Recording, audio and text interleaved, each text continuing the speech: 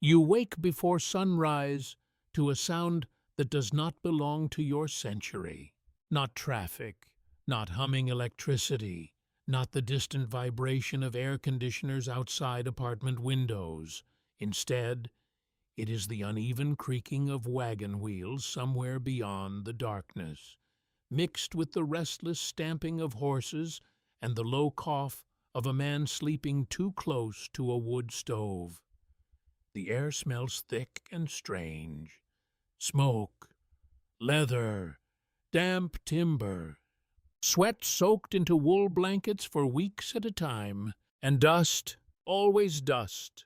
Even before you open your eyes, the dust is already there inside your nose and at the back of your throat, as if the frontier itself has quietly climbed into your lungs during the night. You lie still beneath a coarse blanket, inside a narrow room no larger than a modern closet. The mattress beneath you is stuffed with uneven straw that pokes through the fabric in stubborn little knots. Somewhere near your feet, something tiny moves. Probably a mouse. Hopefully, a mouse. Outside, the town slowly wakes. A door slams. Boots scrape across wooden planks. Someone spits into the street. And just like that, you are no longer safely separated from the Old West by history books, movies, or nostalgic stories about cowboys riding beneath golden sunshines. You are here now, in the 1880s, in a frontier town balanced uneasily between ambition and collapse. At first glance, it almost feels exciting. That is how the frontier tricks people. You imagine adventure, wide open skies, fresh opportunity, maybe a charming saloon pianist playing softly, while rugged cowboys exchange witty jokes under glowing lanterns. Modern films have spent more than a century polishing the Old West into something strangely romantic. Reality smells much worse. You finally sit up slowly, and the room groans around you.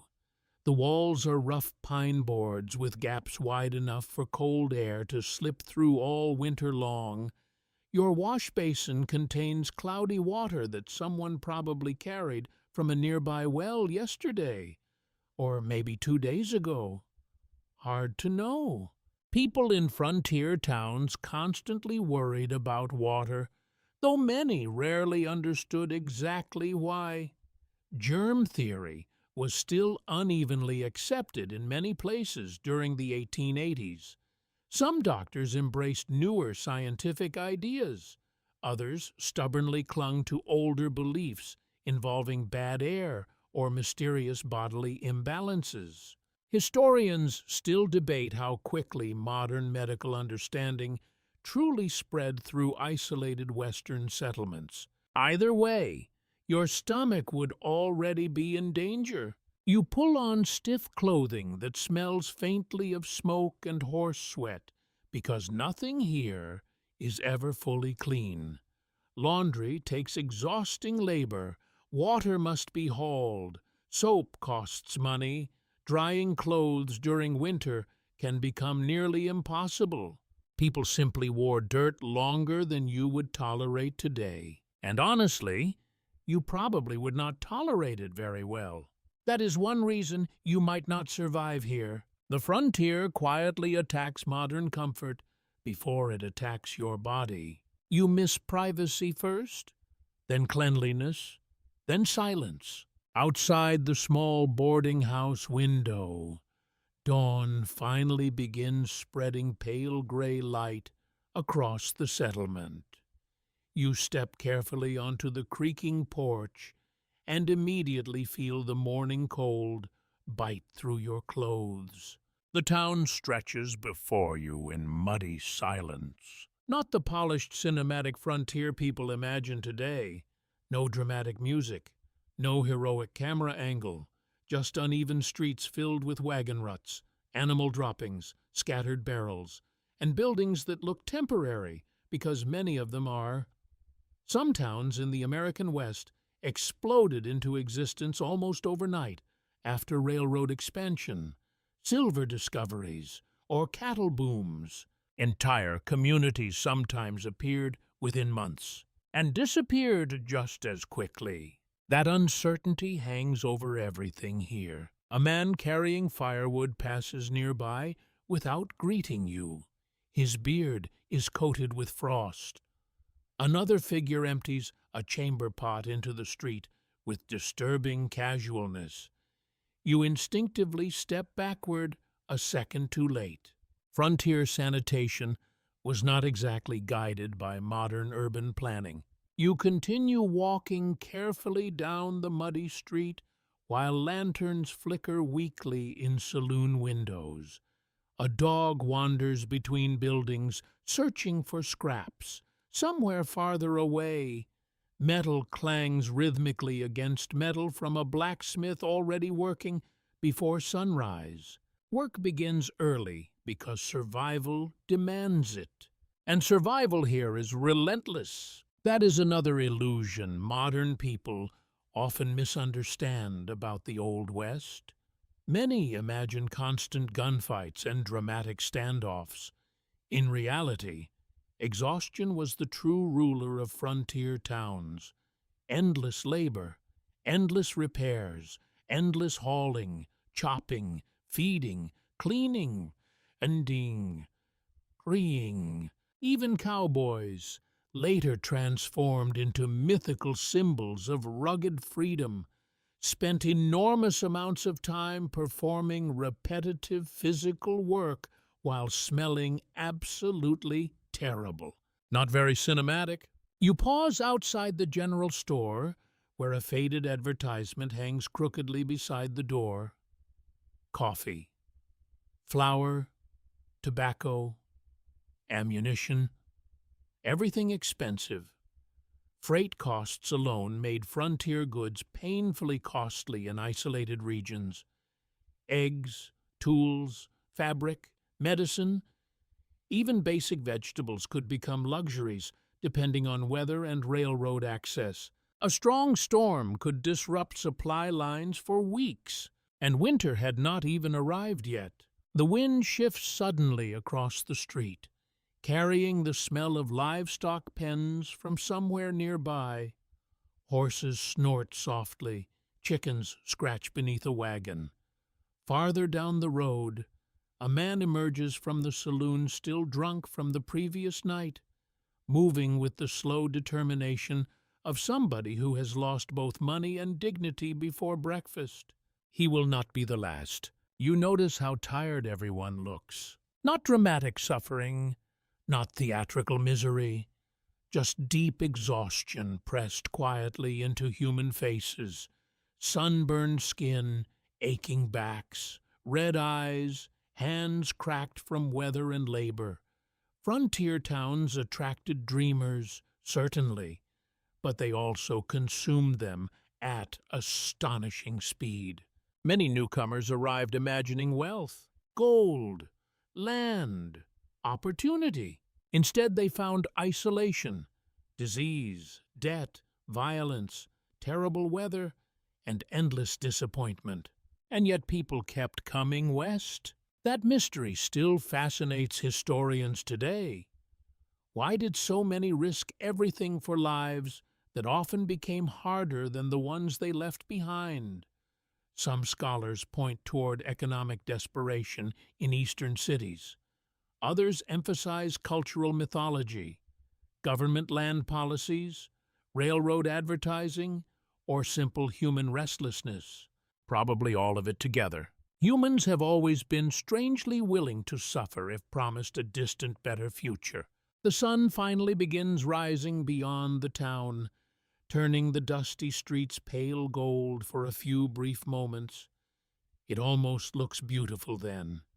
Soft light on wooden storefronts, thin smoke drifting upward into the freezing morning air, wagon wheels sparkling with frost. For one quiet second, you understand exactly why people romanticize this world. Then somebody nearby coughs deeply for nearly half a minute. spits into the mud, and a horse bites another horse directly on the neck. The illusion fades quickly. You continue walking through the awakening frontier town while the cold morning air settles heavily in your chest, and somewhere deep inside you, a realization slowly forms. This place does not care whether you survive. The town looks different once the sun fully rises. Less mysterious, more exposed. In the weak golden light of early morning, you can finally see the true condition of the buildings around you, and the answer is not encouraging.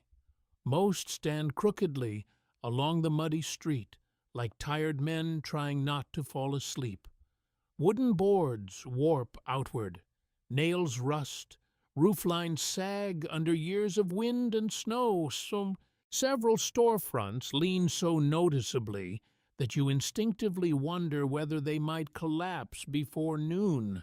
And honestly, some eventually will. Frontier towns in the 1880s often expanded far faster than safety allowed. Builders worked quickly because speed meant profit. Entire streets appeared almost overnight beside railroad stops, cattle routes, mining camps, or newly discovered silver veins. Proper engineering rarely entered the conversation. If a building remained standing through one winter, many considered that good enough. You step carefully over a puddle beside the boardwalk and nearly lose your balance anyway. The mud here has its own personality, thick, sticky, deep enough in places to swallow boots almost to the ankle. During heavy rain, many frontier streets transformed into slow-moving rivers of dirt, manure, ash, and whatever else people casually discarded outdoors, which was quite a lot. A wagon rattles past you carrying barrels secured with fraying rope. The driver barely glances your way. His face looks wind-carved, as though years outdoors have gradually sanded down every soft human feature. Behind him trots a thin horse with visible ribs beneath its hide. Animals suffer here too. That part rarely appears in old Western paintings. You continue farther down Main Street, though calling it Main Street feels strangely generous. The road is uneven and crowded with obstacles. Chickens dart beneath wagons. Dogs bark at strangers. Two pigs root through garbage beside the barber shop, while flies gather in lazy clouds above them. You notice the smell changing every few steps. Fresh bread from somewhere nearby. Then horse manure. Then cigar smoke. Then sewage. Then frying bacon. The frontier constantly assaults the senses without warning, like a world that has not yet decided whether civilization is actually worth the effort. A sign overhead creaks in the wind. Hotel. You glance upward at the building and immediately spot missing shingles near the roof. One upstairs curtain hangs torn across the window. Still, compared to many frontier accommodations, this place probably counts as respectable. That is another difficult truth about the Old West. Your standards collapse quickly. After only one difficult night, you already find yourself mentally celebrating basic things: a dry blanket, warm coffee, a chair without splinters. Human beings adapt with alarming speed when comfort disappears. You pass a narrow alley between two buildings and catch sight of several men sleeping beside crates beneath patched blankets. Drifters, most likely, or unemployed laborers, or both. Frontier towns constantly attracted wandering populations searching for railroad work, mining jobs, cattle contracts, or simple survival. Many never found any of it. Economic instability defined much of frontier life. Boomtowns promised sudden wealth, but opportunities vanished just as quickly when mines dried up or cattle prices collapsed. Historians still argue about how many Western settlements survived longer than a decade without major reinvention. Quite a few simply faded back into dust. The American West contains hundreds of ghost towns for a reason. You hear piano music drifting faintly from inside a saloon ahead. Not lively music, sleepy music. The piano player looks half awake through the dirty window, slowly pressing keys while a bartender wipes glasses with a cloth that probably stopped becoming clean years ago. Several exhausted men sit motionless at tables, nursing coffee or whiskey, or both together. Frontier saloons served many purposes beyond drinking.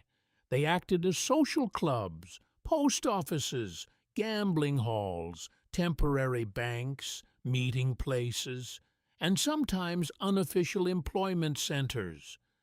They were also dangerous, especially after dark. But in the quiet morning light, the place almost feels melancholy instead of threatening. You keep walking. A blacksmith shop erupts suddenly with metallic crashing so loud that you flinch. Sparks burst outward into the air as a heavy hammer slams against glowing iron. The blacksmith barely pauses.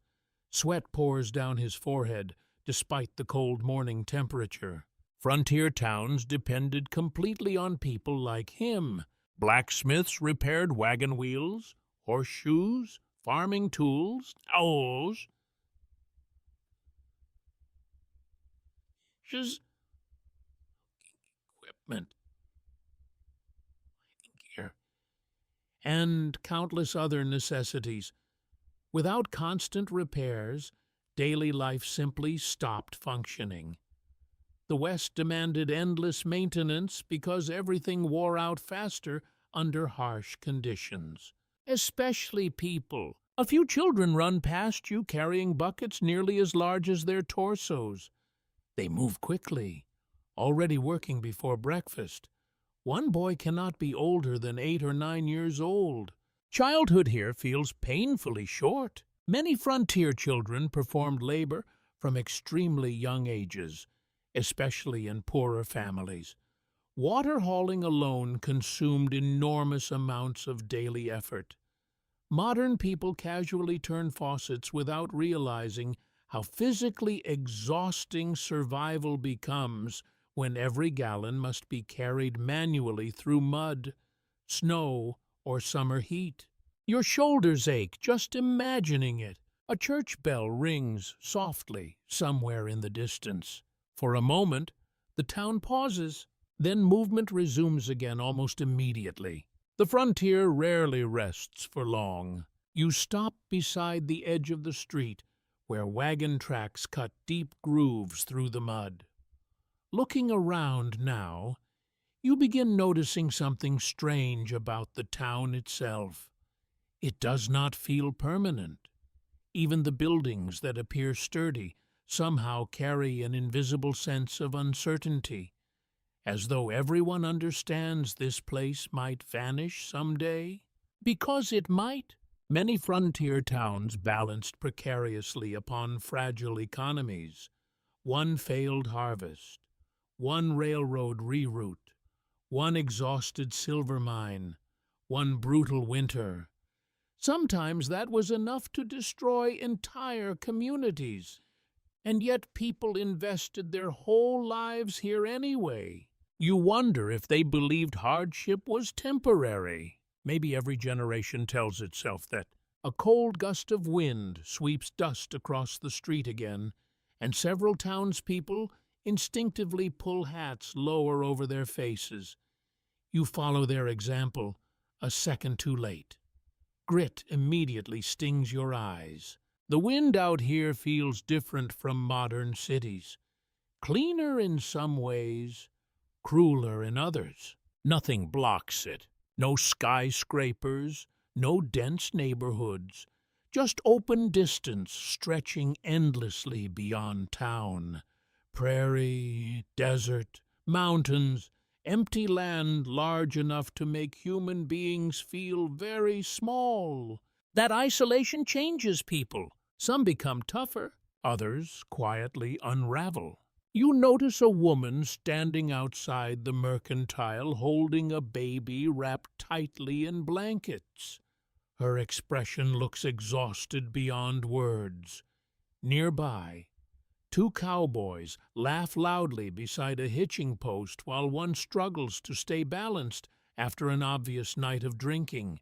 Life and collapse exist side by side here constantly. That may be the most honest thing about the frontier. Not heroism, not freedom, not adventure. Instability. You continue slowly down Main Street while sunlight spreads wider across the battered town, illuminating every warped board, every muddy footprint, every tired face beginning another difficult day. And already you understand something dangerous. This place can wear a person down long before it kills them. By mid-morning, the town grows louder, not organized city noise, nothing smooth or predictable. Frontier noise comes in sudden bursts, uneven and sharp, like the town itself is improvising existence 1 hour at a time, hammering echoes from somewhere nearby. Horses scream at one another in the street. Wagon wheels rattle violently over broken ground. Men shout greetings, arguments, prices, warnings. And underneath it all sits a constant low sound. Coughing! You hear it everywhere now. Dry coughs, deep rattling coughs, smokers coughing into handkerchiefs, miners coughing black dust into the dirt beside saloons. Tuberculosis haunted many frontier communities, though people used different names for it then. Consumption, lung sickness, wasting disease, whatever they called it. The result was often slow and miserable. The Old West had a remarkable ability to turn breathing into hard work. You step aside as a group of railroad laborers moves heavily down the street together. Their boots leave thick impressions in the mud. Most carry bedrolls over one shoulder and exhaustion across their faces. Several appear younger than you expected. Railroad expansion transformed the American West during the 1870s and 1880s. Entire towns rose beside new tracks almost overnight. But the labor behind that expansion was brutal. Dangerous blasting accidents, falling rock, extreme weather, long hours, poor food, unstable pay, and constant movement. Many workers drifted endlessly from camp to camp, chasing wages that rarely lasted very long. One man pauses near the water trough to splash his face. You notice the scars on his hands immediately. Raw skin, missing fingernails, thick calluses split open from labor. The frontier leaves visible marks on people quickly. Modern office jobs would seem almost magical to him. You continue toward the rail depot, where the town feels busier now. Freight crates stack beside the tracks. Teamsters unload supplies while arguing loudly about costs and schedules.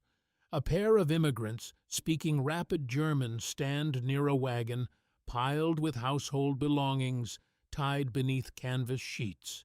Everything they own sits right there in the dirt. Many immigrants came west chasing promises of land, work, or social mobility unavailable elsewhere. Railroad companies aggressively advertised opportunities across Europe. Some settlers found modest success. Others discovered the frontier cared very little about their dreams. You notice the anxiety in their faces. That same expression appears often here. People arriving at the frontier usually carried hope and fear together in equal amounts. A whistle suddenly screams across the town. The arriving train pulls into the station, trailing smoke and sparks behind it. Iron wheels shrieking against the rails. People gather immediately beside the platform, some waiting for mail, others for supplies, others for news from distant relatives back east, and some simply desperate for distraction. The train changes the emotional atmosphere of the town almost instantly. Frontier settlements could feel painfully isolated for weeks at a time, then suddenly reconnect to the outside world for a few frantic minutes whenever trains arrived. You watch passengers descend slowly. Travel stains everyone here. A woman in a dark coat steps carefully onto the platform, clutching a sleeping child. Behind her comes a thin man carrying 2 suitcases and a cage containing nervous chickens. One elderly traveler looks so stiff after the journey that he pauses several seconds before attempting stairs. Rail travel in the 1880s was revolutionary compared to earlier wagon migration, but comfortable it was not. Dust blew through windows, smoke drifted into passenger cars, seats cramped the body for days. Food quality varied wildly, and derailments were frighteningly common. The frontier made even transportation feel risky. A cowboy nearby spits tobacco juice into the dirt and watches the new arrivals with amusement. Cowboys themselves occupied a strange social position in Western towns. Modern mythology transformed them into symbols of independence and masculine heroism, but reality proved less glamorous. Many were underpaid young laborers, working exhausting cattle drives under terrible conditions. Historians estimate some earned barely enough money to survive between jobs. And when cattle drives ended, towns like this absorbed them temporarily, which often meant drinking, gambling, fighting, loneliness. You notice one cowboy sitting alone near the station porch, staring blankly into the distance while rolling a cigarette. His clothing is coated with trail dust. His face looks burned nearly red from months outdoors. He cannot be older than 25, yet exhaustion already ages him. The frontier matures people quickly, or destroys them before maturity arrives at all. Nearby, several drifters gather around the depot, hoping for work opportunities. Drifting became almost a profession in the Old West. Men moved constantly between railroad camps, mines, ranches, lumber operations, and frontier towns searching for temporary employment. Some genuinely chased opportunity. Others simply ran from debt, family obligations, failed marriages, or criminal pasts. Reinvention attracted people westward almost as strongly as money did. Out here, a man could disappear, sometimes intentionally. A heavily bearded stranger approaches you, asking whether you know of work nearby. His breath smells sharply of whiskey, even this early in the day. You apologize quietly, and he nods without surprise, before wandering toward another group. You realize something uncomfortable then. Nobody here feels secure. Not the laborers, not the drifters, not even the business owners. Every person in town seems balanced precariously between survival and failure, as though one bad season or injury could collapse everything they have built. And honestly, that fear was often justified. No unemployment insurance exists here. No emergency health care, no social safety net. One broken leg alone could destroy a frontier worker financially and physically within weeks. You pass a bulletin board beside the depot covered in fading notices. Missing horse, work wanted, land claims, debt collection. One flyer advertises passage farther west, promising fertile land and opportunity beneath bold lettering already peeling from the paper. The frontier constantly sold hope because hope kept people moving. Even when reality rarely matched the advertisement, a gust of smoke drifts from the locomotive and momentarily fills the air with the smell of hot iron and coal. The train crew moves efficiently around the engine, while townspeople gather their supplies and letters. For a few brief minutes, the settlement feels connected to the larger world. Then the train whistle blows again. Passengers board. The engine roars, and slowly the train disappears back across the open landscape, carrying away noise, motion, and news until only silence remains behind.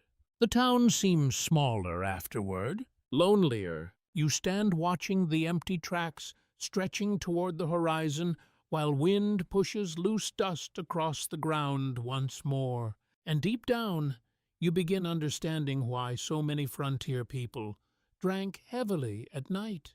Because during the long, quiet hours between arriving trains, this vast western emptiness could settle heavily inside the human mind.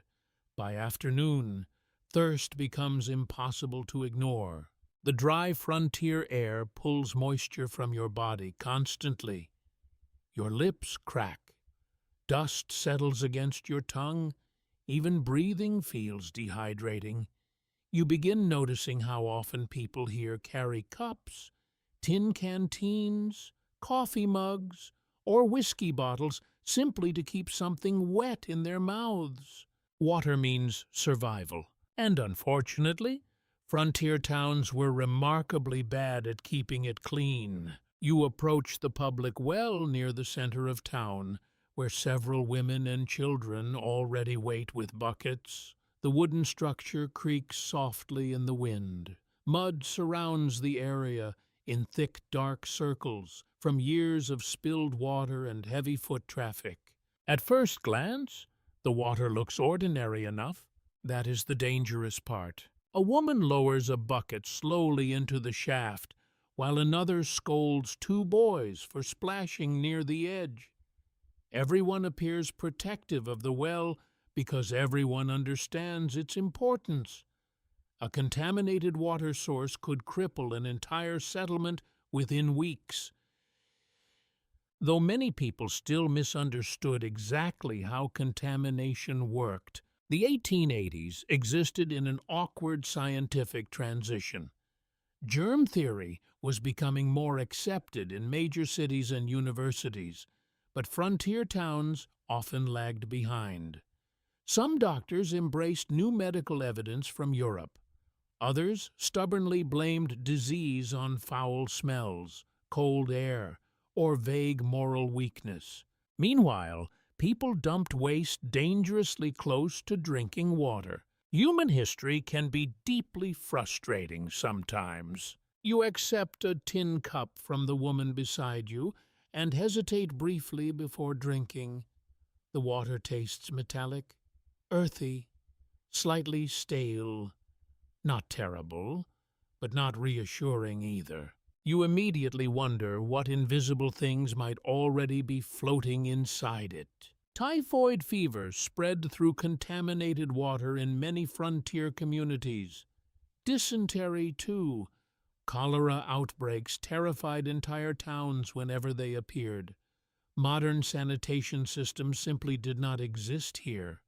Sewage often seeped into groundwater through careless disposal methods, overflowing privies, or nearby livestock pens, and almost every frontier town had livestock wandering nearby. You glance around and immediately spot horses drinking from another trough only a short distance away. A pig roots through mud near the alley. Chickens scatter beneath wagons. Animal waste mixes constantly with human activity here until the distinction between clean and dirty begins collapsing altogether. People adapted because they had no choice. Still, many never fully escaped illness.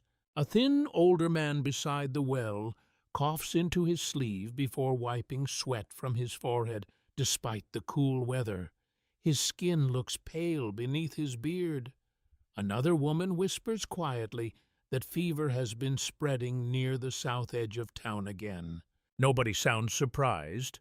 Disease belongs to the frontier almost as naturally as dust does. You continue walking with your cup still in hand while trying not to think too deeply about what you just drank. Ahead, two boys carry barrels toward the boarding house where you slept last night. Water hauling consumes enormous portions of frontier life. Modern plumbing remains rare or non-existent in most Western settlements during this period. Every bath, every cooked meal, every load of laundry, every cup of coffee begins with somebody physically carrying water first. Usually women or children. The labor never ends. You follow the boys briefly and notice how carefully they avoid spilling even small amounts. Water shortages happened often in dry regions of the West, especially during summer months. Wells failed, streams shrank, droughts devastated entire communities. Some frontier towns nearly collapsed from thirst alone. You reach a narrow side street where several laundry lines stretch between buildings. Women scrub clothing into steaming metal tubs while children pump water nearby. The repetitive sound fills the alley rhythmically. Scrub, rinse, wring, repeat. Laundry in the 1880s demanded exhausting physical effort, especially in frontier towns where clean water remained limited. Boiling clothes required firewood. Soap cost money. Winter temperatures froze wet fabric solid outdoors. Many people simply wore dirty garments longer than modern standards would ever tolerate, which, unfortunately, helped spread disease further. You pass a small restaurant where the owner pours leftover dishwater directly into the street. Nobody reacts. Waste disposal systems remain primitive here. Chamber pots emptied outdoors, garbage tossed into alleys, dead animals sometimes buried shallowly or not at all depending on circumstances. The smell changes block by block because the town itself is slowly fermenting beneath the sun. Yet strangely, people still try to create normal life within it. A little girl sits outside the barber shop, carefully watering flowers planted in cracked cans beside the porch. Tiny yellow petals sway gently in the dusty wind. The sight feels almost heartbreaking. Human beings insist on beauty, even in miserable places. Especially in miserable places. You continue toward the edge of town, where a narrow creek cuts across the landscape. Several horses drink there, while men fill barrels farther downstream. The water moves sluggishly beneath floating debris, and still people use it, because alternatives are limited. Frontier survival often meant choosing between bad options instead of good ones. Unsafe creek water or dehydration, overcrowded housing or freezing outdoors, questionable meat or hunger. The West forced constant compromise with danger. That reality rarely appears in nostalgic stories. A pair of miners nearby argue loudly about whether boiling water actually prevents sickness. One insists doctors back east recommend it. The other laughs and claims whiskey kills germs better than water ever could. Honestly, many frontier residents probably trusted alcohol more than medicine, sometimes for understandable reasons. Medical treatments frequently failed. Doctors traveled long distances under terrible conditions. Scientific information spread unevenly. Folk remedies mixed freely with emerging professional medicine. Some people relied on herbal cures learned from native communities or immigrant traditions. Others trusted patent medicines containing alarming amounts of alcohol, opium, or mystery ingredients. Scholars still debate how much frontier healthcare improved survival rates at all. The wind shifts again, carrying the distant smell of rain, though the sky remains mostly clear. A rancher nearby mutters hopefully about needing moisture for livestock. Water controls nearly everything here: crops, prices, travel, health, survival itself. Modern people often imagine the Old West as defined by gunfights, but water probably shaped frontier life far more than bullets ever did. You kneel briefly beside the creek and splash cool water across your face. Dust runs down your skin in muddy streaks. For one moment, the cold feels refreshing. Then you remember the dead animal carcass floating farther upstream. Suddenly, the relief disappears. You stand slowly while frontier wind moves across the open plains beyond town, dry and endless beneath the afternoon sun. And somewhere deep inside your stomach, you begin wondering whether the sickness has already started. By evening, exhaustion settles into your bones like cold rain soaking through old wood. The frontier drains people slowly throughout the day, not with dramatic moments, not usually, just constant small discomforts layered endlessly upon one another until even standing upright begins to feel strangely ambitious. Your feet ache from uneven roads. Your throat burns from dust. Your clothes smell like smoke, horses, and other people, mostly other people. As the sun lowers behind the town, you finally return to the boarding house, searching for rest. Though rest here means something very different from what your modern mind expects. The building groans softly in the wind, while lantern light flickers behind thin curtains upstairs. You push through the front door and immediately step into warmth thick with human odor: soup, wet wool, tobacco smoke, sweat, cheap perfume, damp leather boots drying near the stove. The room is crowded already.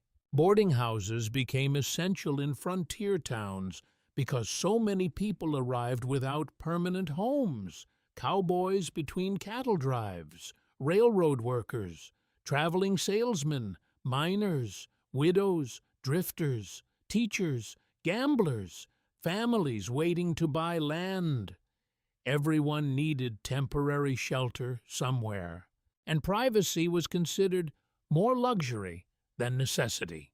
A tired woman behind the front desk glances up briefly while continuing to write in a ledger book. She looks older than she probably is. Frontier life accelerates aging in subtle ways: long workdays, poor sleep, constant stress, endless labor. You suspect she wakes before dawn every single morning. The dining room buzzes quietly nearby. Several guests eat stew from heavy bowls while speaking in low, exhausted voices. A cowboy sleeps upright against the wall, with his hat tipped low over his face. One child cries somewhere upstairs before being quickly hushed. You move toward the staircase carefully. The steps creak beneath every footstep. Inside the upstairs hallway, the air feels even thicker. Small doors line both sides. Though rooms might be too generous a word for the cramped spaces hidden behind them, some contain entire families. Others hold strangers forced together by cost and limited space. Overcrowding defined many frontier accommodations, and overcrowding brought problems. You open your room door and immediately freeze. Someone else is inside. For one confused second, you wonder whether you entered the wrong room entirely. Then the stranger looks up from removing his boots and nods casually, as though sharing tiny spaces with unknown people is completely normal. "Because here it is evening," he mutters. You nod slowly back. No further explanation arrives.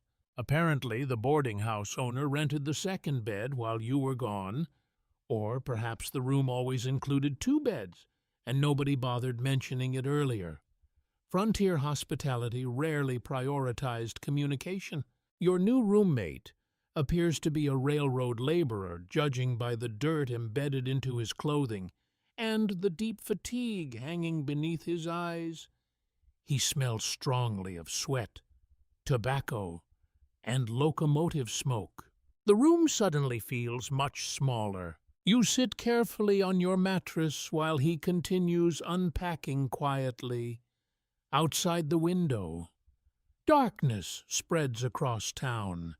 Lantern light flickers below on Main Street, while distant laughter drifts upward from the saloon district. Sleep should feel close now. Instead, you notice movement near the floor. A tiny insect disappears beneath the bed frame.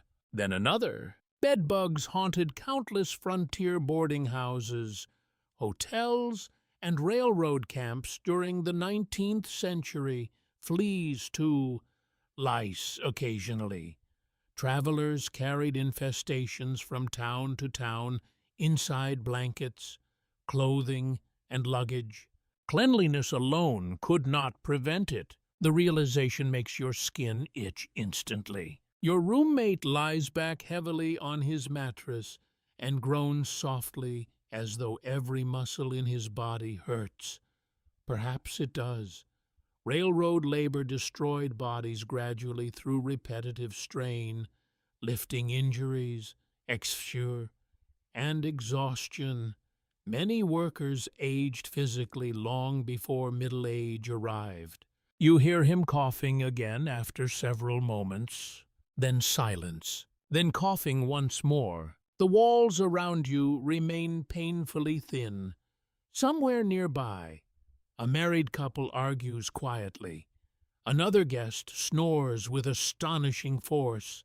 A baby begins crying downstairs. Floorboards creak constantly as people move through the hallway, carrying chamber pots or late meals. So this is frontier sleep. Crowded, noisy, never fully safe. You realize suddenly how vulnerable people remained at night in towns like this. Fire could spread rapidly through wooden buildings packed closely together. Thieves moved easily through crowded accommodations. Illness circulated from room to room.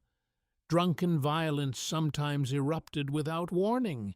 And if somebody nearby developed a contagious disease, everybody inside the building faced danger together.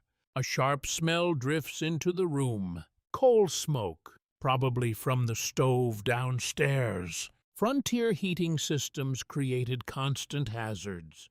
Poor ventilation filled rooms with smoke or toxic fumes. Chimney fires spread quickly through dry timber structures.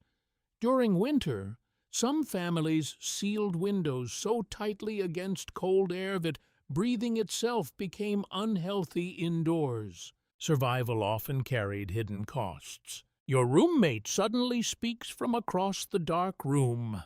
"Town's fuller than usual," he says quietly. You ask why. "Rail crew came through yesterday. More cattle boys expected too." He pauses. No rooms left nowhere. His grammar bends strangely around exhaustion, but the meaning remains clear enough. Frontier populations fluctuated constantly, depending on railroad schedules, mining activity, weather, and cattle drives. Some towns doubled in size temporarily during busy seasons.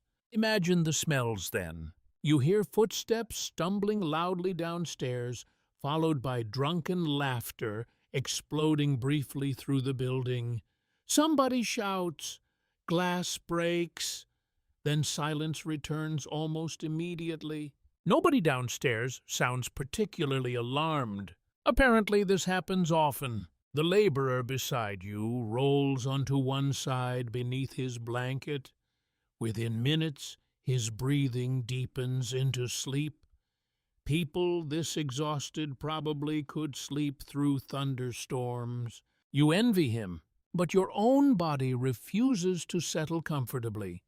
The mattress scratches. The pillow smells faintly sour. Tiny sounds echo constantly around the room. Every cough from the hallway suddenly feels suspicious.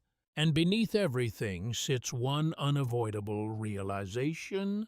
There is nowhere truly private here. Modern people underestimate privacy until it disappears completely. In frontier towns, your life unfolded constantly beside strangers, shared rooms, shared wells, shared meals, shared dangers. Solitude became rare unless you wandered into the wilderness alone, which introduced entirely different problems. Outside the window, wind pushes dust quietly along the dark street, while lanterns sway beneath wooden awnings. Somewhere in the distance, coyotes begin howling across the open plains beyond town. The sound travels far in the cold night air. You lie awake listening to it while the boarding house creaks softly around you, full of exhausted strangers trying to survive another difficult day together. And slowly, uncomfortably, you begin understanding why loneliness could still exist even inside crowded frontier towns. Morning arrives with the smell of burned coffee and frying grease drifting through the boarding house halls. Not pleasant grease, heavy grease, the kind that settles permanently into wooden walls after years of repeated cooking. You wake stiff and unrested beneath tangled blankets while weak sunlight slips through the thin curtains beside your bed. Across the room, the railroad laborer has already left. His mattress sits empty except for a shallow impression and a forgotten tobacco wrapper near the floor. For a brief moment, you wonder where he went. Then you remember work. In frontier towns, people disappear before sunrise because survival does not wait politely for anyone to feel rested first. Your stomach growls hard enough to hurt. You realize suddenly how hungry you are. Yesterday's meals were small and forgettable. A piece of bread, thin stew, bitter coffee strong enough to remove paint from furniture. Frontier life burned calories constantly through cold weather, physical labor, and stress. People spent enormous amounts of time thinking about food because obtaining reliable meals remained an ongoing challenge. You head downstairs toward the dining room, where breakfast is already underway.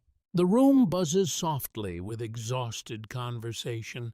Spoons scrape bowls, chairs drag across wooden floors. Somebody coughs violently near the stove, while another guest quietly reads an old newspaper beside the window. A tired serving woman places a plate in front of you without ceremony. Eggs, maybe. Salt pork, definitely. Biscuits hard enough to defend yourself with during emergencies. You stare at the meal carefully. Food safety in the Old West operated mostly through optimism and prayer.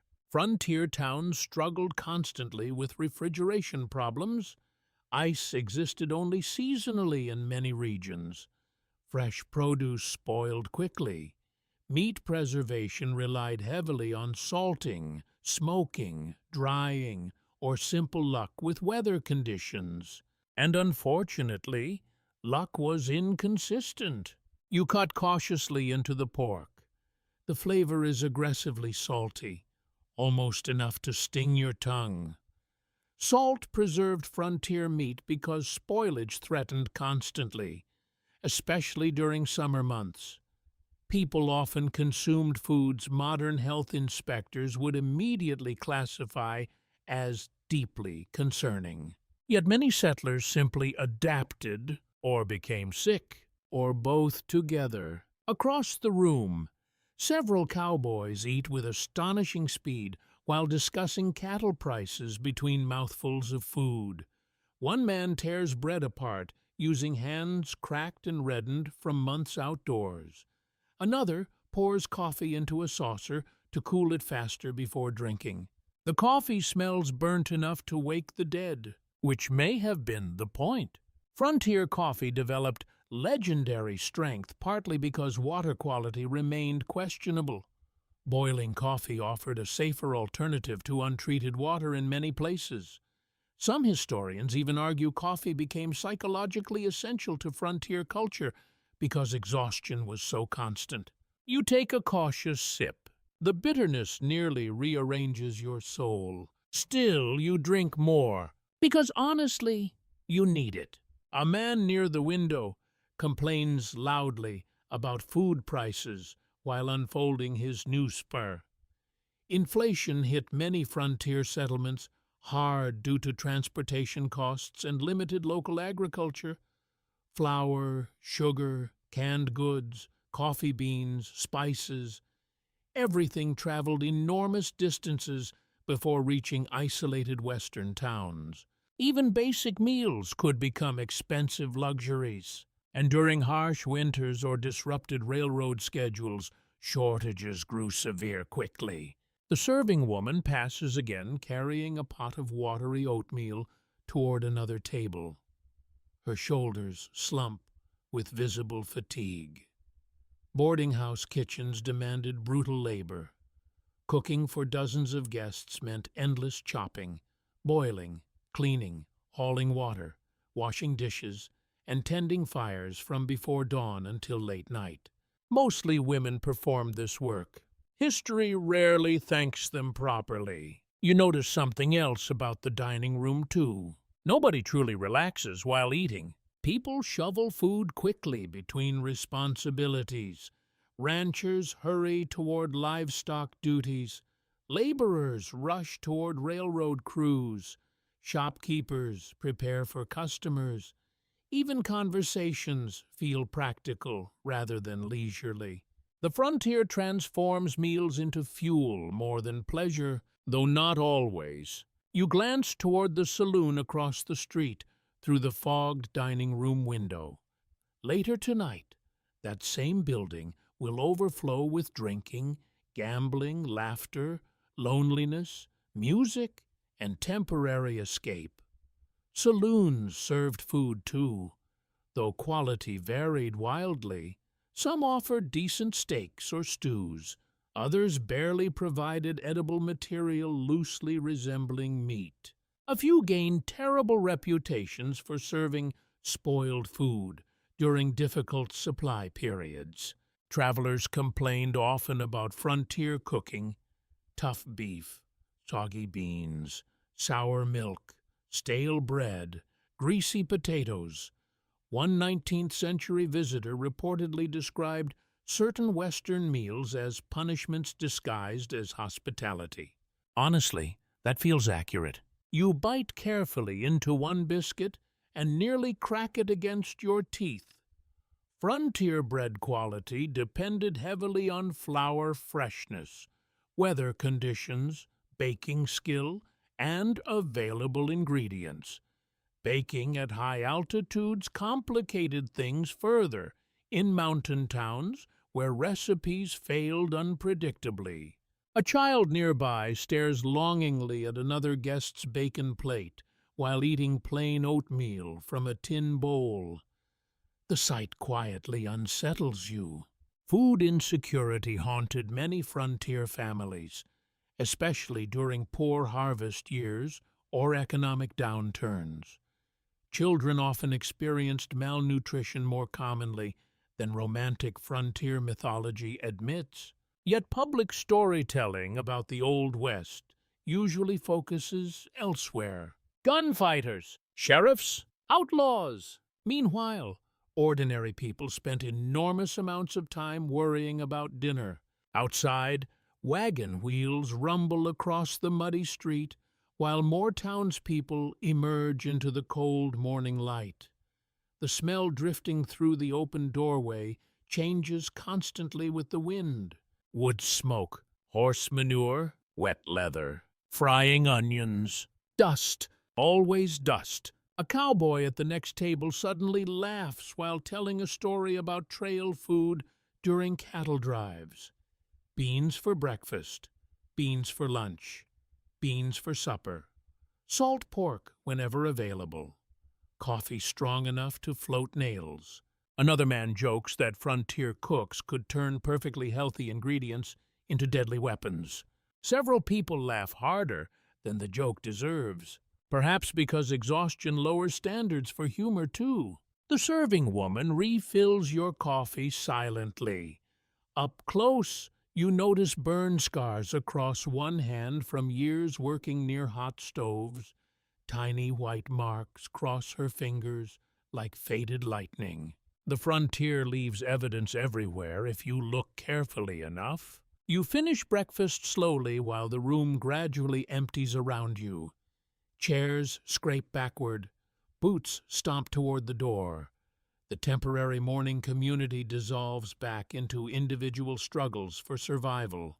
Before leaving, you glance once more at the remaining food on nearby tables, grease cooling into pale lumps, half-eaten biscuits, coffee stains, nothing luxurious, nothing cinematic, just enough calories to keep human bodies moving through another hard day on the edge of an uncertain world.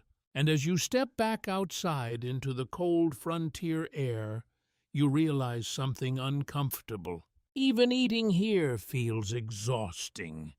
The doctor's office sits halfway down a side street beside the barber shop and across from a stable that smells aggressively alive.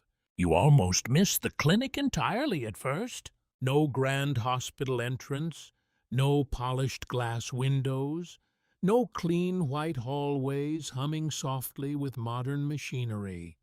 Just a narrow wooden building with faded lettering above the door and a hitching post outside where two tired horses wait patiently in the dust. One of them limps slightly. That feels strangely appropriate. You hesitate before entering, not because you are sick exactly, at least not yet, but after several days in the frontier town, your throat burns constantly from dust, your stomach feels uncertain after every meal, and your sleep has become shallow and restless. More importantly, curiosity pulls you forward. You want to know what happens when people here truly get hurt? The answer, unfortunately, is not enough. Inside, the office smells sharply of alcohol, tobacco smoke, and something metallic lingering beneath both. The waiting room contains 3 chairs, a cracked mirror, and a shelf crowded with cloudy bottles whose contents range from medicine to possible industrial solvents. A man sits beside the wall holding his left arm carefully against his chest. His face shines pale with sweat. You notice immediately the 2 fingers bend at unnatural angles. He notices you looking and shrugs weakly. "Mine collapsed," he mutters. "Mine accidents devastated frontier communities regularly. Cave-ins, explosions, poisonous gas, falling rock, crushed limbs. Western mining towns often accepted horrifying injury rates almost as routine operating conditions."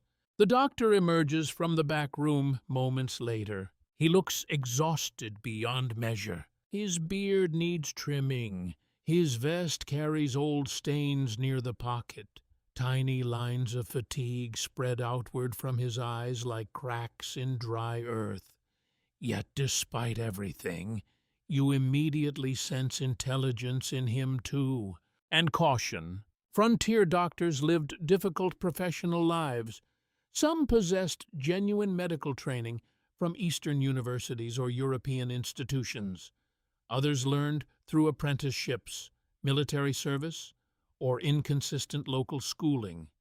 Standards varied enormously during the 19th century, especially in isolated Western settlements. A medical diploma did not always guarantee competence, and incompetence could kill quickly. The doctor gestures for the injured miner to follow him into the back room. Before the door closes completely, you catch sight of surgical tools laid across a table. Bone saws, metal clamps, needles, no comforting modern packaging, no disposable gloves, no reassuring sterility. Just steel. The door shuts. Several moments later you hear screaming. Not theatrical screaming. Real screaming. Short, shocked, animal sounding. The waiting room falls silent afterward, except for faint muttering from behind the wall. Pain management in the 1880s remained painfully inconsistent.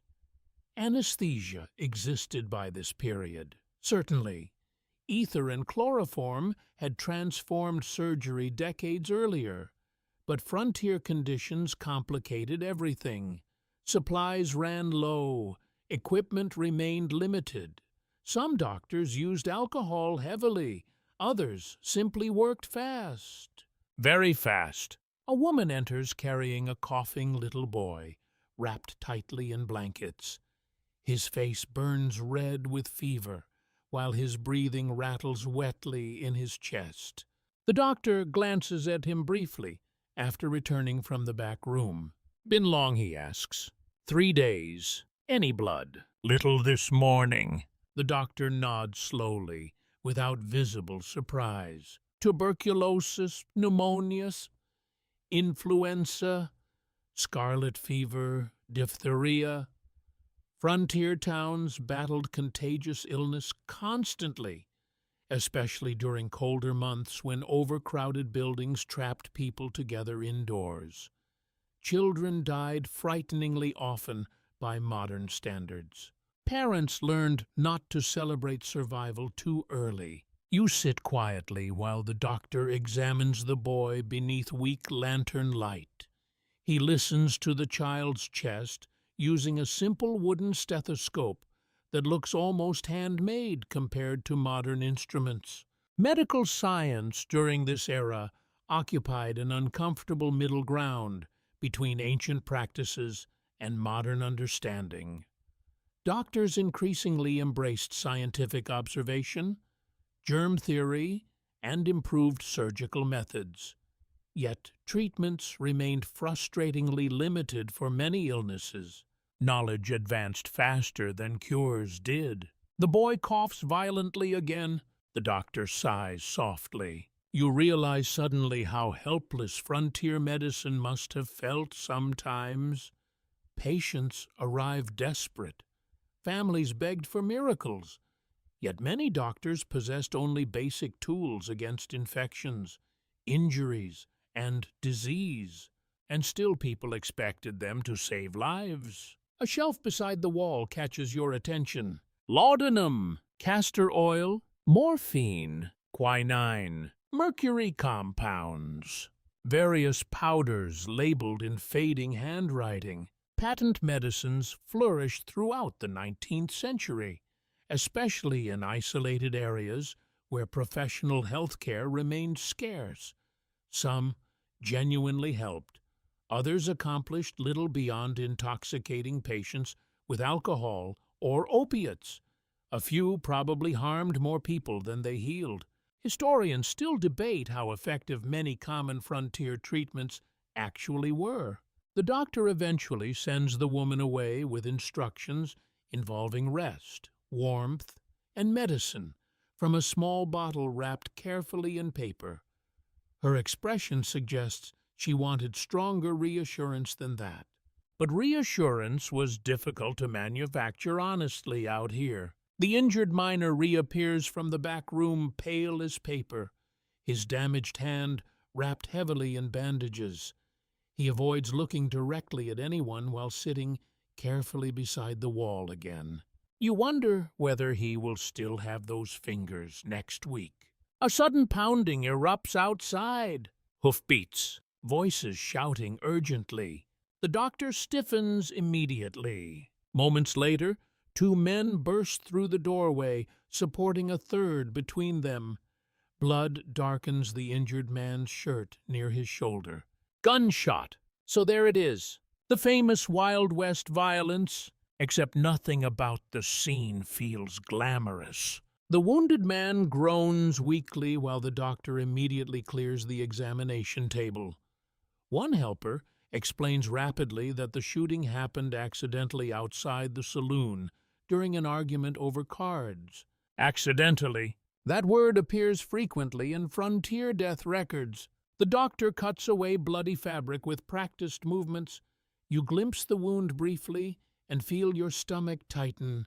Not horrific enough for nightmares, perhaps, but deeply human in a way old Western films rarely capture. Fragility. That is what frontier violence truly reveals. Human bodies break easily. The doctor works quickly while muttering instructions. Boiled water, clean cloths, whiskey, more light. His face remains focused, though sweat beads visibly along his forehead now. You notice something else then. Everyone in the room watches him with desperate hope.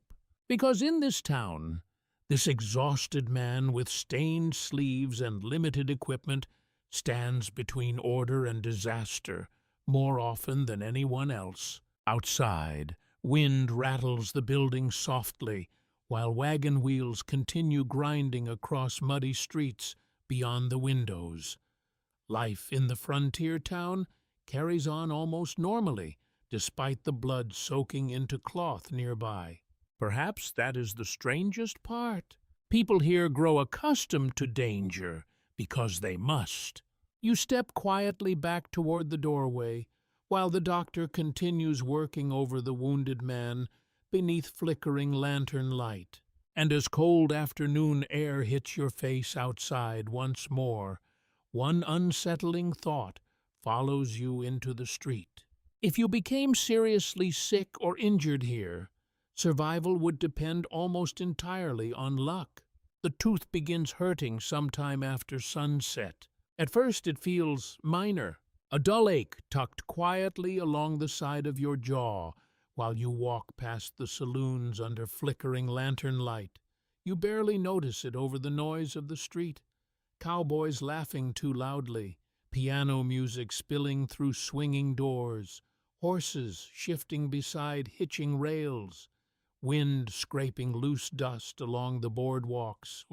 But the frontier has a talent for turning small problems into large ones. By the time darkness fully settles across town, the ache sharpens into something impossible to ignore. You stop beneath a lantern outside the general store and press your fingers gently against your jaw. The pain pulses upward into your temple. Hot, deep, rhythmic. Every breath of cold air suddenly stings. And immediately, a terrifying realization forms. There are no modern dentists here. Not really. Dental care in the 1880s ranged from primitive to horrifying depending on location and available expertise. Larger eastern cities certainly had trained dentists by this period.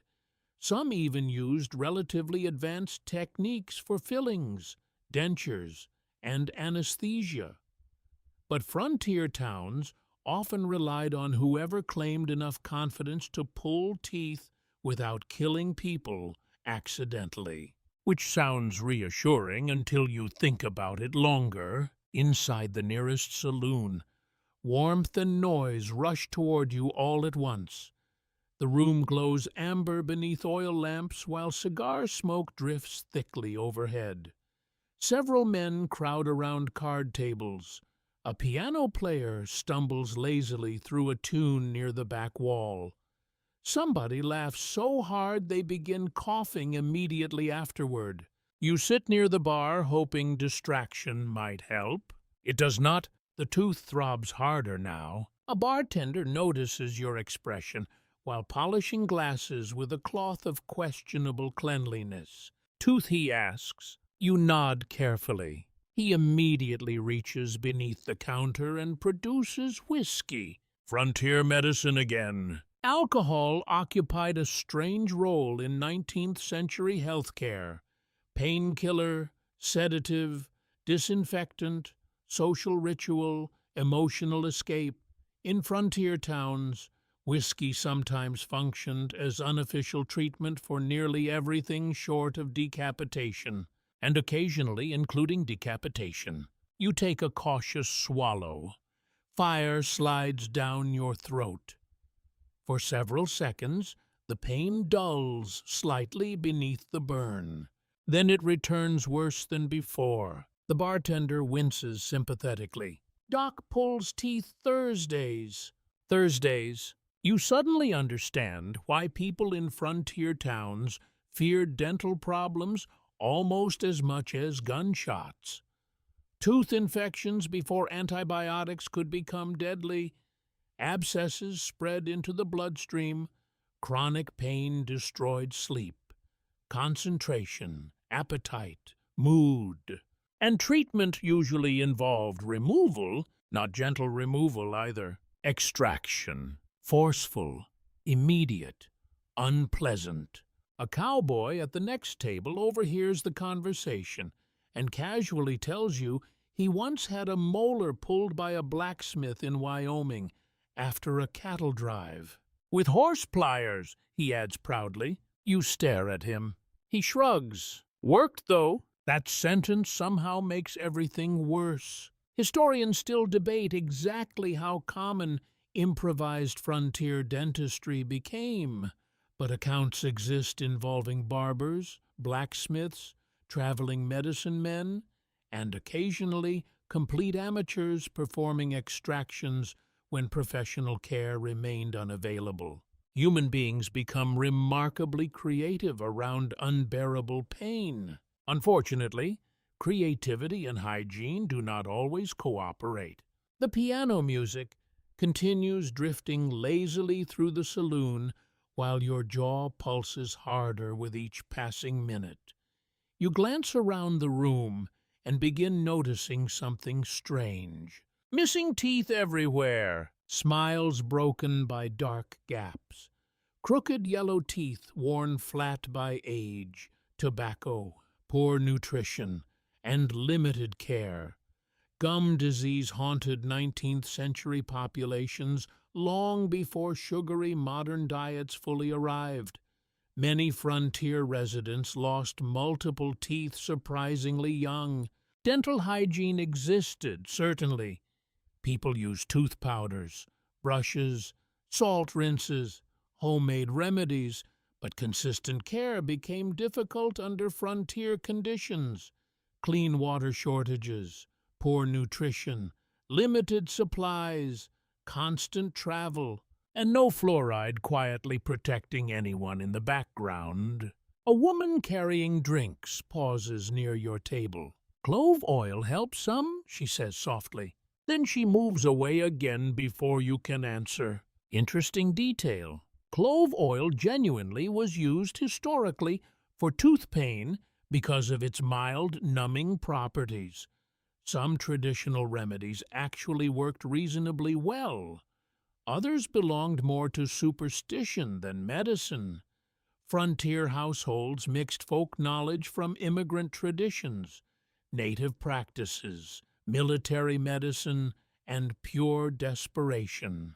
One newspaper advertisement you saw earlier claimed a miracle tonic could cure headaches, baldness, weak lungs, stomach troubles, nervousness, and tooth decay simultaneously.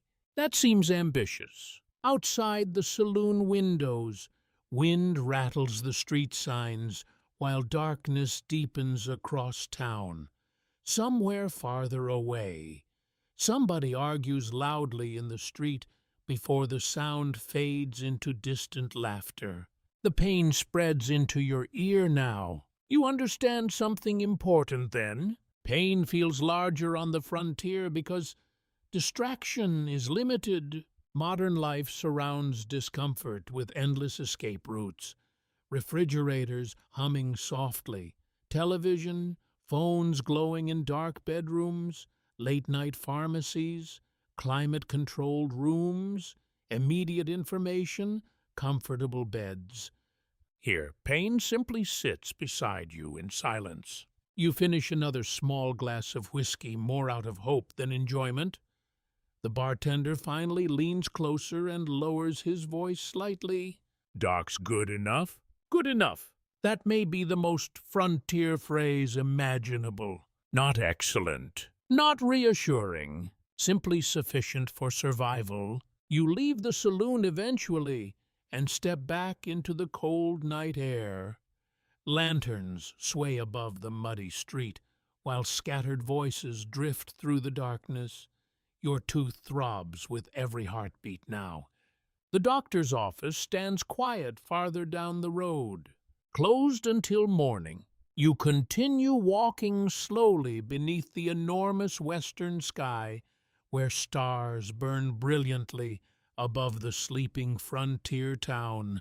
Without electric lights, the night feels wider somehow, deeper, more ancient, beautiful in a way that almost makes you forget the pain briefly. Almost. Back inside the boarding house, guests already sleep behind thin walls, while floorboards creak softly beneath your steps. You lie down carefully on the straw mattress and stare upward into darkness. The ache pulses steadily through your jaw. Minutes pass, then hours. Sleep never fully arrives. Somewhere nearby, another guest snores heavily. Wind brushes the building exterior. Coyotes howl faintly beyond town again. And there in the dark, exhausted and hurting, you finally understand another quiet truth about the Old West. You would not survive here because eventually something small would wear you down completely. Not a duel, not an outlaw, just one bad tooth. You smell the fire before you see it. At first, it slips quietly through the cold morning air while the town still struggles awake. A faint bitterness beneath the usual frontier smells of mud, horses, coffee, and smoke from breakfast stoves. Nobody reacts immediately because smoke belongs everywhere here. Every building burns wood or coal. Every kitchen fills with heat before sunrise. Every saloon keeps lanterns glowing deep into the night. The frontier constantly smells halfway to burning already. Then somebody starts shouting. You step onto the boarding house porch, just as people begin running toward the north edge of town. The movement spreads quickly, almost animal in its speed. Doors slam open, boots strike boardwalks, a horse jerks violently against its hitching post, and above the rooftops, dark smoke finally rises thick into the pale sky. Fire, the most feared word in many frontier towns. You hurry with the crowd toward the commotion, while cold wind pushes sparks across the street ahead.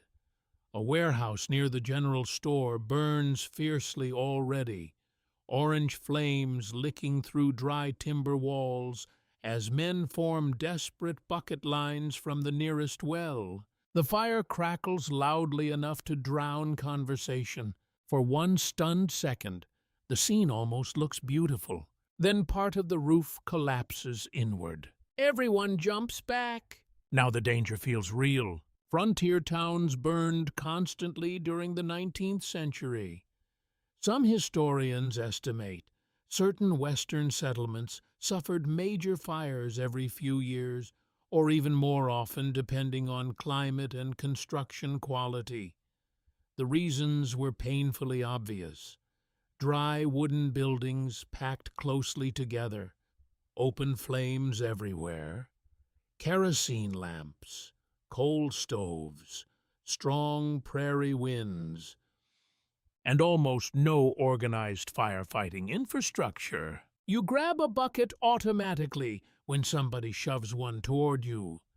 The metal handle bites painfully into your frozen fingers while you join the line stretching toward the well. Water sloshes heavily from person to person in frantic rhythm. Pass, throw, refill, repeat. The heat grows stronger every minute. Smoke stings your eyes almost immediately. Nearby, Two men drag crates from the burning building while coughing violently. One drops his load and nearly falls before others pull him backward, away from the flames. No protective gear, no breathing masks, just desperation. A woman beside you mutters prayers continuously while carrying water with trembling hands. Another townsman shouts for everyone to wet the roof of the neighboring building before sparks spread farther down the street. That was always the real fear. Not one building burning, all of them. Many frontier towns existed only one strong wind away from complete destruction. Entire communities vanished within hours after fires spread block to block through dry timber structures. Insurance remained inconsistent or unavailable in some settlements. Families lost homes, businesses, savings, clothing, tools, photographs, everything.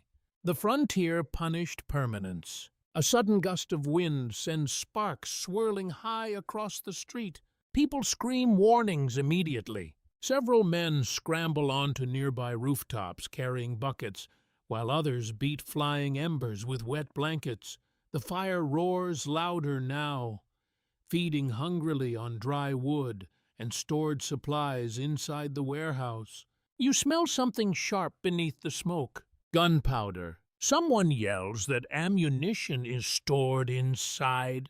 The crowd instinctively pulls backward. Seconds later, popping explosions erupt from within the flames like violent firecrackers. Small but terrifying. Windows shatter outward. Horses nearby rear in panic against their reins. Frontier fires often became deadlier because buildings doubled as storage spaces for ammunition, lamp oil, chemicals, alcohol, and hay. Safety regulations remained flexible, meaning mostly non-existent. You shield your face from the heat while smoke rolls thickly overhead. Ash drifts through the air like black snowflakes settling across coats and hats. Somewhere behind you, a child begins crying. The strange thing is how quickly normal social divisions disappear during emergencies like this. Cowboys, merchants, laborers, immigrants, gamblers, women carrying water buckets, even drunk men stumbling half awake from saloons. Everybody joins the same desperate effort because survival depends on cooperation now. The frontier isolated people constantly. Disaster forced them back together. A loud crack echoes through the street. Another section of roof collapses inward completely, sending sparks exploding upward into the morning sky. The crowd groans collectively. Several men curse beneath their breath. You realize then that they may not save the building at all. Perhaps they already know it. Now the goal becomes preventing the fire from spreading farther. One exhausted man beside you coughs black soot onto the ground before wiping his mouth with trembling fingers. His beard is dusted gray with ash. Nobody stops moving long enough to rest. Bucket after bucket continues passing hand to hand. Your shoulders begin aching fiercely. The cold morning air mixes strangely with intense heat pouring from the burning warehouse. One side of your body freezes while the other feels scorched.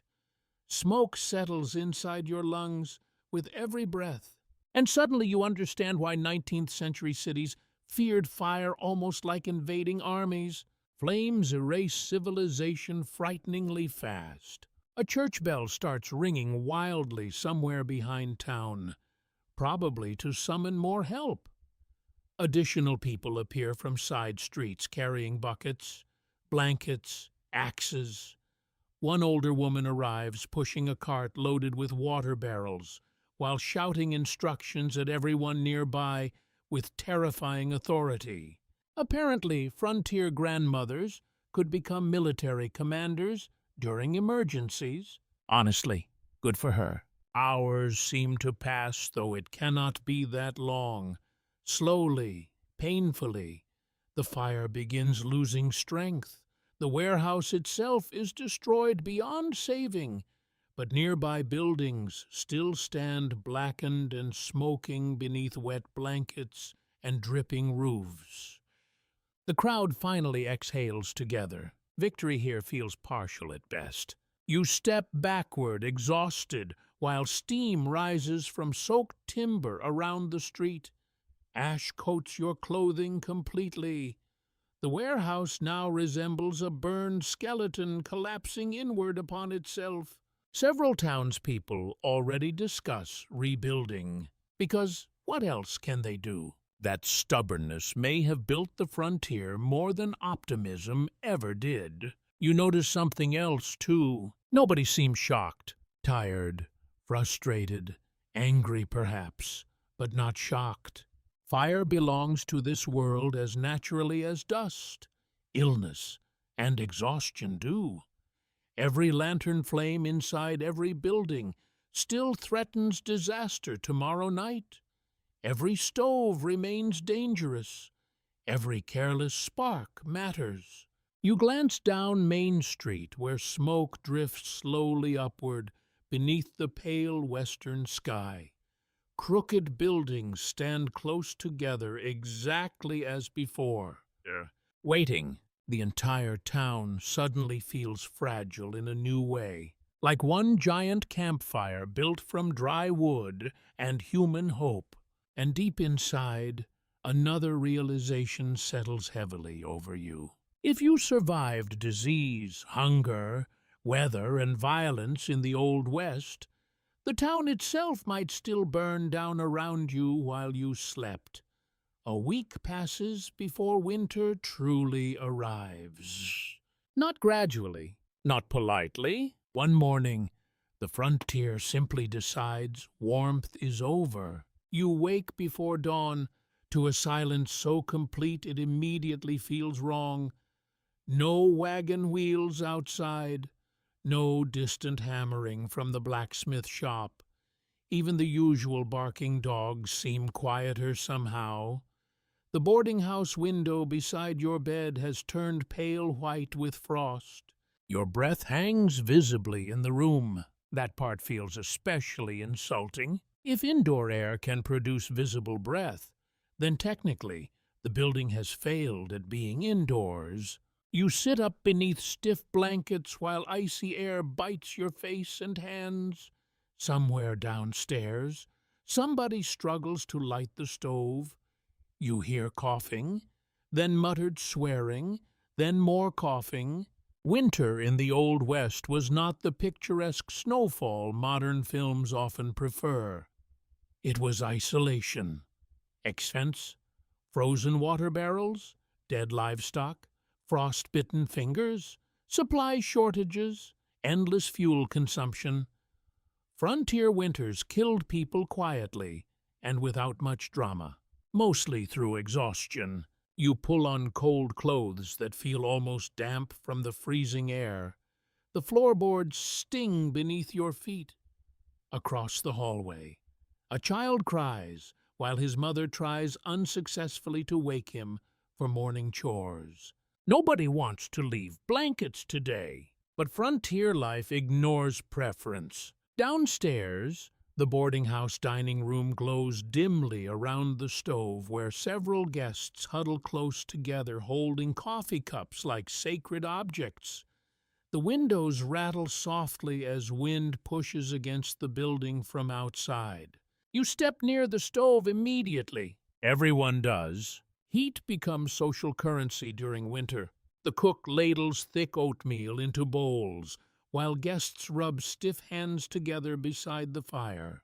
A cowboy near the wall still wears gloves indoors. Another man has wrapped an old scarf completely around his neck and ears, despite sitting only a few feet from the stove. Nobody laughs at him. Frontier cold earned respect. A woman near the window quietly mentions the temperatures dropped sharply overnight after northern winds rolled down from the plains. Weather forecasting barely existed in practical frontier life. Storms often arrived with little warning beyond shifting wind and local experience. And experience sometimes failed too. You glance outside through frosted glass. The town has transformed. Snow covers the muddy streets in uneven drifts. Roof lines gleam pale beneath the weak morning light. Horses stand bundled in steam beside the stable, while townspeople move quickly between buildings with heads lowered against the cold. It almost looks peaceful. Then the wind hits the side of the boarding house hard enough to shake the walls. There it is, the frontier reminding you not to become sentimental. You finally step outside after breakfast and instantly regret everything. The cold attacks exposed skin with astonishing speed. Your lungs tighten sharply after the first deep breath. Snow crunches beneath your boots, while icy wind slices through layers of wool clothing as though fabric barely matters. Modern people underestimate historical cold constantly, not because winters today are gentle, but because modern infrastructure protects us from truly experiencing them. Heated cars, insulated homes, electric blankets, weather alerts, waterproof clothing, reliable fuel delivery. Out here, winter enters directly into your life and stays there. Main Street looks smaller beneath snow and gray skies.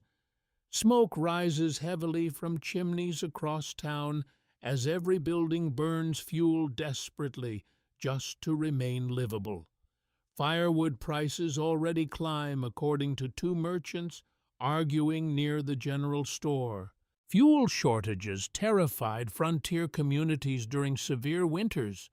Without enough wood or coal, survival became frighteningly uncertain. Families sometimes dismantled abandoned structures for emergency firewood. Travelers trapped during blizzards occasionally burned wagon parts to stay alive. The cold turned ordinary objects into future heat calculations. You pass a water trough now frozen solid around the edges. Two men chip ice apart with axes while cursing continuously.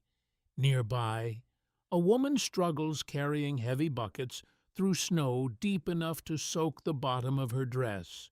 Everything takes more effort during winter. Walking, cooking, washing, traveling, breathing. Even simple chores become physically punishing. A rancher outside the feed store explains grimly that several cattle already died overnight farther north. Livestock losses devastated frontier economies regularly during harsh winters. The famous winter of 1886 into 1887 would later become catastrophic for many cattle operations across the American West. Though smaller disasters happened constantly before and after, nature remained stronger than ambition. Always, you continue carefully along the icy boardwalks, while wind drives loose snow across the street in pale waves. The saloon doors open briefly nearby, releasing warmth, piano music, and the smell of whiskey before slamming shut again. Already people seek shelter there. Winter increased drinking in many frontier towns, though honestly, under these conditions, it becomes difficult to judge anyone too harshly. A group of children races past, bundled in oversized coats while throwing snow at one another. Their laughter cuts brightly through the cold air. That surprises you. Children somehow continue finding joy even here. Especially here, one small boy slides accidentally across an icy patch and crashes directly into a snowbank. He erupts laughing while his exhausted mother sighs with the deep patience of someone already too tired to react properly. The sight warms you briefly despite the cold. Then wind immediately steals the feeling away again. By afternoon, clouds darken heavily overhead. Townspeople move faster now. Stable workers secure animals carefully. Merchants close shutters early. Everyone watches the sky with quiet attention. Frontier storms inspired genuine fear because help often remained impossibly distant. Blizzards could trap travelers between settlements for days. Snow buried wagon trails completely. Communication vanished. Supplies disappeared. People froze alone surprisingly often. The wind sharpens further as evening approaches. Snow begins falling harder now, spinning sideways beneath lantern light. You hurry back toward the boarding house, while your face burns painfully from exposure. Inside, the atmosphere changes immediately. Crowded warmth, wet boots drying near the stove, steam rising from soup bowls, people speaking more softly than usual while storms gather outside. Winter forces closeness upon frontier communities, whether they desire it or not. You sit beside the fire, listening to the wind howl around the building, while snow thickens beyond the windows. Somewhere upstairs, pipes groan dangerously. Another guest quietly mentions that temperatures may keep falling all week. Nobody answers him. Nobody needs to, because deep down, everyone in the room already understands the same thing. The frontier was difficult during summer, but winter is what truly decides who survives. 3 days into the cold spell, the snow begins melting. At first, the town celebrates. That turns out to be a mistake.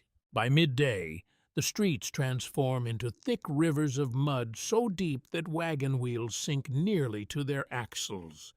Horses struggle through the sludge with visible effort, while people leap desperately between patches of higher ground along the boardwalks. The frontier rarely allows comfort for long. If winter cannot freeze you properly, spring mud will happily humiliate you instead. You stand outside the boarding house, watching a delivery wagon become trapped directly in the middle of Main Street. 4 men shout conflicting instructions, while the driver snaps his reins uselessly above 2 exhausted horses. Nothing moves. The wagon settles deeper. A child nearby laughs so hard he nearly falls off the boardwalk. Honestly, fair reaction. Frontier towns during seasonal thaws became astonishingly filthy places. Snowmelt mixed with animal waste, ash, spilled food, sewage runoff, rotting garbage, and whatever else had accumulated quietly through winter beneath frozen ground. Once temperatures rose, all of it returned together. With enthusiasm, the smell hits you next. Not one smell. Layers. Wet earth, manure, damp leather, rotting hay, smoke, unwashed bodies sweating beneath heavy coats now suddenly too warm for the weather. You instinctively breathe through your mouth. That creates new problems because dust replaces mud almost immediately whenever wind dries the streets again. The American West specialized in uncomfortable transitions. By afternoon, sunlight reflects harshly off every wet surface, while the town steams gently beneath the warming sky. Men remove coats. Horses drip sweat. Snow slides noisily from rooftops into muddy streets below. And somehow, despite the season changing, the environment feels no more forgiving. You walk toward the far side of town, where sunlight has dried sections of road enough to produce enormous clouds of dust again. Wagons passing nearby send pale brown waves rising into the air until entire blocks disappear behind drifting grit. Summer on the frontier approaches exactly like this. Mud first, dust after, then heat. Always too much of something. A shopkeeper sweeping outside his store notices you covering your face against the dust. Gets worse come July, he says cheerfully. Wonderful! The frontier possesses a dark sense of humor sometimes. You continue along Main Street, while heat builds steadily beneath the afternoon sun. Only days ago the town froze solid. Now, melting snow and rising temperatures combine into a strange, damp warmth that makes heavy clothing uncomfortable, but lighter clothing risky. People cough more during weather changes like this. You notice that too. Seasonal illness spread rapidly in frontier communities where overcrowding, poor nutrition, and difficult living conditions weakened immune systems constantly. Influenza outbreaks often followed winter transitions. Pneumonia lingered. Tuberculosis worsened in unhealthy environments filled with dust and smoke. The West tested lungs relentlessly. Near the stable, several ranch hands scrape thick mud from wagon wheels using boards and shovels. One mutters that spring travel will become nearly impossible if the roads worsen further. Transportation dictated survival here. A washed-out trail or flooded crossing could isolate entire settlements temporarily. Freight delays increased food prices. Mail stopped arriving. Medicine shipments vanished. Frontier towns depended heavily on fragile transportation networks stretching enormous distances across difficult terrain. Modern delivery delays feel less dramatic when compared properly. You pause beside the mercantile where townspeople gather, discussing rumors of drought farther south already affecting ranches. Weather-controlled frontier economies with terrifying power. Too much snow destroyed cattle. Too little rain ruined crops. Sudden heat waves dried rivers unexpectedly. Nature negotiated from a position of absolute authority. A young cowboy exits the saloon carrying his hat low over bloodshot eyes, even in daylight. He moves slowly, as though the sun itself personally offended him. The bartender behind him dumps dirty water directly into the street, where it joins the growing mud river along the curb. Again, you notice how sanitation simply dissolves into the environment here. Nothing truly disappears. It merely changes form. A hot gust of wind suddenly pushes across town, carrying loose dust despite the damp ground. You squint against it while nearby laundry snaps violently on clotheslines. Then the heat arrives fully. Not desert heat yet, not the brutal crushing heat of midsummer, but enough to make heavy wool clothing cling unpleasantly against your skin. Enough to remind everyone that frontier summers carried their own dangers waiting patiently ahead. Water shortages, spoiled food, heat stroke, wildfires, swarming insects, and endless dust storms. You step into the shade beneath an awning, where several older men sit discussing weather patterns with deep seriousness. Frontier communities obsessed over weather because forecasting meant survival. People studied clouds, wind shifts, animal behavior, even distant mountain colors, searching for warnings. Sometimes experience helped. Sometimes the sky lied. One man insists this summer will be dry because geese migrated early. Another claims harsh winters always produce good grass afterward. A third quietly says weather stopped making sense years ago. Honestly, that last theory remains surprisingly modern. Farther down the street, children chase one another through puddles, while exhausted mothers yell warnings about ruining shoes. Boots matter enormously here. Good footwear can mean the difference between mobility and misery. Wet boots lead to blisters, infection, frostbite during winter. Many frontier workers spent small fortunes maintaining leather gear because damaged boots threatened survival directly. The little details keep revealing themselves. That is what makes the frontier exhausting. Not one giant danger, 10,000 smaller ones. By late afternoon, the heat intensifies further. Windows open across town. Saloon doors remain propped wide. The smell of horses grows stronger in the warmth, while flies begin appearing everywhere again after winter's temporary disappearance. You had almost forgotten about the flies. The frontier never forgets them. At the edge of town, you spot several graves partially exposed where melting ground has shifted loose soil aside. Wooden markers lean crookedly in the soft earth. A strange silence settles over you briefly. People died here constantly, yet life continued moving forward anyway. Wagons rolled, children laughed, stores opened, meals cooked, dust blew through the streets. The frontier did not pause long for grief. As evening approaches, the town glows amber beneath lowering sunlight, while muddy streets slowly dry into fresh layers of powdery dirt once more. Already, the transformation begins again.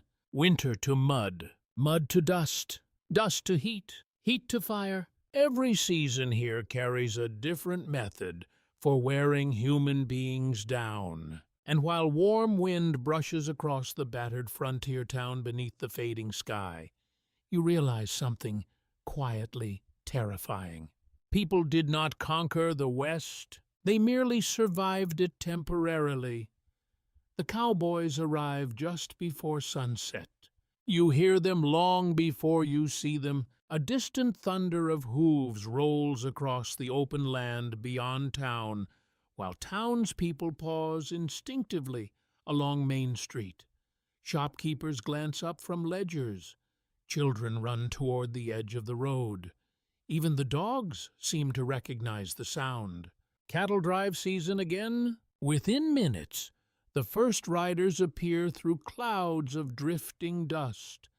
Their horses move slowly beneath exhaustion, while longhorn cattle spread behind them in restless waves stretching nearly to the horizon.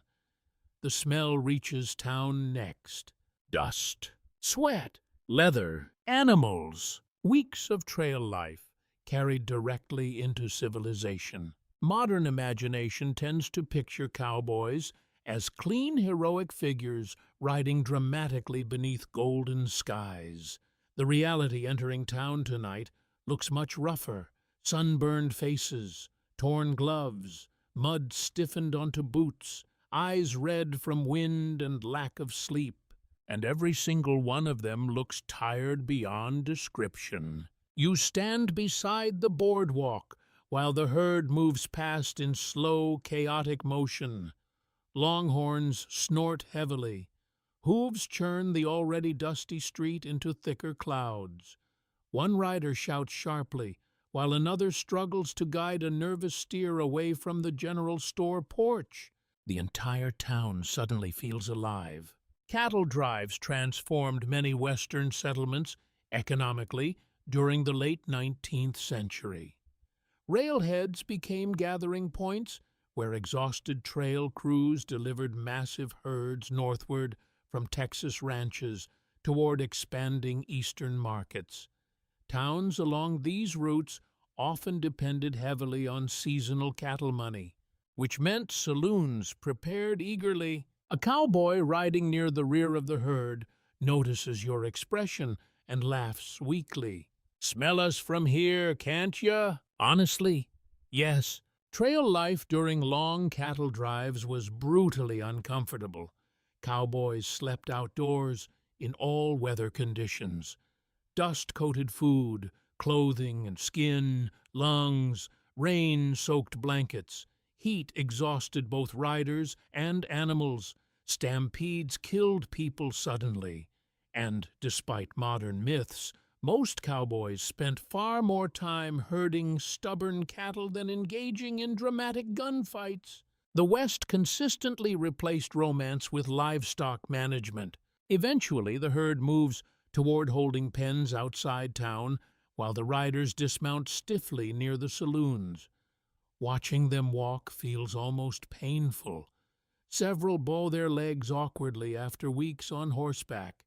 One man stretches slowly, while grimacing hard enough to suggest every joint in his body has declared open rebellion. A stable worker immediately begins negotiating prices for feed and lodging. Because the frontier monetizes exhaustion efficiently, you follow the growing crowd toward the saloon district, where lanterns already glow warmly against the darkening evening sky. Piano music drifts through swinging doors, while laughter grows louder block by block.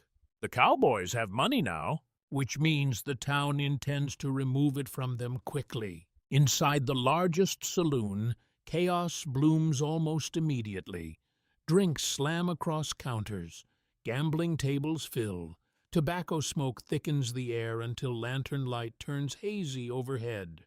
Cowboys crowd shoulder to shoulder beside miners, railroad workers, drifters, merchants, and locals hoping to profit from the seasonal rush. The atmosphere feels electric, but beneath the excitement, you notice something else too: loneliness. One cowboy sits silently at the bar, staring into his whiskey before drinking it in a single swallow. Another unfolds a crumpled letter from home near the wall and reads it 3 times without speaking. A third immediately falls asleep at his table before finishing supper. Trail work isolated people for months. Many cowboys were astonishingly young, too. Teenagers sometimes joined drives. Men barely into their 20s already carried weathered faces and aching backs. The work attracted wanderers, immigrants, formerly enslaved men seeking opportunity after the Civil War, displaced farmers, Civil War veterans, and drifters escaping old lives.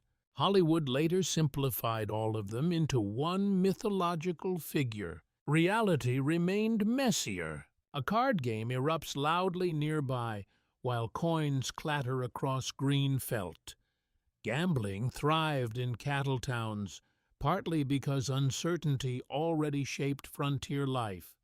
After months risking injury, storms, stampedes, and disease on the trail, losing money at poker probably felt almost logical. Risk became normal here. The bartender moves constantly now, pouring whiskey fast enough to keep pace with demand. Saloons during cattle season could earn astonishing profits. Some frontier towns became infamous for vice districts overflowing with gambling, prostitution, drinking, and violence whenever trail crews arrived. Not everyone welcomed the cowboys. Merchants appreciated their money. Families often feared their presence. A sudden argument breaks out near the piano. 2 riders shove each other while bystanders shift carefully backward to create space. Nobody looks especially alarmed yet. This, apparently, remains within acceptable frontier noise levels. The tension dissolves quickly after one man bursts laughing unexpectedly and pulls the other into a rough embrace instead. The crowd relaxes again. You exhale too. Gunfights certainly happened in the Old West, but popular culture exaggerated them dramatically.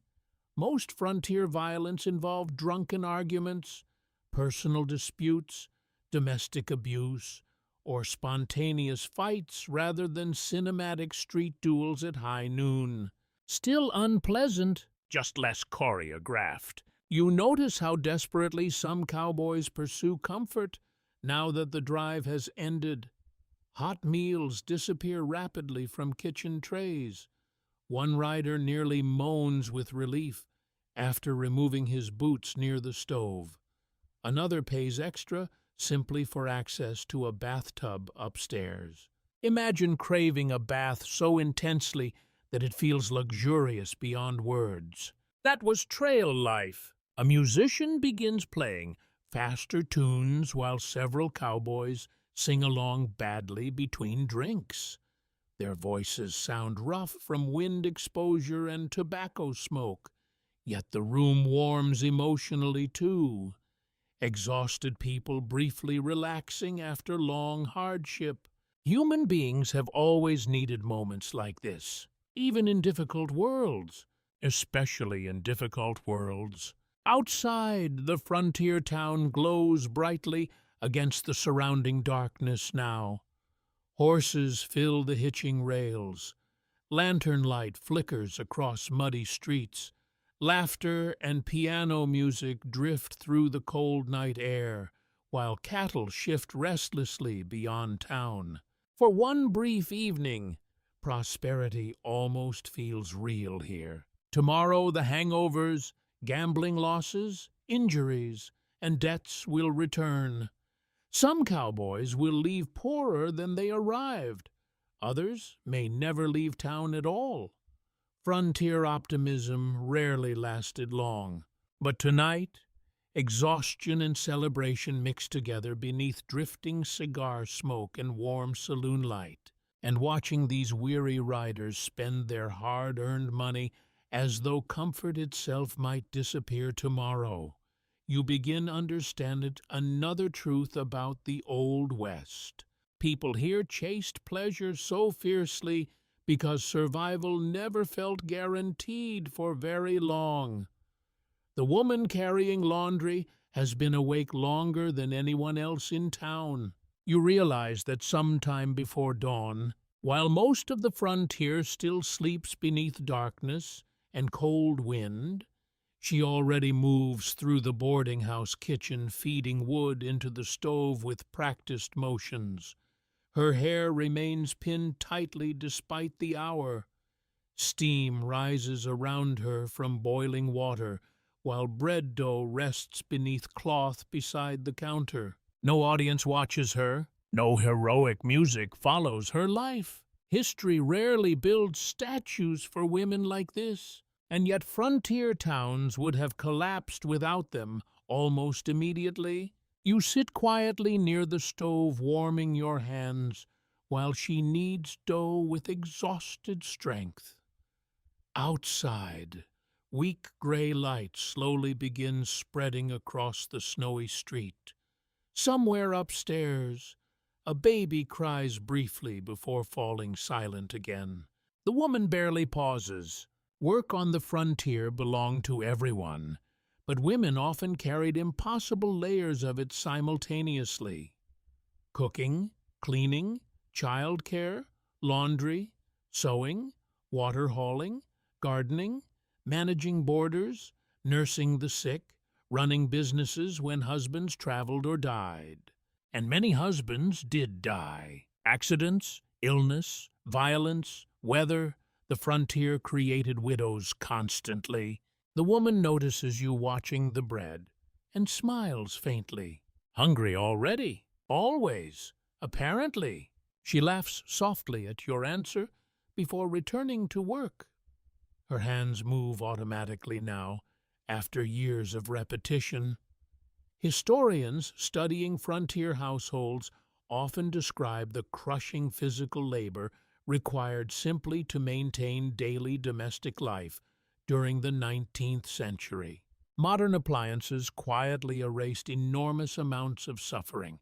No washing machines, no refrigerators, no electric stoves, no grocery delivery. Every meal began from raw ingredients, carried water, chopped wood, cleaned cookware, and constant fire management. Even keeping children clothed demanded endless sewing and mending by lantern light late into the night. You glance toward the laundry room beside the kitchen, where wet clothes already hang drying near the stove. The air smells heavily of soap, steam, damp wool, and smoke. Laundry alone could consume entire days. Frontier women boiled clothing in enormous metal tubs, scrubbed stains by hand, wrung heavy fabric dry manually, then ironed garments using heated metal irons filled with burning coals. During winter, freezing conditions complicated everything further. And still the dirt returned constantly. Mud, dust, ash, animal hair. The frontier produced endless laundry because the frontier itself never stayed clean. As the boarding house gradually wakes upstairs, the woman finally sits for perhaps 30 seconds to sip coffee before standing again immediately when another pot begins boiling over. You notice how tired her face looks when she stops moving. Movement itself may be the only thing keeping her upright. A little girl appears sleepily in the doorway, rubbing her eyes. Without speaking, she begins helping arrange plates across the dining tables. She cannot be older than 10. Child labor on the frontier often began invisibly through family necessity. Daughters, especially, learned domestic responsibilities extremely young because household survival depended on shared work. Many girls cooked, cleaned, cared for siblings, hauled water, and managed chores long before modern childhood would allow such expectations. The woman thanks the child quietly. No sentimentality, just teamwork. Outside, sunlight slowly reaches Main Street while townspeople emerge into the cold morning air. Inside the boarding house, breakfast preparation intensifies. Bacon crackles loudly on the stove. Biscuits bake. Coffee brews in enormous battered pots. The woman never stops moving. You ask eventually whether she owns the boarding house. Own, she repeats with faint amusement. Turns out her husband technically owns it, at least on paper, but he spends most weeks traveling between cattle contracts while she manages everything here alone. Supplies, cooking, guests, repairs, accounts, children, staff. So perhaps ownership deserves reconsideration. Frontier women frequently operated businesses despite legal systems that often limited formal property rights depending on marital status and local laws. Widows sometimes gained unusual economic independence compared to women in more settled Eastern communities, simply because survival demanded flexibility. The frontier occasionally disrupted traditional social expectations, though not always kindly. Breakfast guests soon begin filling the dining room. Cowboys recovering from last night's drinking slump toward coffee pots. Railroad workers eat quickly before heading back outdoors. Several miners argue quietly about wages, while one exhausted mother attempts feeding 2 children simultaneously.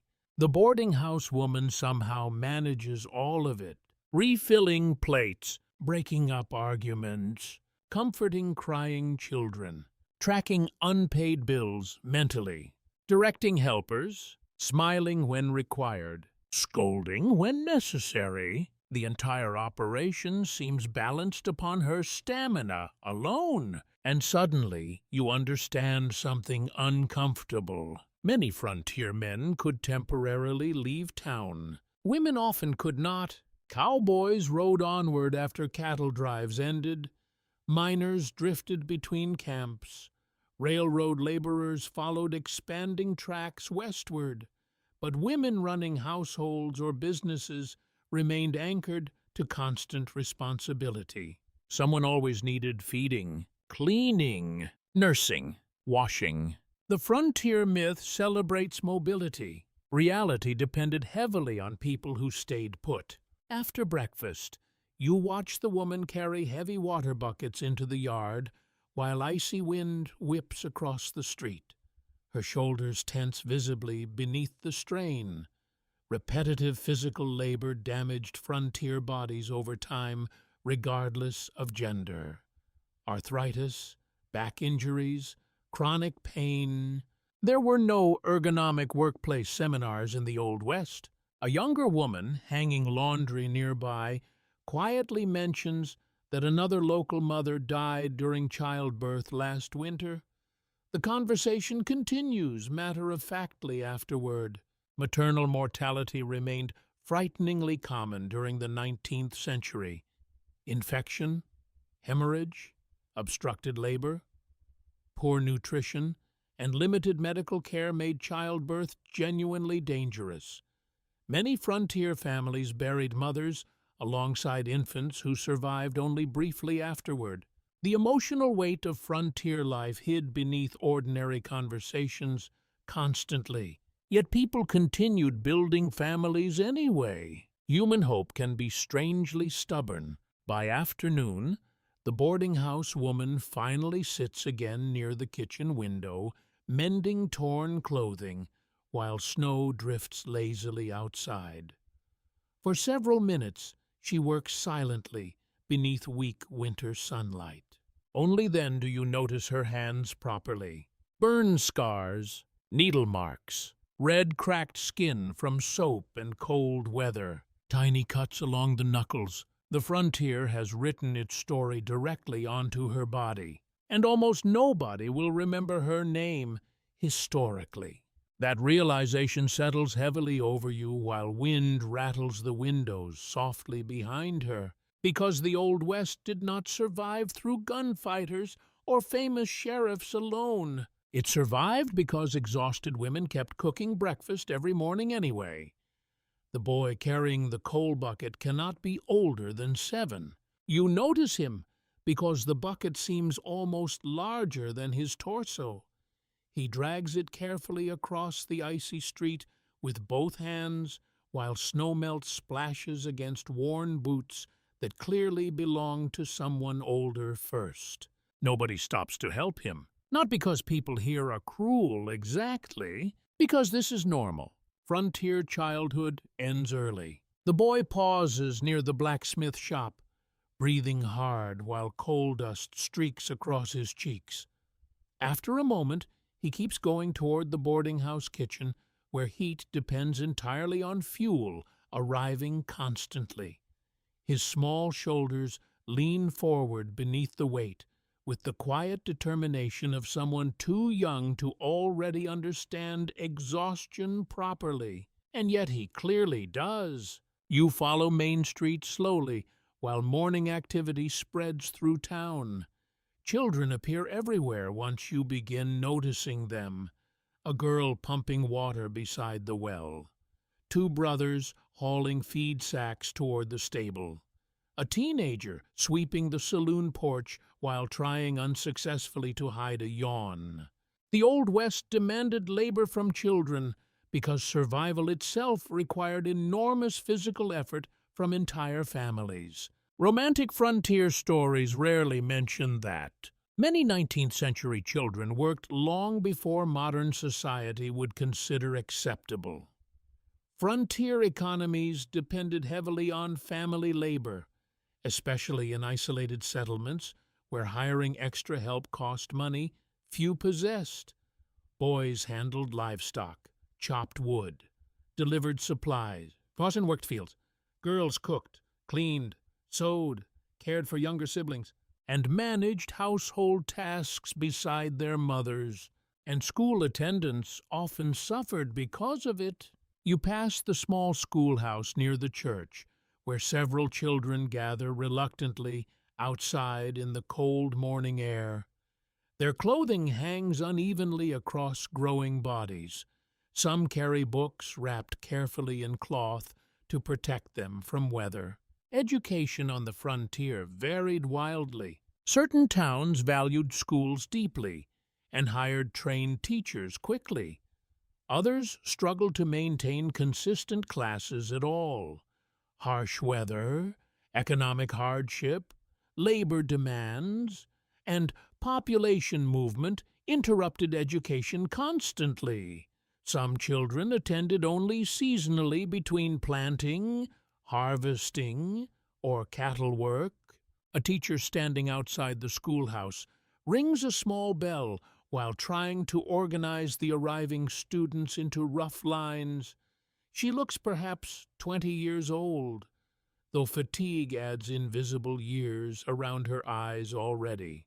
Teaching frontier children was not peaceful work. Overcrowded classrooms, limited supplies, freezing winters, multiple age groups learning together, and many students arrived exhausted from morning chores before lessons even began.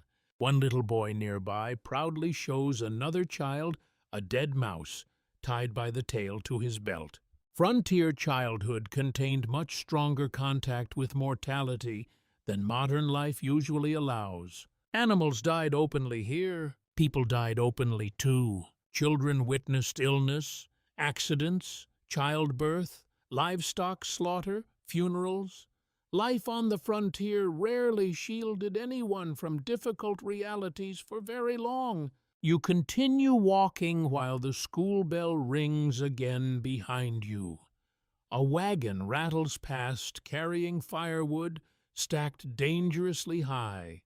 Perched atop the pile sits a skinny teenager holding the reins with visible concentration. He cannot be more than 13. Yet if the horses panic, he could die beneath those wheels within seconds.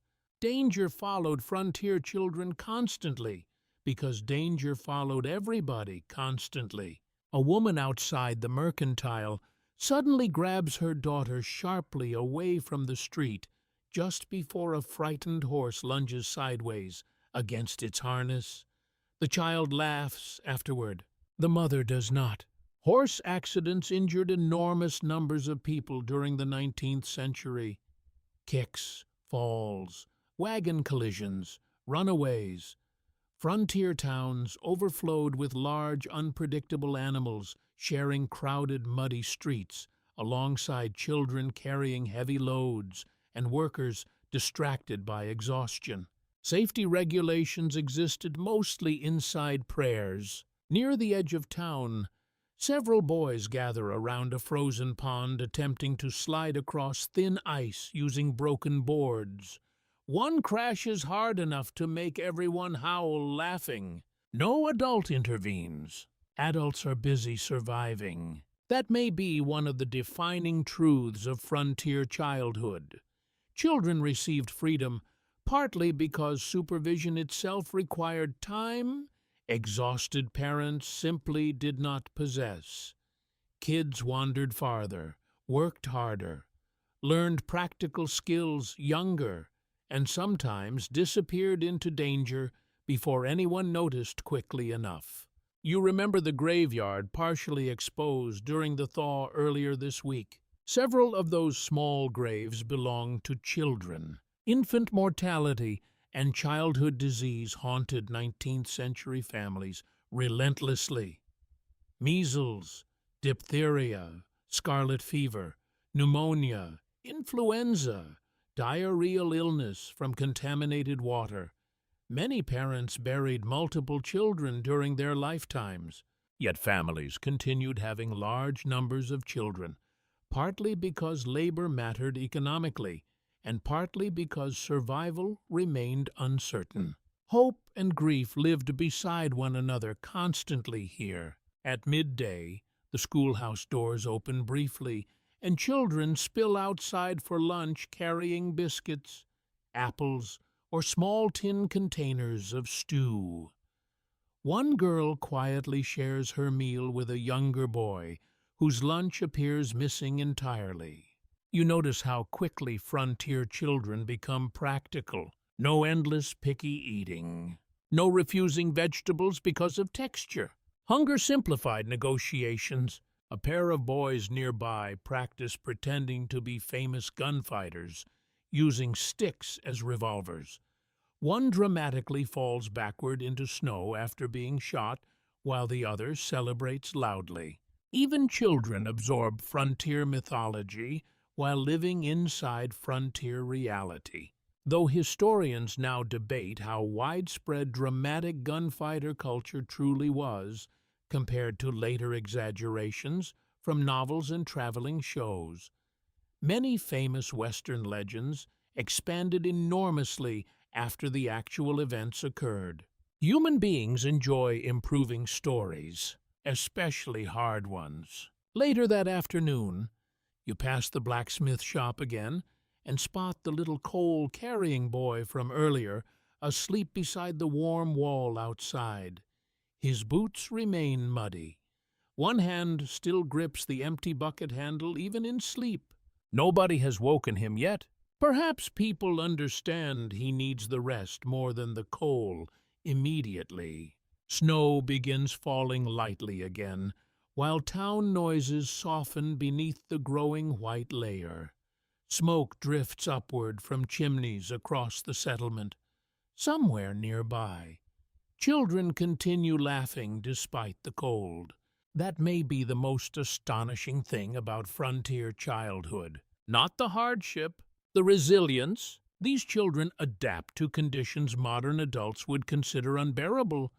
They work before sunrise, lose siblings to illness, carry responsibilities far too early, sleep in overcrowded rooms, endure hunger, weather, fear, and somehow still race each other through snowbanks afterward. You stand quietly watching flakes drift across Main Street, while the exhausted little boy sleeps beside the blacksmith shop wall. And deep down, another uncomfortable realization settles over you. The frontier did not really allow children to remain children for very long at all. Sheriff Bell has not slept properly in 3 days. You can see it immediately in the way he moves, slowly, carefully, like a man whose bones ache beneath the weight of too many responsibilities and not enough help. He stands outside the jailhouse early that morning, holding a tin cup of coffee gone cold long ago, while wind pushes dust across the street in restless waves again. Winter snow has vanished almost completely now. The mud lasted 2 days. The dust returned overnight. The frontier changes moods faster than people change shirts. Sheriff Bell watches the street quietly beneath the brim of a weathered hat. His badge catches pale sunlight briefly before disappearing again beneath drifting grit. Nothing about him resembles the dramatic lawmen from modern Western films. No dramatic coat flapping heroically in the wind. No perfect mustache. No mysterious gunslinger aura. Just exhaustion. And honestly, that feels much more believable. Law enforcement in frontier towns was often chaotic, underfunded, inconsistent, and deeply political. Some sheriffs were respected professionals, others were corrupt, incompetent, drunk, or simply overwhelmed by circumstances. Many worked with only a handful of deputies across enormous territories. Sometimes no deputies at all. You approach while he studies a pair of cowboys arguing near the saloon porch. His hand rests loosely near his revolver, though not dramatically, more from habit than intimidation. "Mornin'," he mutters. His voice sounds rough from smoke and lack of sleep. The jailhouse behind him looks small enough to disappoint modern expectations immediately. One office, a couple holding cells, iron bars that appear sturdy enough until you notice rust spreading near the hinges. Frontier jails rarely resembled secure modern facilities. Escapes happened. Mob violence happened. Drunken prisoners froze during winter or overheated during summer. Everything here feels temporary, including justice. Sheriff Bell finally notices your curiosity and gestures toward the building. "Quiet today," he says. The way he says it makes clear that quiet never lasts. Inside the jailhouse, the air smells strongly of tobacco, sweat, and old paper. A drunk sleeps loudly inside one cell, while another prisoner sits silently near the back wall, staring downward at his boots. The sheriff pours himself fresh coffee from a battered pot near the desk. "Fella in there stole a horse," he explains with a nod toward the silent prisoner.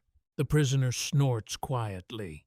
"Borrowed," The sheriff ignores him completely. Horse theft ranked among the most serious frontier crimes because horses meant survival, transportation, labor, status, and income simultaneously.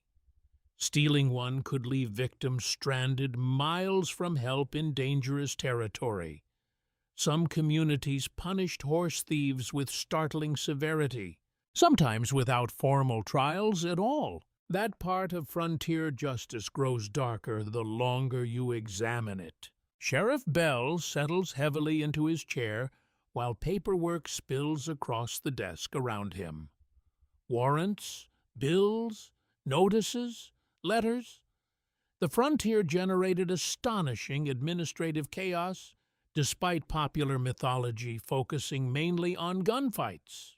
Paperwork survives every civilization eventually. You ask whether the town gives him much trouble. He laughs once, just once. Town's trouble, he says. Fair point. A sudden pounding erupts outside. Raised voices. The sheriff stands instantly, despite obvious fatigue, and moves toward the door with practiced speed. You follow him back onto Main Street, where the two cowboys from earlier now shove each other violently near the hitching posts while several bystanders cheer encouragement instead of helping. One punch lands hard enough to send somebody crashing sideways into a water trough. Nobody seems especially shocked. Frontier towns accepted public fighting more casually than modern communities, especially in saloon districts where alcohol mixed freely with exhaustion, gambling, loneliness, and wounded pride. Most conflicts remained fistfights rather than gun battles, though escalation always remained possible. Sheriff Bell wades directly into the chaos without dramatic speeches. Enough! That is all he says. Strangely, it works. Mostly. One cowboy continues cursing while wiping blood from his lip, but both eventually separate under the sheriff's glare. Nearby spectators groan in disappointment, as though entertainment ended too early. Apparently, public violence competed with theater for frontier amusement value. The sheriff sends both men away with threats involving jail cells and unpaid fines. Once they leave, he sighs heavily while rubbing one temple. You break up enough fights, he mutters.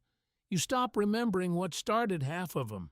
You suspect that is true. Violence in frontier towns often grew from alcohol, gambling debts, cattle disputes, personal insults, loneliness, political tension, racism, economic desperation, or simply accumulated frustration exploding at the wrong moment. Human beings under pressure become volatile, and frontier life produced enormous pressure constantly. Later that afternoon, you accompany Sheriff Bell farther downtown while he checks businesses and speaks briefly with merchants. What surprises you most is how much of his work resembles mediation instead of dramatic crime fighting. Settling disputes, warning drunks, locating missing livestock, collecting fines, breaking up arguments before they worsen. The frontier needed managers almost more than heroes. Outside the barber shop, an elderly shopkeeper quietly complains about rising theft lately. The sheriff listens patiently, though exhaustion shadows his face deeper every hour. You finally ask how many deputies he has. 2. He says, pause. 1 if Earl's drunk. That seems insufficient. Many frontier lawmen operated under impossible conditions. Vast distances, limited manpower, weak communication systems, political interference from wealthy ranchers or railroad companies, and communities that sometimes preferred vigilante justice anyway. The sheriff spits dust from his mouth as wind sweeps across the street again. Folks think badge means control, he says quietly. He glances toward town. Ain't control, just trying to keep things from sliding apart? That sentence stays with you, because suddenly the whole frontier town looks different again, less like civilization confidently expanding westward, more like a fragile arrangement held together temporarily by tired people doing their best with limited resources. The sheriff included. Near sunset, the jailhouse receives another prisoner after a gambling dispute turns ugly at one of the saloons. Sheriff Bell processes the arrest with weary efficiency while lantern light slowly spreads across Main Street outside. His shoulders slump lower now. Tomorrow more arguments will come. More drunks, more theft, more fear, more exhaustion. And still he will step back into the street again. Not because he believes he can truly tame the frontier, perhaps simply because somebody has to try. You leave the jailhouse while evening wind carries piano music faintly across town beneath the darkening sky. And as lanterns flicker against the dusty streets once more, you realize another uncomfortable truth about the Old West. Order here was never permanent. It was something exhausted people rebuilt every single day before it fell apart again by nightfall. The gambling hall feels warmer than the rest of town.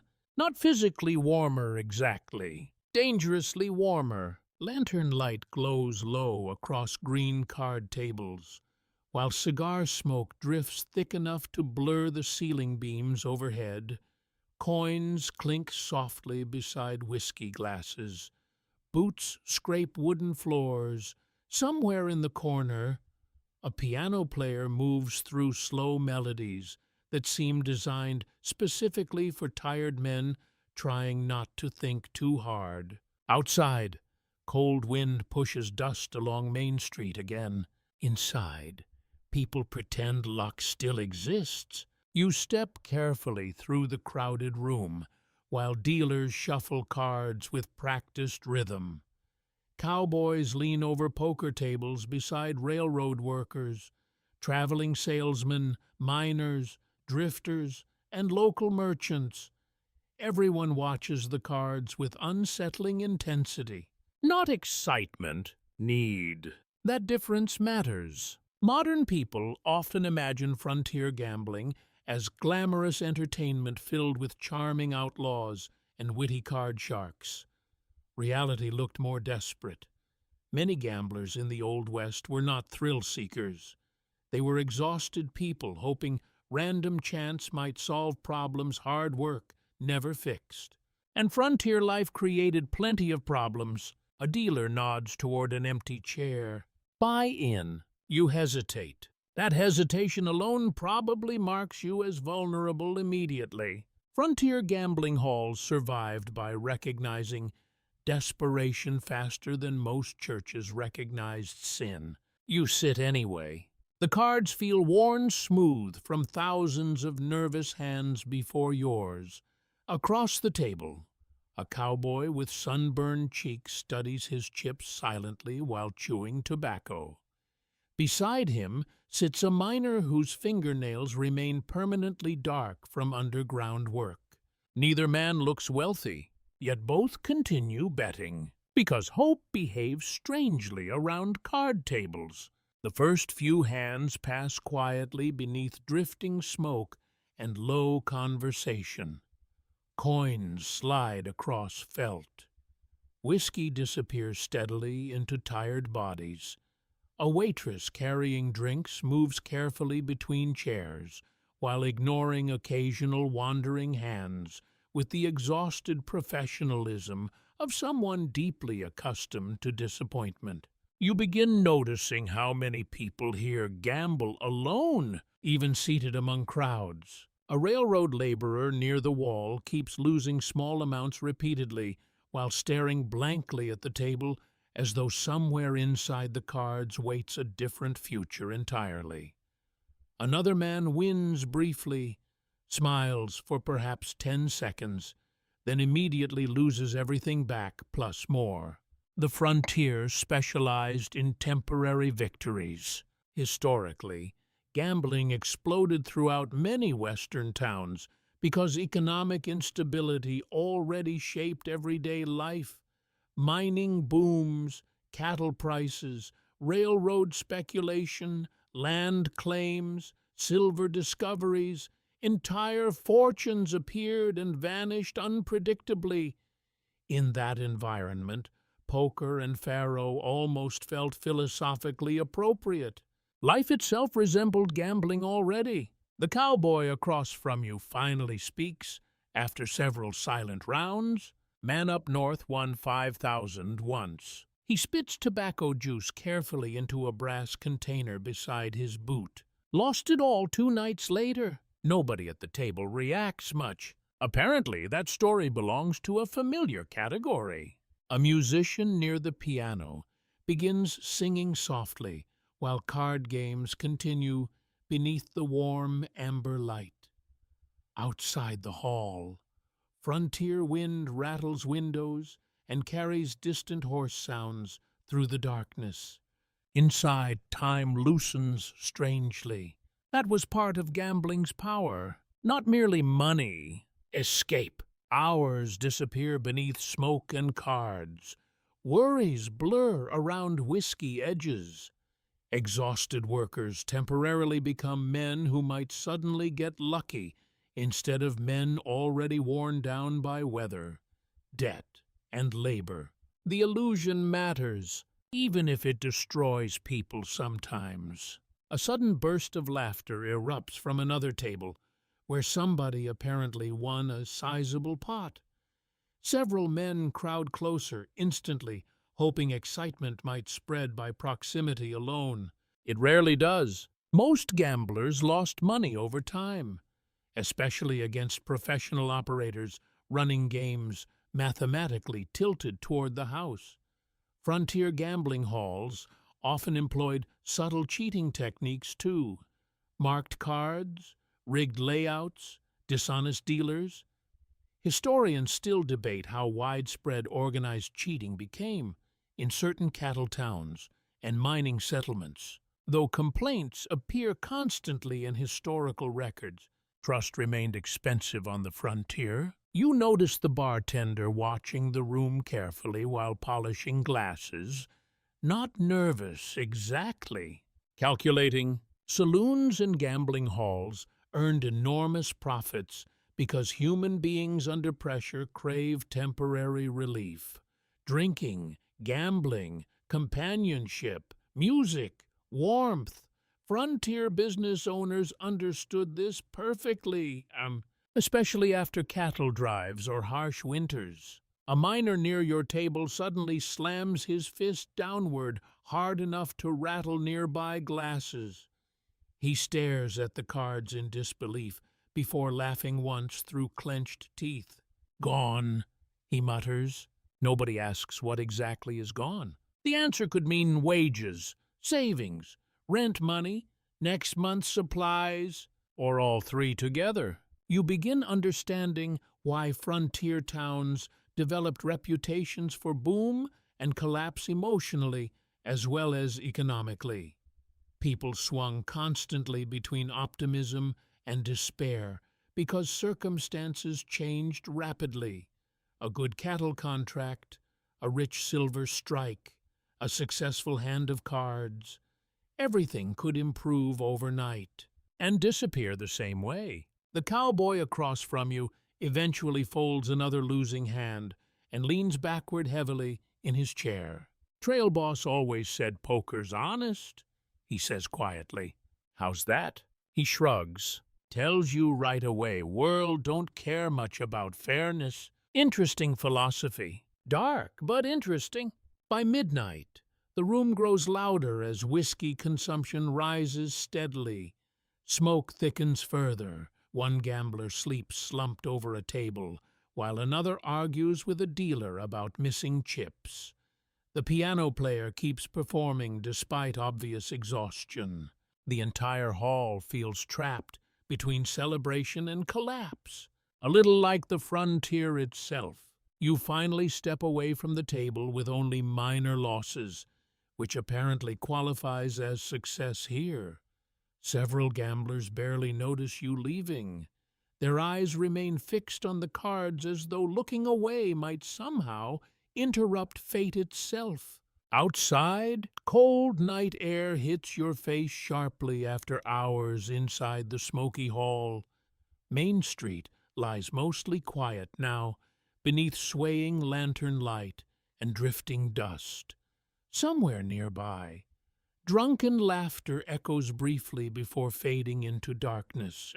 Behind you, the gambling hall continues glowing warm against the night, full of tired people betting pieces of their futures because hard work alone no longer feels sufficient. And walking slowly back toward the boarding house beneath the enormous western sky, you realize something deeply unsettling about the Old West. The frontier did not merely exhaust people physically. Eventually, it convinced many that luck might be their only remaining chance. You first hear the outlaw stories during breakfast. Not from drunks. That surprises you. The conversation begins quietly between two ranchers near the stove, while everyone else pretends not to listen too carefully. One man claims a stagecoach east of town was stopped 3 nights earlier near the Canyon Pass. Another insists the robbers belong to a gang operating farther south near the territorial border. A third man snorts into his coffee. Said same thing last winter. Nobody sounds entirely certain. That may be the most authentic part of frontier fear. Rumors arrived faster than facts. The Old West contained genuine outlaw violence. Certainly, stage robberies, train robberies, cattle rustling, bank theft, murder. Yet historians still debate how widespread organized criminal activity truly was, compared to later sensational storytelling. Newspapers, dime novels, and traveling performers often exaggerated outlaw legends dramatically because fear sold papers and excitement entertained audiences. Still, even exaggerated fear changes how people behave. You notice that immediately. The boarding house feels quieter this morning. Several guests glance repeatedly toward the windows whenever horses pass outside too quickly. A merchant near the counter complains about needing armed escorts for his next supply wagon. Whether the danger is real almost matters less than the belief itself. Fear shapes frontier towns constantly. Outside, gray clouds gather low above the settlement, while wind pushes cold dust along Main Street again. You walk toward the mercantile and notice the owner loading ammunition boxes beneath the counter with nervous concentration. "Can't be too careful," he mutters. That sentence echoes through frontier history endlessly. The store smells strongly of leather, coffee beans, lamp oil, and anxiety. Several customers discuss the rumored robbery while pretending casual interest in flour prices and harness repairs. Nobody admits fear directly. Frontier masculinity discouraged that sort of thing. Instead, men spoke in practical language about preparedness, rifles, horses, patrols. Underneath it all sat the same nervous question. What if violence arrives here next? You continue down the street toward the telegraph office, where townspeople gather around a freshly delivered message pinned near the entrance. Telegraph technology transformed the 19th century dramatically by allowing information to travel faster than physical transportation for the first time in human history. Unfortunately, rumors also traveled faster now. The message mentions suspected bandits operating near another settlement several days away. No names, no clear details. Yet by the time the information passes through conversation after conversation, certainty grows strangely stronger instead of weaker. That is how fear behaves. A cowboy nearby swears he once saw a famous outlaw gang member in Kansas. Another man claims the same outlaw died years earlier. A third insists half the famous gunmen people talk about never actually existed outside newspapers. Honestly, he may be correct. Some Western legends expanded so dramatically that separating truth from performance becomes difficult, even for modern historians. Certain outlaws absolutely committed violent crimes. Others became famous mostly through sensational journalism and public fascination afterward. The frontier loved storytelling almost as much as gambling. Near the sheriff's office, you find Sheriff Bell speaking quietly with two deputies beside their horses. Their expressions look serious, but tired rather than dramatic. Again, you notice how different reality feels compared to modern Western films. No cinematic preparation montage, no heroic speeches, mostly paperwork, caution, and uncertainty. One deputy adjusts his rifle awkwardly, while Sheriff Bell studies a rough map spread across a barrel. You overhear fragments of conversation about checking roads west of town before nightfall. Preventive patrols mattered because frontier law enforcement usually reacted slowly, simply due to distance and communication limits. Vast territories meant criminals could disappear easily into mountains, plains, or neighboring jurisdictions. The land itself protected fugitives. A stable worker nearby quietly tells you he fears horse thieves more than bank robbers. Banks got walls, he explains. Horses don't. Again, you notice how survival concerns shape priorities differently here. Modern audiences obsess over dramatic shootouts, but frontier residents often feared practical crimes more intensely. Losing horses, livestock, supplies, or tools could ruin livelihoods immediately. A widow crossing the street clutches her child slightly closer while passing the sheriff's office, whether because of rumors or habit. You cannot tell. The atmosphere changes further after sunset. That is when frontier fear truly wakes up. Lanterns glow earlier tonight along Main Street. Shopkeepers close sooner. Conversations lower instinctively whenever strangers ride through town. Every unfamiliar face suddenly attracts attention. The darkness beyond town feels larger now, too. You stand outside the boarding house, listening to distant coyotes while cold wind rattles loose signs overhead. Somewhere, farther down the street, piano music drifts weakly from the saloon district, though even the saloons seem quieter tonight. Fear reduces noise. A group of ranch hands gathers near the stable, carrying rifles more openly than usual. One man claims he spotted riders watching town from the hills at dusk. Another says they were probably hunters. Nobody sounds convinced. That uncertainty may have exhausted frontier communities more than actual violence sometimes. Endless vigilance, endless suspicion, endless stories growing larger in darkness. You return briefly to the boarding house dining room, where guests cluster near the stove discussing past robberies with uncomfortable fascination. One traveler describes seeing a train robbery years ago in terrifying detail. Another insists most outlaw stories are nonsense, invented by Eastern newspapers. The argument continues until somebody mentions hearing hoofbeats outside. Silence falls instantly. Everyone listens. The hoofbeats pass without stopping. Conversation resumes again afterward, though softer now.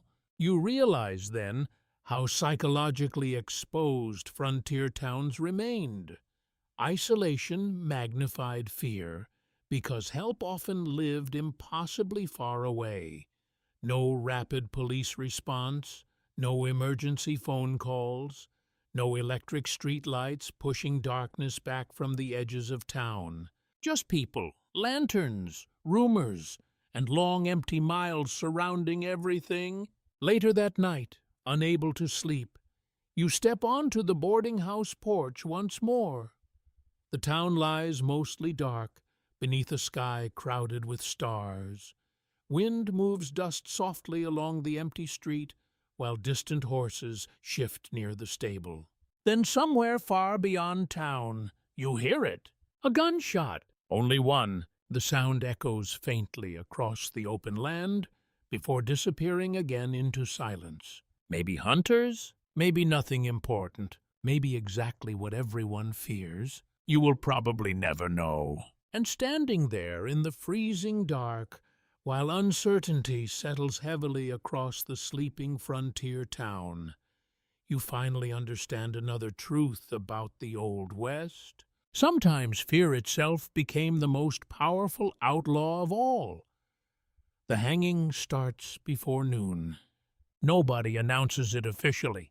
Word simply spreads through town the way frontier news always spreads, quietly at first. Then all at once, by mid-morning, people drift steadily toward the empty lot beside the jailhouse, while trying to appear casual about it. You follow reluctantly. The sky hangs pale gray overhead, while cold wind pushes dust through the streets in restless spirals again.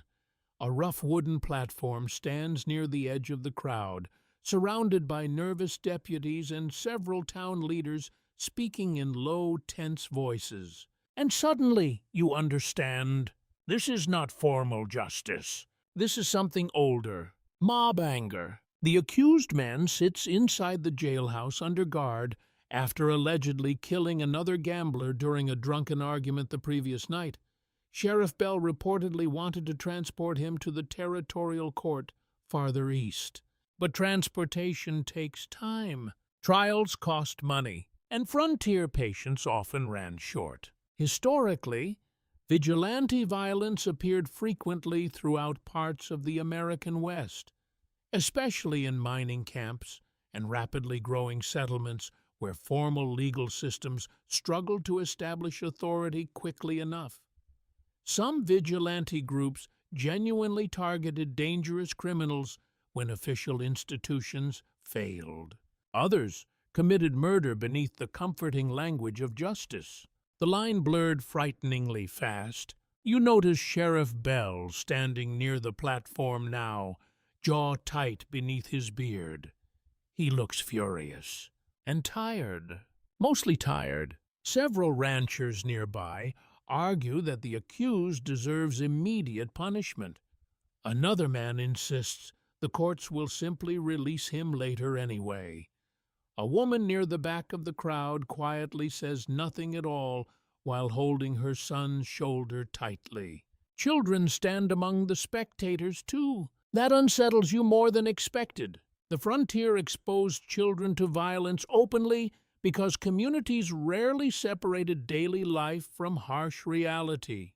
Executions, shootings, deadly accidents, funerals, public exposure to mortality happened constantly during the 19th century. Still, something about today feels wrong even by frontier standards. The crowd grows larger. Merchants leave shops temporarily. Cowboys wander over from the saloons. Laborers arrive from the rail yard still coated in dirt and coal dust. Some people appear excited, others uneasy, many simply curious.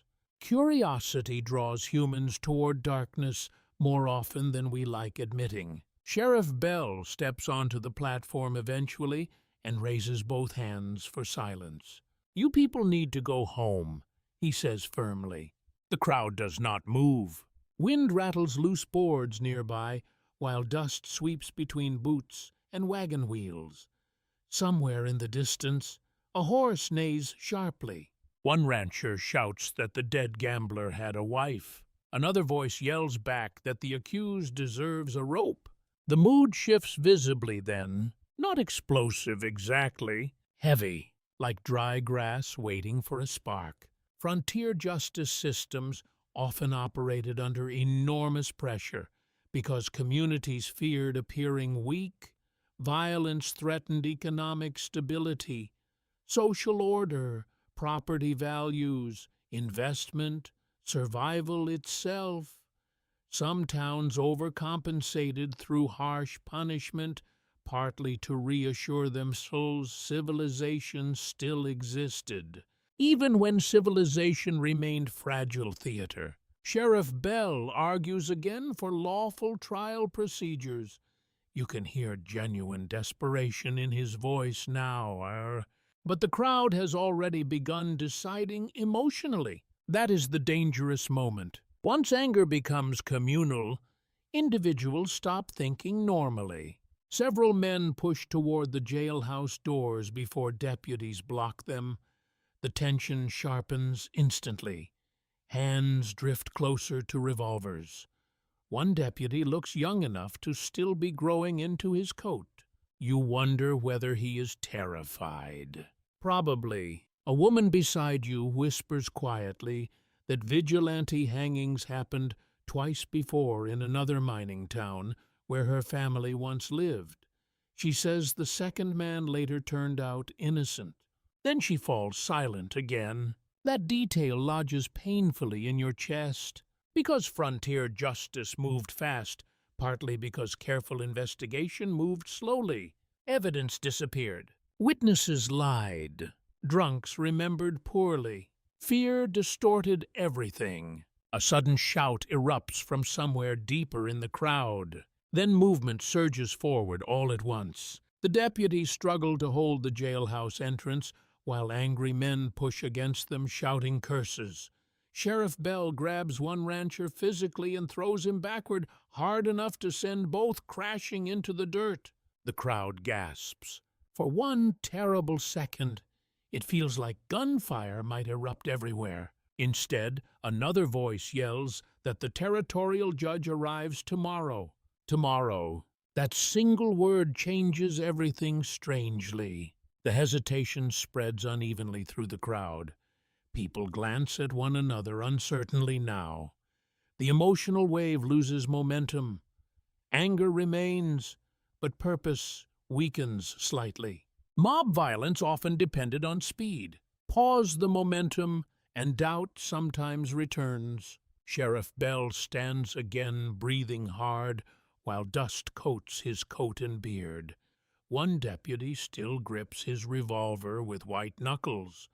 Nearby townspeople begin drifting backward slowly, muttering complaints under their breath.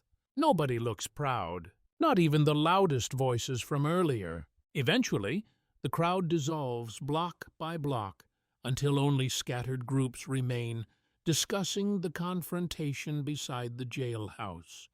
The rough wooden platform sits abandoned beneath the gray afternoon sky.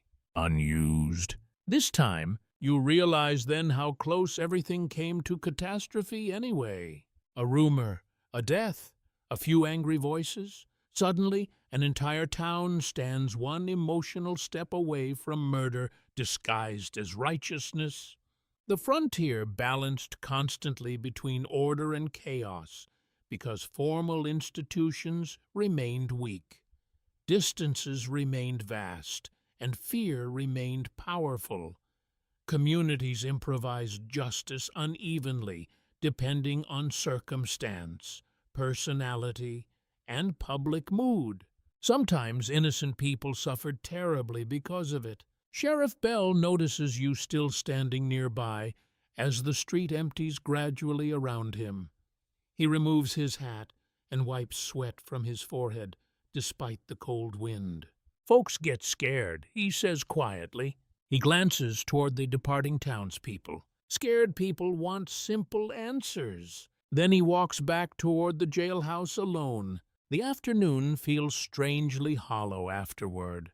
Shops reopen, wagons resume crossing Main Street. Piano music eventually drifts again from the saloons. Life continues because frontier towns cannot afford pausing very long.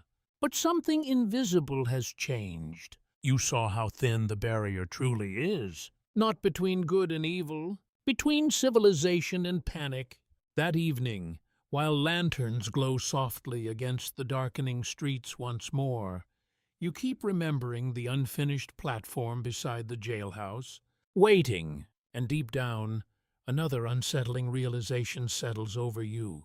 The Old West was dangerous not only because violence existed, but because frightened communities could convince themselves violence was justice. The sickness arrives quietly. No dramatic beginning, no single terrifying moment where the town suddenly realizes disaster has entered through the door. Instead, it starts the way many frontier tragedies start. Small, ordinary, easy to dismiss. A cough at breakfast, a fevered child staying home from school, one railroad worker too weak to report for duty. People notice, certainly, but frontier towns always contain illness somewhere. Dust, cold weather, contaminated water, overcrowded boarding houses, poor nutrition. Someone is constantly coughing, someone is constantly recovering from fever. The West keeps human bodies under permanent strain, which means danger often hides inside normality. You first understand something is wrong when the boarding house dining room grows quieter than usual. Several regular guests are missing. The cook whispers with another woman near the stove while glancing repeatedly upstairs. Nobody says the word yet. People avoid naming sickness directly when fear begins spreading. Outside, cold rain falls steadily across Main Street, turning dust back into mud once more. Horses stand miserably beneath dripping awnings while townspeople move quickly through the weather with scarves wrapped across mouths and noses. Whether for warmth or protection, hard to know. The doctor's office fills by midday. You pass the building and immediately notice people waiting outside despite the rain. Mothers holding children wrapped tightly in blankets, laborers coughing into handkerchiefs, elderly townspeople sitting hunched beneath coats while staring silently at the muddy street. The doctor himself looks worse every day now. Dark circles beneath the eyes, beard untrimmed, sleeves rolled hurriedly. His movements remain efficient, but exhaustion hangs visibly across him like extra weight. You overhear fragments of conversation while standing nearby. Fever, bloody coughing, weak lungs, difficulty breathing, influenza perhaps, or pneumonia, or tuberculosis worsening among crowded living conditions. The uncertainty itself becomes frightening. 19th century frontier medicine often struggled identifying diseases precisely, especially during outbreaks involving overlapping symptoms. Doctors relied heavily on observation because laboratory testing remained limited or unavailable in isolated communities. Sometimes treatments changed little regardless of diagnosis anyway. Inside the boarding house, people begin avoiding shared cups and utensils more carefully than before. One woman boils water obsessively despite complaints about firewood costs. Another guest swears onions prevent illness somehow and eats them raw at every meal. Human beings cling to rituals during outbreaks, even strange ones. The railroad laborer who shared your room several nights earlier has not returned since yesterday. Nobody knows whether he found work elsewhere or fell sick somewhere beyond town. Frontier populations shifted constantly enough that disappearance did not immediately seem unusual. Yet now it feels ominous. At supper, The boarding house owner quietly mentions 3 funerals already scheduled for the week. 3, and the weather has only just turned colder again. The room falls silent afterward, except for spoons scraping bowls. Mortality on the frontier always remained visible, but disease created a different emotional atmosphere from accidents or violence. Illness spread invisibly, unpredictably. Anybody might carry danger unknowingly into crowded rooms, shared beds, public wells. You suddenly become aware of every cough around you. There are many. A little girl near the stove sneezes repeatedly, while her mother presses a worried hand against the child's forehead. Across the room, one cowboy eats almost nothing, despite normally enormous appetite. His face shines pale beneath the lantern light. You wonder whether everyone else notices too. Probably. Fear changes how people observe each other. Rain continues through the night, while the town grows quieter than usual. Fewer voices drift from saloons, fewer piano melodies. Even drunken laughter seems muted somehow beneath the weather and growing anxiety.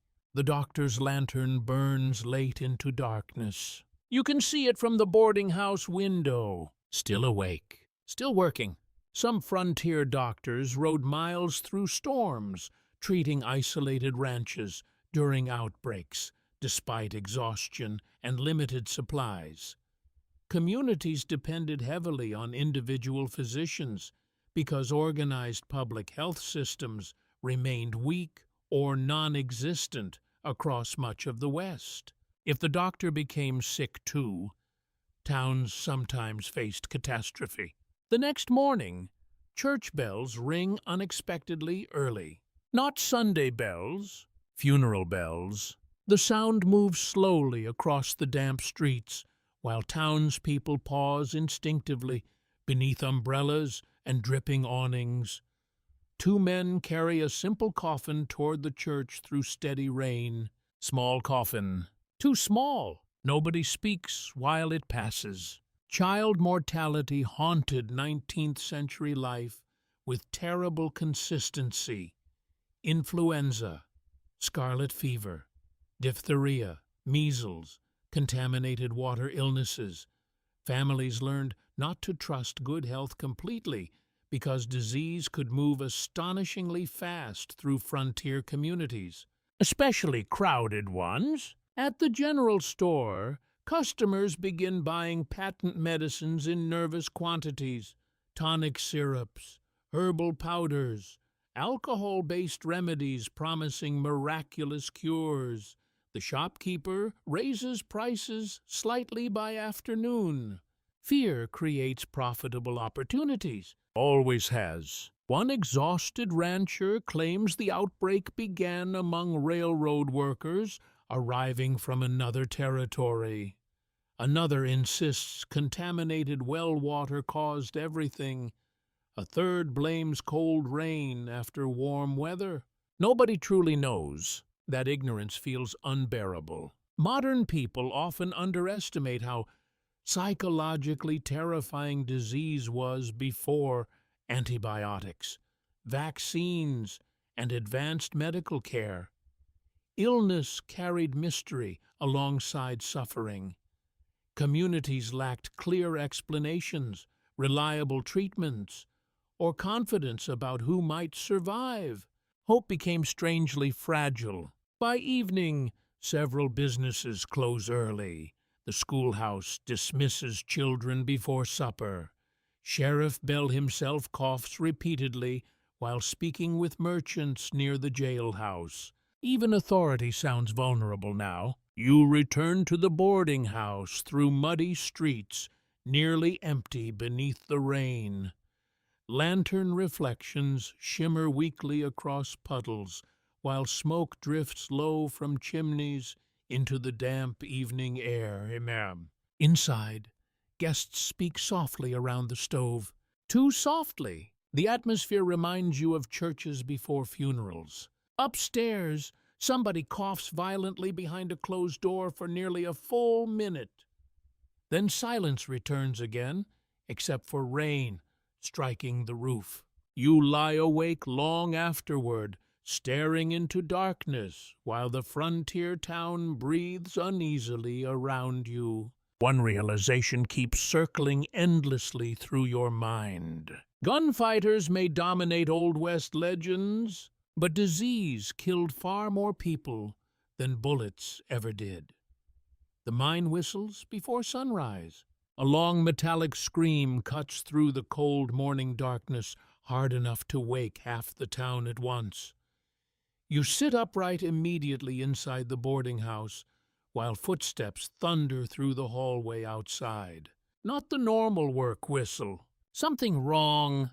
You can hear it in the urgency. People begin dressing almost instantly.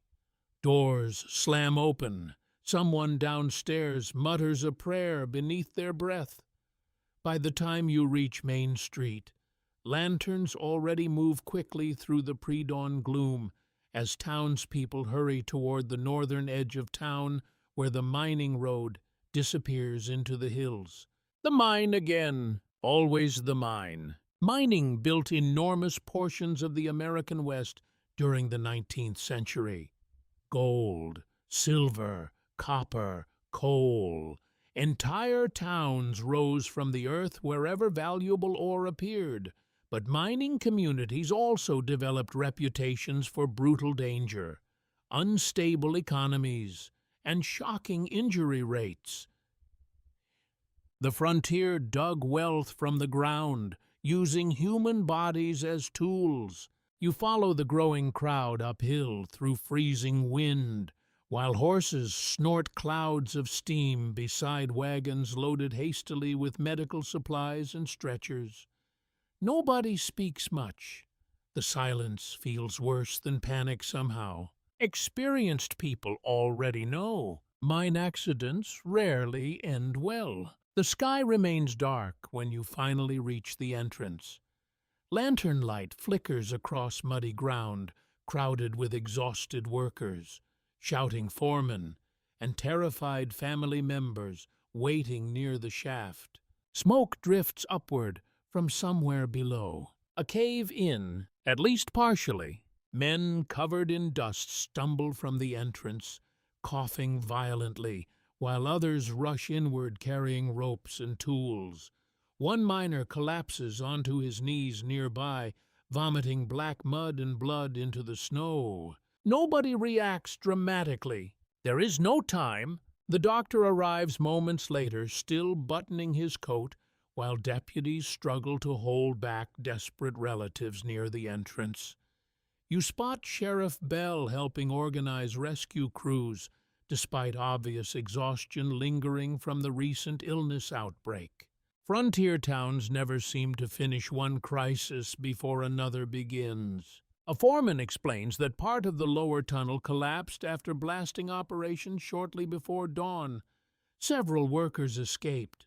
Others remain trapped below. Nobody knows exactly how many. Mining technology during the 1880s improved rapidly compared to earlier decades. Yet safety standards remained horrifyingly inconsistent by modern expectations. Poor ventilation, weak supports, faulty explosives, poisonous gases, flooding, cave-ins. Miners accepted enormous daily risk because wages, though unstable, often exceeded alternatives available elsewhere. Poverty itself pushed people underground. You stand beside the growing crowd while rescue crews disappear repeatedly into the shaft, carrying lanterns through darkness thick with smoke and dust. The cold morning air smells sharply of burned powder, sweat, wet earth, and fear. One woman near you grips her gloves so tightly her knuckles turn white. Her husband works inside. She has received no news yet. Minutes stretch strangely during disasters. Time loses shape while everyone waits for information that may arrive too late. Children cling silently to mothers. Men stare toward the mine entrance without blinking. Even the wind seems quieter somehow. Then the first injured miners emerge. One man limps between rescuers, with blood soaking through bandages wrapped hurriedly around his scalp. Another coughs continuously while black dust streaks his face like charcoal paint. A third remains unconscious on a stretcher, one boot missing entirely. The doctor moves rapidly between them, giving orders. Boiled water, blankets, whiskey, more light. Again, you notice how frontier medicine always begins from improvisation. Mining injuries devastated Western communities, partly because medical systems lacked resources to handle severe trauma consistently. Crushed limbs, broken spines, burns, suffocation, lung damage. Some survivors remained permanently disabled in societies offering little long-term support afterward. A miner beside you mutters quietly that the lower tunnels were unsafe weeks ago. Another man snaps back that complaining costs jobs. The argument dies quickly. Economic desperation shaped frontier danger constantly. Workers often accepted terrifying conditions because unemployment carried its own risks involving hunger, debt, homelessness, freezing winters. People gamble differently when survival already feels uncertain. Hours pass beneath gray morning skies while rescue efforts continue. Eventually, several bodies emerge covered beneath blankets. The crowd reacts strangely, not loudly, not theatrically, just heavy silence spreading outward in slow waves. Death on the frontier happened frequently enough that communities developed complicated relationships with grief. Public emotional restraint often masked enormous private suffering because daily life simply demanded continuing forward regardless.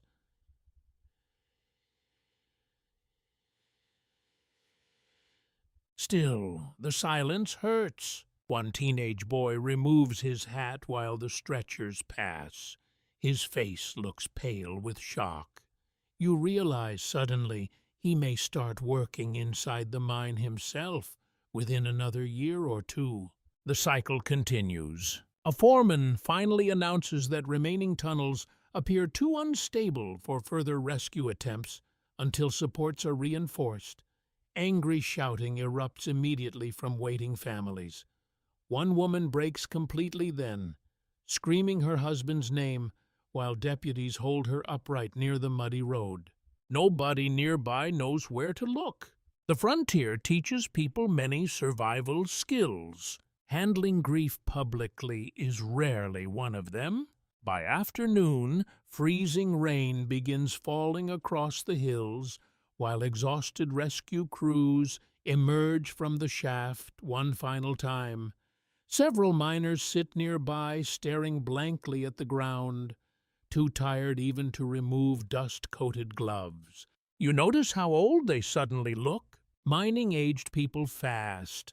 Constant darkness, dangerous labor, poor air quality, repetitive strain, unstable income, alcohol dependence in some camps.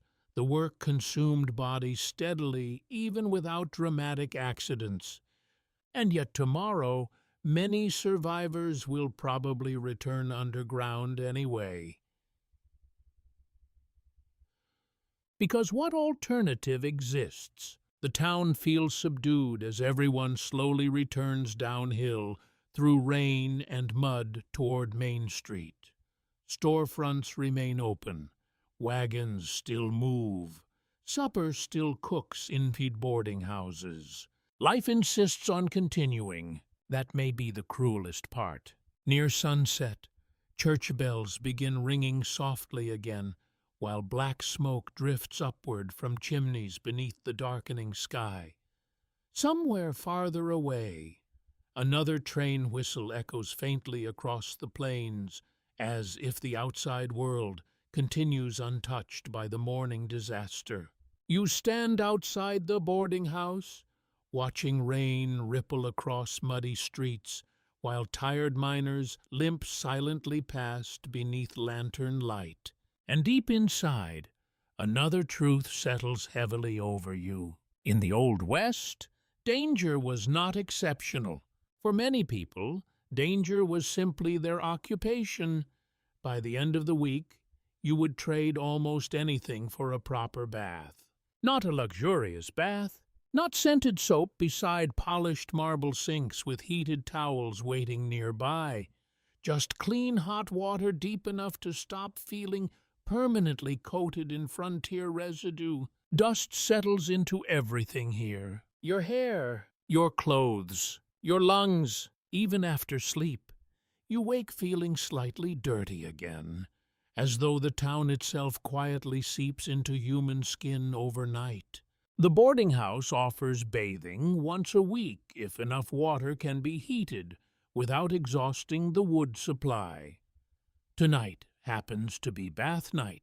That phrase alone sounds strangely medieval to your modern brain. You carry your towel carefully downstairs, while steam drifts beneath the kitchen doorway from enormous metal pots boiling over the stove. The boarding house owner already looks irritated. Heating bath water for multiple guests requires astonishing labor. Buckets hauled from the well, wood chopped for fires, water heated slowly in stages, tubs scrubbed afterward. Modern plumbing really was one of humanity's greatest achievements. Several guests wait impatiently in the hallway, holding soap, towels, and expressions somewhere between hope and desperation. A cowboy jokes that frontier men eventually stop noticing smells after enough months outdoors. Nobody fully agrees with him. The bathing room itself turns out to be smaller than expected. One large metal tub sits near the wall beneath a lantern, while steam fogs the cracked mirror above a washstand. Privacy remains limited, of course. Everything on the frontier remains limited. The boarding house owner points sternly toward the tub. Don't use it all, meaning the water, not the tub itself. Though honestly both feel plausible, bathing customs during the 19th century varied enormously depending on wealth, location, season, and water access. Frontier towns especially struggled maintaining regular cleanliness because hauling and heating water demanded so much effort. Many people washed partially, using basins between occasional full baths. Shared bathwater also happened disturbingly often. Human history contains details better left emotionally unexplored. You lower yourself carefully into the steaming water and immediately feel muscles relaxing you forgot existed. Dirt clouds outward almost instantly around your skin. That feels insulting somehow. The water smells faintly metallic with traces of lye soap floating across the surface. Still, after days of dust, sweat, smoke, and freezing weather, the warmth feels nearly sacred. For perhaps 30 seconds, then you notice the ring around the inside of the tub forming already. Frontier life leaves visible evidence quickly. A knock rattles the door. Hurry up in there. Right. Communal survival again. You wash as quickly as possible, while steam curls through lantern light overhead. Soap burns small cuts across your hands you barely noticed acquiring during recent days. Tiny scratches cover your arms from splintered wood. Rough blankets, cold weather, and ordinary frontier living. Nothing dramatic, just constant wear. That is how the West slowly dismantles people. Outside the bathing room, conversation drifts through the hallway while guests wait their turn. Someone complains about lice at another boarding house across town. Another mentions bedbugs returning after warmer weather arrived. Unfortunately, parasites flourished in crowded 19th century living conditions. Fleas, lice, bedbugs, mites, overcrowding, infrequent washing, shared bedding, and heavy travel created ideal environments for infestations. You suddenly itch psychosomatically. Thank you, Frontier. Eventually, you surrender the tub reluctantly to the next guest and step back into the chilly hallway, feeling briefly human again. Steam rises from your skin, while cold air immediately begins undoing half the experience. Cleanliness on the frontier never lasted long. Downstairs near the stove, several townspeople discuss rumors about a public bathhouse opening someday if railroad expansion continues improving water delivery. The idea sounds almost fantastical. Civilization here often arrives first as rumor. A traveling salesman seated nearby explains that larger eastern cities increasingly embrace indoor plumbing and sewer systems. He describes hot running water with the same reverent tone frontier preachers use for heaven. Everyone listening looks deeply interested. You realize then how much modern comfort shapes emotional stability invisibly. Cleanliness affects dignity. Rest, confidence, health, social interaction. When maintaining basic hygiene becomes physically exhausting, entire societies feel rougher around the edges somehow, and literally and emotionally. The cowboy from earlier eventually emerges from the bathing room looking dramatically improved despite wearing the same clothing. Water turned black, he announces proudly. Nobody doubts him. At supper, the dining room smells slightly better than usual thanks to multiple recently washed guests. Unfortunately, the improvement competes against wet boots drying near the stove and a stew heavily flavored with onions. Progress remains relative. A woman across the table quietly describes frontier summers when heat becomes unbearable and bathing opportunities shrink further during drought conditions. Sweat, flies, dust storms, livestock odors. Entire towns apparently develop smells powerful enough to announce themselves miles away depending on weather. You believe her instantly. The doctor once mentioned disease spreading more rapidly during hot months, partly because sanitation systems struggled under increased heat and water shortages. Human waste, animal carcasses, stagnant water, rotting food, frontier towns balanced constantly on the edge of becoming biologically overwhelming. And yet people still dressed formally sometimes. That part amazes you. Men wearing wool suits in summer heat, women layered beneath long dresses despite dust and mud. Social expectations remained stubborn even under harsh conditions, though probably much smellier than paintings suggest. Later that night, you wash your face once more using cold basin water upstairs before bed. The water turns cloudy immediately from ordinary dust collected during a single afternoon. Outside the boarding house window, wind pushes loose dirt across Main Street, while lanterns flicker softly in the darkness. Somewhere nearby, somebody coughs behind a thin wall again. The frontier never fully sleeps cleanly. You crawl beneath rough blankets, feeling warmer and slightly less miserable after the bath, though already your skin carries traces of smoke from the stove downstairs. Temporary comfort, that may be the defining luxury of frontier life. And lying there listening to floorboards creak softly around the crowded boarding house, another realization settles over you. The Old West did not merely challenge survival, it slowly lowered people's expectations for what feeling comfortable even meant. Loneliness does not arrive suddenly on the frontier. It builds quietly. Like dust collecting in corners, you stop noticing after a while. You realize this one morning while sitting near the boarding house window with a cup of weak coffee, watching Main Street wake in its usual uneven rhythm. Wagons creak past, horses stamp impatiently, a child runs errands carrying something wrapped in cloth. Life continues everywhere around you, and yet something feels strangely hollow beneath it. Not emptiness exactly, more like distance. Even when surrounded by people, frontier towns often fail to create true familiarity. Everyone is passing through something. Everyone is tired. Everyone is working. Conversations stay practical. Greetings stay brief.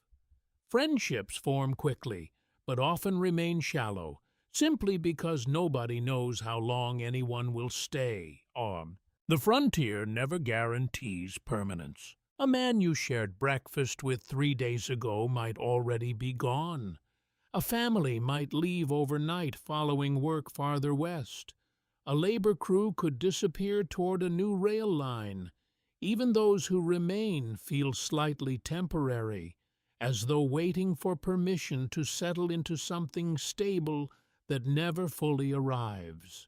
You notice it especially in quiet moments. Like now, a couple sits at a nearby table eating without speaking. Not in comfort, not in tension, just silence that feels habitual. A cowboy stares out the window while stirring his coffee slowly without drinking it. A woman folds laundry mechanically beside the stove, eyes unfocused. Everyone is present. Few are connected. Historians sometimes describe frontier life as paradoxical. Physically crowded towns filled with emotionally isolated individuals. The noise of saloons and streets often masked deeper absence. Community existed, yes, but frequently in functional rather than intimate forms. Survival partnerships more than friendships. Outside, a windstorm picks up dust again, pressing it against windows like a dull brown fog. The frontier constantly reminds you that the land itself resists human settlement. Even after towns are built, nature reasserts itself endlessly through weather, wind, and terrain. That constant resistance shapes psychology over time. People stop expecting comfort or consistency. A man enters the boarding house carrying a hat in his hands and sits alone near the stove without greeting anyone. You watch him for a moment before realizing he has been sitting in the same place for several days now during meals, always alone, always quiet. You never learned his name. He likely never learned yours, yet you share space daily. That is frontier intimacy, proximity without deep connection. Later that afternoon, you walk through town, noticing how many people you recognize visually now without knowing anything meaningful about them. The stable worker who limps slightly, the baker with flour always on his sleeves, the woman who buys coal every other morning, the miner with permanently blackened fingernails. Familiar strangers. The term feels accurate. At the edge of Main Street, you pass a group of men repairing a broken wagon wheel while arguing quietly about prices in neighboring towns. Their conversation feels practical, transactional, almost entirely devoid of personal detail. Nobody asks about families unless relevant to work. Nobody lingers in conversation longer than necessary. Not because people are unfriendly, because time and energy are scarce resources. Loneliness here is not always emotional suffering. Sometimes it is simply structural. The environment does not support long, idle connection. Work interrupts everything. Weather interrupts everything. Survival interrupts everything. Even rest feels temporary. You pause near the saloon and watch people move in and out through swinging doors. Inside, laughter rises briefly before fading again. A piano plays something soft and repetitive. Glasses clink, cards shuffle, voices overlap. It looks social, but still not necessarily intimate. A woman stands outside the saloon for a moment before entering, hesitating as though deciding whether she wants to participate in whatever emotional economy exists inside. She eventually disappears through the doors anyway. Everyone eventually chooses somewhere to go, even if nowhere feels fully like belonging. You continue walking until you reach a quieter side street where children play near stacked firewood. Their laughter sounds unusually clear compared to adult voices, perhaps because they are not yet fully shaped by frontier exhaustion. One boy stops playing briefly to stare at you, then returns to his game without curiosity or concern. Children adapt faster than adults here. That may be why they survive at all. Near sunset, you sit briefly on the boardwalk outside the Mercantile, watching the town settle into evening rhythm. Lanterns begin lighting one by one. Smoke rises from chimneys. Horses shift in stable stalls. People move homeward, yet no one seems to be going somewhere that feels like emotional destination, only physical shelter. You realize something then that feels quietly unsettling. On the frontier, home is often just the place you sleep, not necessarily the place you belong. Night falls slowly over the town, while wind drags dust across empty streets again. Somewhere in the distance, a piano begins playing softly from the saloon district, but even the music feels slightly far away tonight. And sitting there in the dim light, surrounded by passing strangers who are familiar only in outline, you understand another truth about life in the Old West.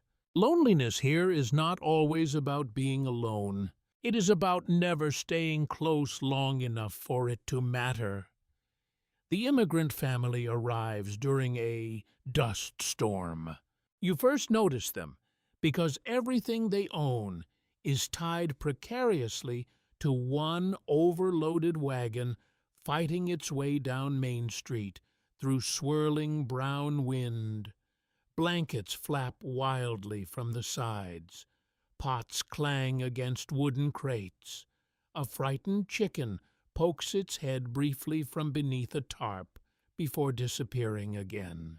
The father walks beside the wagon instead of riding, probably to spare the horse, probably because he does not trust the streets yet. A little girl sits near the back, clutching a rag doll against her chest, while dust coats her hair pale brown almost immediately. Her mother keeps one arm around a sleeping baby, wrapped tightly beneath patched blankets, despite the heat. The whole family looks exhausted beyond words. That expression has become familiar now. The frontier wears people down before it even welcomes them. You step beneath an awning while the wagon struggles past through the storm. Nearby townspeople glance up briefly, then return to their own business. New arrivals happen constantly here. Railroad expansion, mining booms, land advertisements, and economic desperation pushed enormous waves of immigrants westward during the 19th century.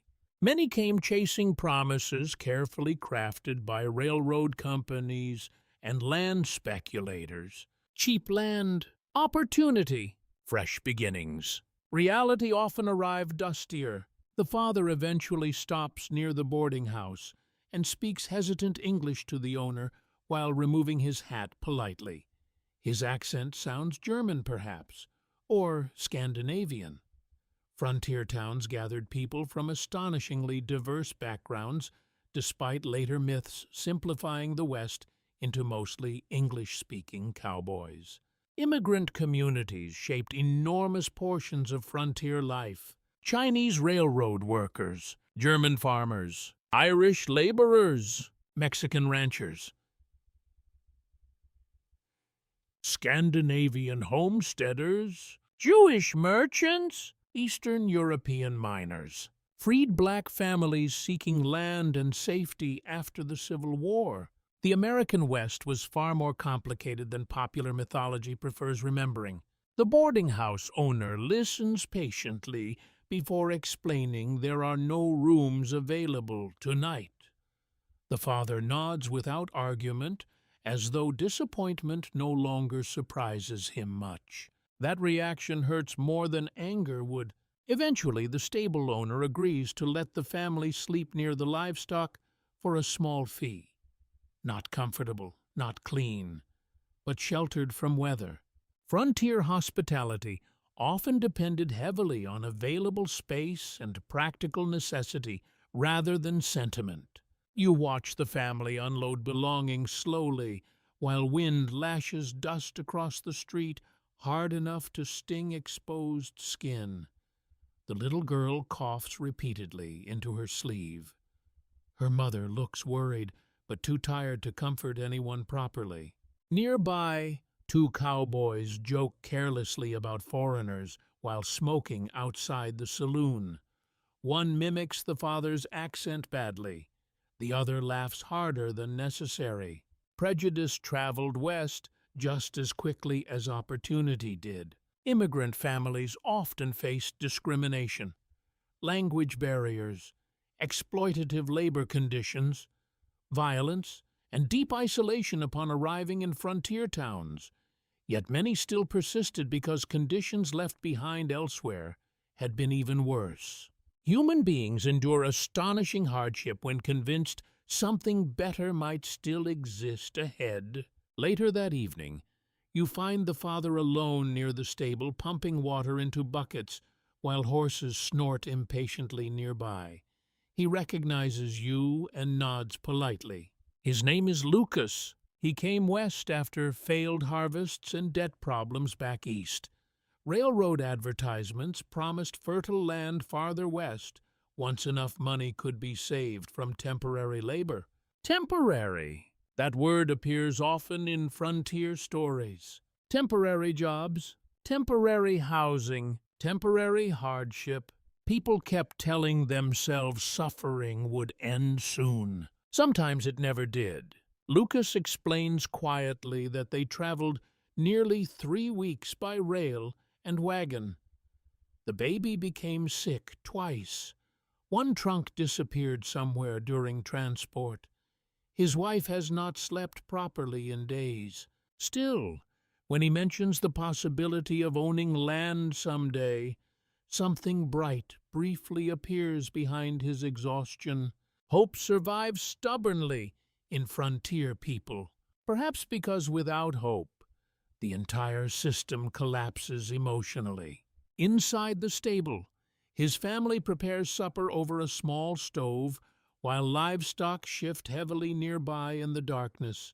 The smell of hay mixes with cooking onions and damp leather. Not ideal conditions for children.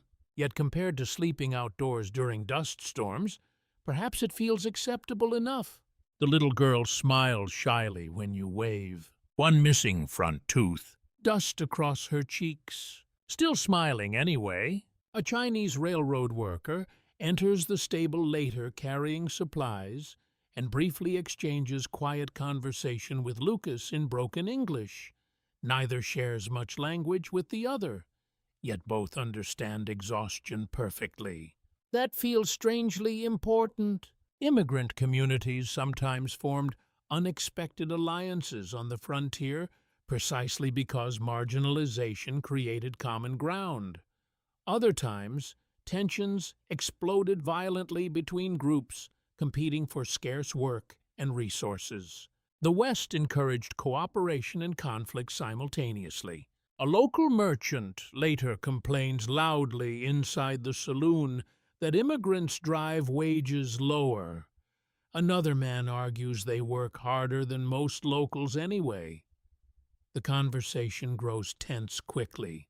Economic insecurity sharpens prejudice. Always has. You sit quietly listening while piano music drifts through cigar smoke overhead. Around you, frontier mythology continues building itself nightly through stories, drinking, arguments, exaggerations. Yet outside in the stable, an exhausted family sleeps beside horses because no proper room remained available. That reality feels more historically honest somehow. Near midnight, the dust storm finally weakens. The town settles gradually into uneasy silence, while lanterns flicker low across Main Street. You step outside briefly and see light glowing faintly through cracks in the stable walls, where Lucas and his family sleep among saddles, hay bales, and restless animals. They crossed enormous distances, searching for a better life, and tonight their children sleep beside livestock in a strange town that may never fully accept them. The frontier promised opportunity constantly. It delivered uncertainty more reliably. Wind moves softly across the dark streets, while distant coyotes howl beyond town once again. And standing there beneath the vast western sky, you realize another difficult truth about the Old West. For many immigrants, survival here required enduring loneliness, prejudice, and disappointment long before any dream of prosperity could even begin. The nights become the hardest part. Not because of violence exactly, not usually. The frontier after dark carries something more complicated than danger, a kind of restless uncertainty that settles slowly over the town once the last sunlight disappears and the enormous western sky takes over completely.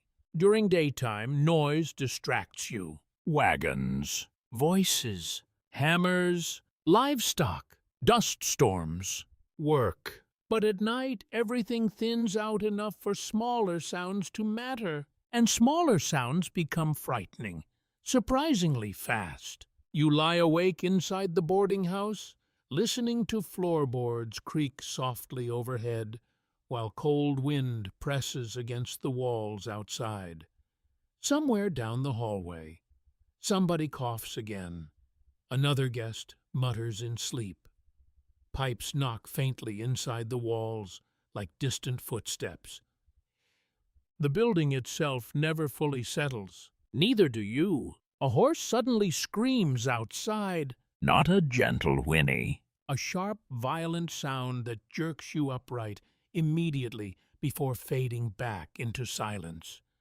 You wait several seconds listening hard, heart beating faster now. Nothing follows. Eventually, you lie back down again. This happens often. Frontier nights train people into vigilance because the environment remains unpredictable long after dark.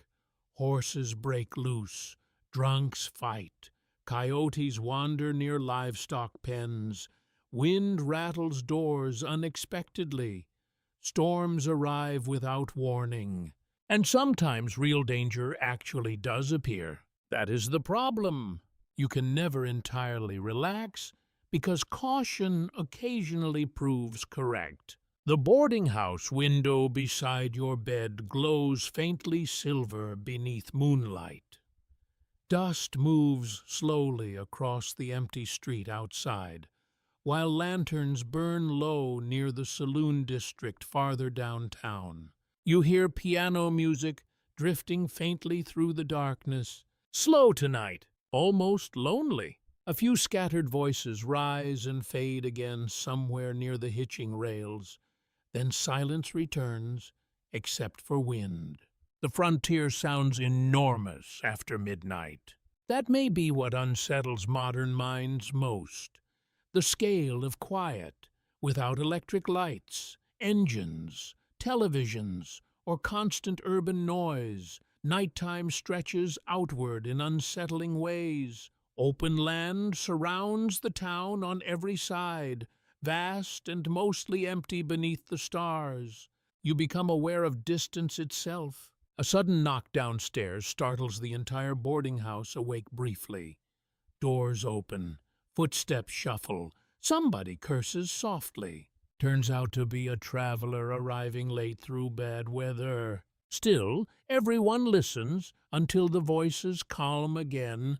People here sleep lightly for good reason. Historically, frontier towns after dark often operated under entirely different social rules than daytime communities.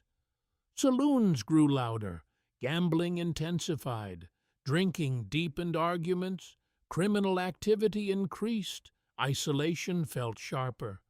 Loneliness became harder to ignore beneath darkness and whiskey. Night exposed emotional fractures daylight could temporarily hide. You step quietly downstairs, unable to sleep, and find the dining room nearly empty, except for one cowboy drinking coffee beside the dying stove. He nods politely without speaking. Both of you understand the strange intimacy of sleeplessness. The stove cracks softly while embers shift beneath gray ash. Outside, wind pushes against the building again hard enough to make the windows tremble briefly. The cowboy eventually speaks. Storm coming. You glance outside. The sky looks clear enough. He shrugs. Can smell it. Frontier people learned weather through experience because survival often depended on reading subtle environmental signs, wind direction, air pressure, animal behavior, cloud movement. Sometimes they predicted storms more accurately than early official forecasts. The land educated harshly but effectively. A distant gunshot suddenly echoes across town. Only one. The cowboy barely reacts. Neither do you anymore. That realization feels unsettling by itself. You have begun adapting to frontier unpredictability. Strange noises no longer guarantee panic. They simply join the background rhythm of survival here. That may be how people endure difficult worlds psychologically. Normalization. A lantern swings outside near the stable, casting long, moving shadows across the muddy street. For one brief second, the empty town almost resembles a stage set abandoned after performance. Then somewhere beyond town, coyotes begin howling again. The sound rises across the plains in wavering layers that seem both distant and strangely close at the same time. You understand now why so many frontier diaries mentioned animal sounds at night. Without modern noise pollution, wilderness constantly reminded settlements how temporary human presence remained. Civilization here feels fragile after dark. The cowboy finishes his coffee and stands slowly. Night's longest part, he mutters, before heading upstairs. Interesting phrase. You remain beside the stove a while longer, listening to the building breathe around you. Wind, footsteps overhead, someone coughing behind a wall, the faint piano finally stopping somewhere down the street. Eventually even the saloons quiet down. That may be the loneliest moment of all. When entertainment fades and everyone retreats into private exhaustion, you return upstairs afterward and lie awake again beneath rough blankets, while moonlight shifts slowly across the ceiling. Sleep drifts near, but never fully settles. Then you hear it.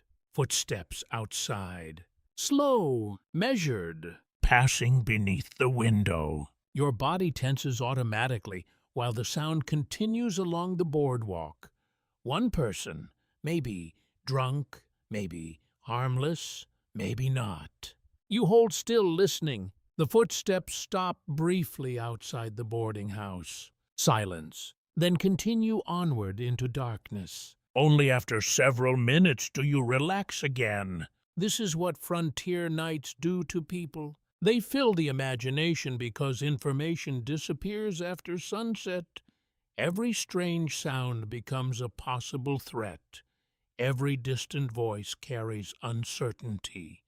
Fear expands naturally inside darkness and isolation. No wonder saloons stayed crowded so late. People preferred noisy company to quiet thoughts. At last, somewhere near dawn, exhaustion finally pulls you into shallow sleep, while pale gray light slowly begins returning beyond the dusty windows. And before unconsciousness fully takes you, one final realization drifts through your mind. The Old West did not only test people during moments of visible hardship, sometimes it simply wore them down one uneasy night at a time. The church bell rings differently for funerals. Slower, heavier somehow. You notice that immediately while crossing Main Street beneath a pale Sunday morning sky. The sound rolls softly through the frontier town while people emerge quietly from boarding houses, stores, and muddy side streets wearing their cleanest available clothing, which still is not especially clean. Dust lingers everywhere no matter how carefully people prepare. You follow the growing crowd toward the small wooden church near the edge of town. Its white paint peels beneath years of weather exposure, and one corner of the roof sags slightly after the harsh winter storms. Still, compared to much of the settlement, the building feels strangely calm, stable, or at least determined to appear stable. The funeral today belongs to one of the miners killed during the collapse several days earlier. You never learned much about him while he lived. Most people here probably did not. That feels important too. Frontier towns constantly surrounded people with strangers whose names disappeared quickly after death.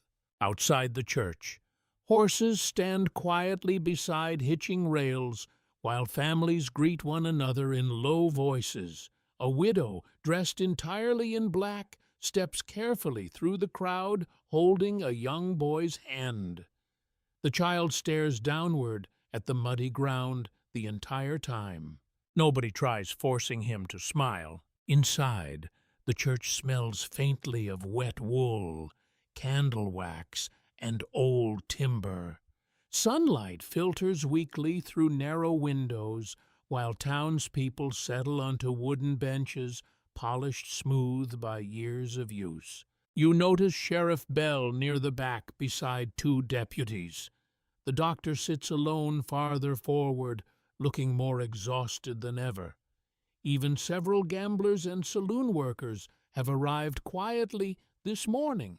Death rearranges social boundaries temporarily. The preacher begins speaking softly while wind rattles the church walls outside. His sermon focuses heavily on endurance, perseverance, community. Frontier religion often emphasized survival as much as salvation because daily life itself already felt like a long struggle against uncertainty. People needed reassurance here, not only about heaven, about tomorrow. The widow keeps both hands folded tightly in her lap throughout the service.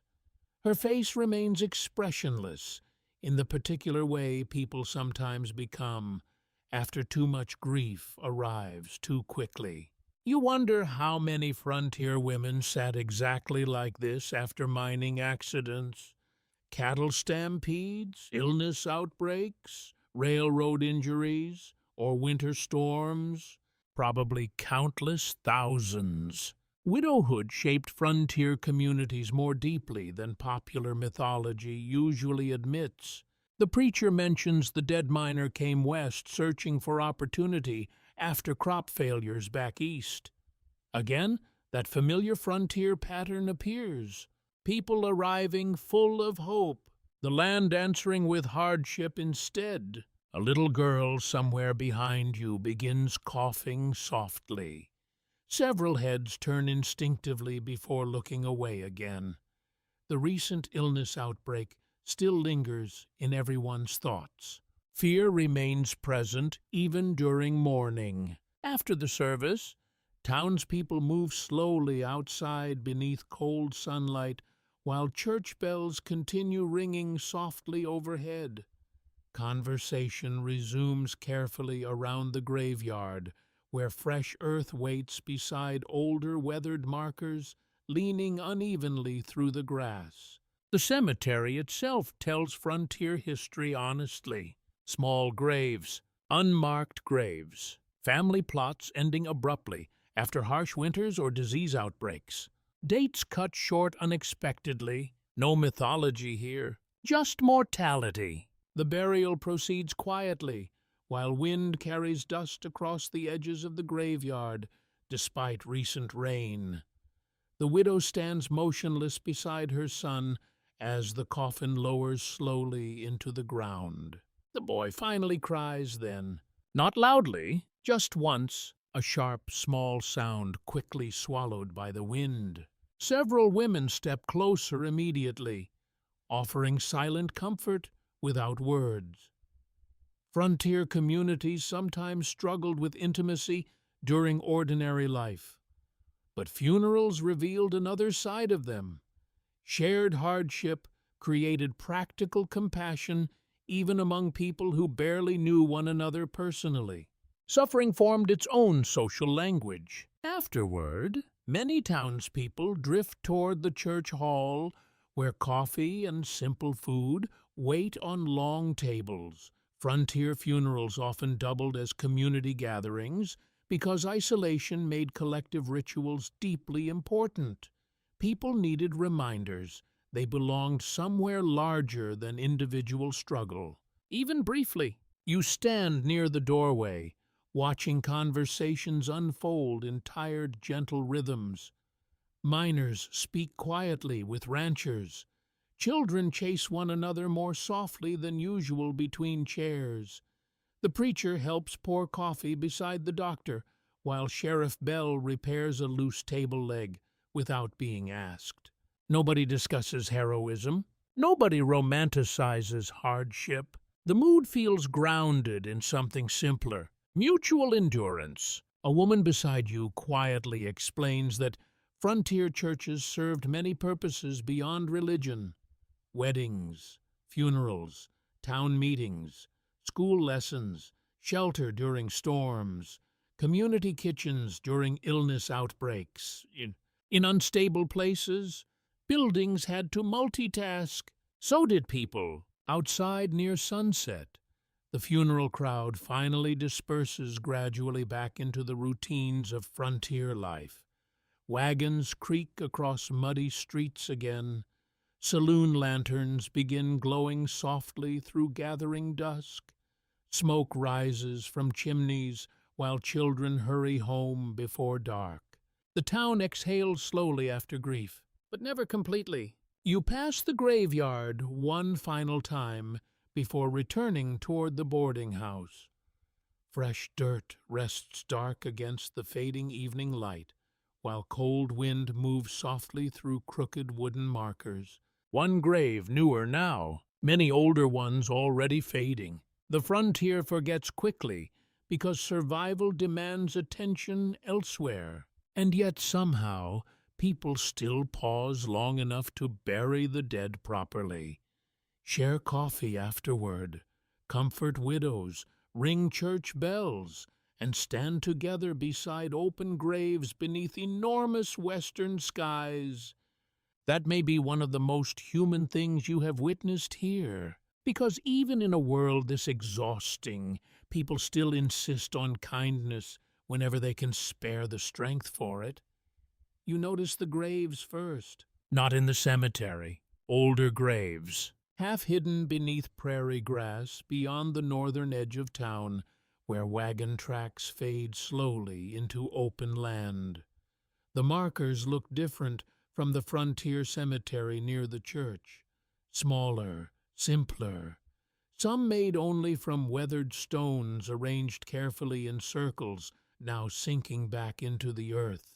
No names visible anymore, only age. You stand quietly in the wind, while a ranch hand beside you shifts uncomfortably in his saddle. "Indian graves," he says eventually. Then silence again. The frontier talks around certain subjects rather than through them directly. This is one of those subjects. The town itself sits on land taken only recently from native communities whose presence shaped these plains long before railroads, saloons, cattle drives, or mining camps arrived. Yet most settlers speak about that history carefully, if at all. Some avoid it from guilt, others from fear. Many simply because survival already consumes so much attention they cannot emotionally carry another difficult truth alongside it. But the truth remains anyway. The Old West was not empty when settlers arrived. That mythology came later. You continue walking beyond town with the ranch hand, while cold spring wind ripples endlessly through dry grass beneath enormous skies. Far in the distance, mountains fade blue against the horizon, while wagon roads cut thin scars across the land. Beautiful country, hard country, contested country. The ranch hand eventually points toward a cluster of hills farther west. "Used to camp out there," he says quietly. You ask who? He shrugs once. "Tribe moved on after soldiers came through." Moved on, another frontier phrase doing enormous emotional work. Historically, westward expansion during the 19th century displaced native nations through warfare, broken treaties, forced relocation, disease, starvation policies, railroad expansion, and settler encroachment. Yet frontier towns often discussed these realities indirectly because acknowledging them too openly complicated comforting myths about progress and civilization. Still does. Back in town later that afternoon, you notice how native presence lingers quietly beneath everyday frontier life, even when rarely acknowledged directly. Horse knowledge, trail routes, place names, survival techniques, trade goods, weather understanding, medicinal plants. Many settlers depended heavily on indigenous knowledge while simultaneously participating in systems displacing indigenous communities. Human contradictions rarely arrive neatly organized. At the general store, an older trapper mentions buying cured hides years earlier from a nearby tribe before military campaigns pushed most families farther away. Another man interrupts quickly and changes the subject toward cattle prices. Again that hesitation. People sense the weight of history beneath the town, even when they prefer not discussing it openly. You walk toward the saloon district where several cowboys sit outside, smoking beneath weak afternoon sunlight. One tells exaggerated stories about raids from years earlier, while another quietly corrects parts of the account. "Mostly hunger by then," he mutters.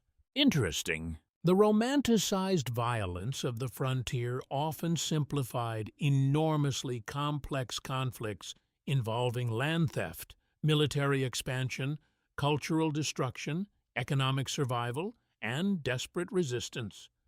Some settlers genuinely feared attacks. Some native groups fought fiercely against encroachment. Others attempted negotiation, adaptation, trade, or survival through impossible circumstances. Reality changed region by region, tribe by tribe, year by year. Inside the saloon later that evening, a traveling salesman loudly describes the West as civilization-taming wilderness while drinking whiskey beside the piano. The phrase hangs awkwardly in the smoky air because outside town, the land itself still feels anything but tamed. And wilderness was never truly empty. A quiet man seated near the wall finally speaks without looking up from his glass. "Folks was already living here," The room grows briefly silent. Then conversation resumes carefully around the edges of the topic. That may be the frontier's preferred method for difficult truths. Acknowledgement without sustained reflection. You step back outside into cooling evening air, where dust moves softly across Main Street beneath fading sunlight. The town glows warmly now, children running home, lanterns lighting one by one, horses shifting near the stable, ordinary life continuing. Yet somewhere beneath the buildings and wagon ruts lies another invisible layer of history most settlers rarely mention directly. You remember the old graves again? Still there beyond town. Still watching silently while new arrivals build fragile lives atop older losses. Near the church, you notice a small group of native traders passing through town with blankets, tools, and beadwork loaded onto horses. Townspeople observe them cautiously, but without open hostility tonight. The traders move quietly through the streets, expressions unreadable. One child stares openly at them before his mother gently pulls him aside. The entire interaction lasts less than a minute, yet it feels heavy somehow. Historians still debate many frontier narratives because so much of Western storytelling later centered settler experiences while minimizing native perspectives. Popular myths preferred simple tales involving brave pioneers and savage wilderness rather than complicated realities involving displacement, negotiation, survival, and cultural destruction. Complex stories sell fewer dime novels. The wind grows colder after sunset, while stars slowly appear overhead. You walk toward the edge of town once more, where darkness spreads quickly across the open plains. From here, the frontier settlement looks strangely fragile. A handful of lanterns, thin smoke rising, wooden buildings huddled together against enormous land and sky. Temporary? That word returns again. Temporary towns built atop older worlds people pretended had vanished more completely than they really had. The coyotes begin howling somewhere beyond the hills, while night settles fully across the prairie. You stand listening beneath the stars and realize another truth about the Old West. The frontier was never simply a story of new beginnings. For many people, it was also a story about losing everything that came before. The silver mine closes on a Tuesday. No ceremony, no warning bell. Just a handwritten notice nailed crookedly outside the company office before sunrise, while cold wind pushes dust through nearly empty streets. Operations suspended until further notice. People gather around the paper silently at first. Miners still coated in breakfast ash and coal dust stare at the notice as though reading it longer might somehow change the words. A few curse softly beneath their breath. Most simply look tired. That reaction feels worse somehow. Frontier boomtowns often died exactly like this. Not with dramatic explosions or cinematic final gunfights, just economics shifting quietly somewhere far away, ore veins thinning, investors disappearing, railroad routes changing, cattle prices collapsing. One day work exists. The next day it does not. You stand near the crowd while conversations begin spreading rapidly through town. How long? Any severance? Mine played out. Nobody knows. That last answer becomes the refrain of the morning. Nobody knows. Silver discoveries built entire Western settlements during the 19th century. Investors flooded towns with money and optimism whenever rich ore appeared. Hotels expanded, saloons multiplied, merchants arrived, land prices surged. Newspapers predicted permanent prosperity. Then reality intervened. Many mines produced less than expected after initial excitement faded. Others became too expensive to operate profitably. Boomtown economies balanced precariously on unstable industries vulnerable to market fluctuations and geological disappointment. Hope alone could not extract silver forever. By mid-morning, Main Street already feels different, quieter. The saloons remain open, but less lively. The general store owner watches the street nervously from his doorway, while mentally recalculating unpaid debts. A boarding house cook whispers that several guests already mentioned leaving westward by week's end. The frontier teaches people mobility, because permanence rarely survives long. Near the stable, two miners argue loudly about whether another silver strike might still be discovered farther north. One insists fortunes always move eventually. The other laughs bitterly and says fortunes mostly move away from ordinary workers. Interesting observation. Economic inequality shaped frontier life deeply, despite popular myths celebrating equal opportunity. Wealthy investors, railroad owners, cattle barons, and land speculators often profited far more consistently than laborers risking bodies underground or on cattle trails. The West promised opportunity unevenly.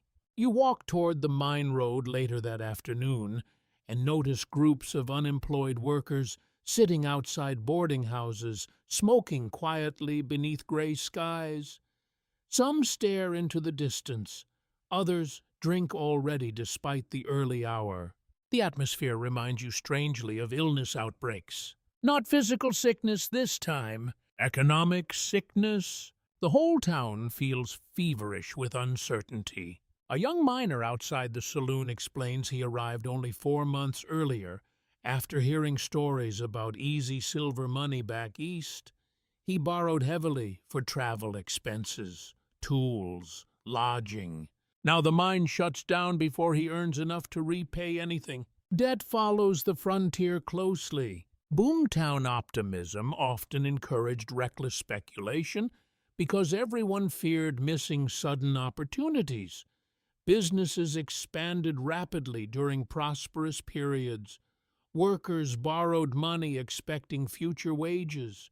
Families relocated enormous distances chasing rumors of wealth. When collapse arrived, it spread outward quickly, like fire or disease. The church bell rings unexpectedly late that afternoon. Not for a funeral, town meeting. People drift slowly toward the church hall, while cold wind rattles loose signs overhead. Inside, the atmosphere feels tense beneath weak lantern light. Merchants, laborers, ranchers, boarding house owners. Even Sheriff Bell stands near the back with folded arms and exhausted eyes. The mine representative speaks first. Operations suspended due to declining yields and transportation costs. Investors reconsidering future viability. Temporary closure possible. Possible, another dangerous frontier word. Questions erupt immediately afterward. How temporary? What about wages owed? What about supply contracts? What about families? The representative answers carefully, without truly answering anything at all. You realize then how fragile frontier prosperity always was. Entire communities balanced on industries controlled partly by distant investors, who might never even visit the towns affected by their decisions. One wealthy man in a faraway city changes strategy. Hundreds suffer. That pattern feels surprisingly modern. Outside afterward, conversations spill angrily across Main Street beneath growing darkness. Several saloons suddenly become crowded despite widespread money worries. People drink hardest when futures grow uncertain, especially on the frontier. At the boarding house that evening, guests discuss leaving constantly between mouthfuls of stew, Wyoming, Montana, Colorado, another rail line farther west, another rumored strike somewhere beyond the mountains. Movement becomes survival instinct. One exhausted woman quietly asks her husband what happens if no new work appears. He does not answer immediately. The silence says enough. Children notice the tension, too. A little boy nearby asks whether they must move again. His mother forces a smile before changing the subject toward supper. Boomtown childhood must have felt strangely unstable. New schools, new friends, new dangers, then departure before roots ever formed deeply. You step outside after dark while lanterns glow weakly through dusty windows across town. The frontier settlement suddenly looks smaller than before somehow, less confident. Even the piano music drifting from the saloons sounds tired tonight. A wagon creaks slowly past, carrying furniture piled beneath blankets. Leaving already. That was fast. Perhaps not surprising, though. Experienced frontier people learned to recognize collapse early, because hesitation could trap families in dying towns with no work, no credit, and no transportation options remaining. Ghost towns often began this quietly. One business closing, then another, then silence. Wind moves dust across the nearly empty street, while distant coyotes howl beyond the dark plains once more. You stare toward the mine road, disappearing into black hills beneath the stars. Yesterday, that road represented opportunity. Tonight, it feels like a warning, and deep inside, another realization settles over you heavily. The Old West did not merely demand hard work to survive. Sometimes entire towns disappeared because the dream itself ran out beneath their feet. The wagons begin leaving before dawn. Not many at first, just one family rattling slowly down Main Street beneath pale morning light while frost still clings to the rooftops, blankets tied over furniture, cooking pots hanging from ropes, a child asleep atop feed sacks beneath a quilt patched too many times already. Nobody waves goodbye. Frontier departures rarely feel ceremonial. People leave quietly because too much emotion makes uncertainty harder to carry. You stand outside the boarding house, watching the wagon disappear westward into drifting dust, while cold wind moves through the nearly empty street. Already, the town sounds different, less crowded, more echoing somehow. The mine closure changed everything faster than anyone expected. 3 more businesses remain shuttered this morning. One saloon opens late.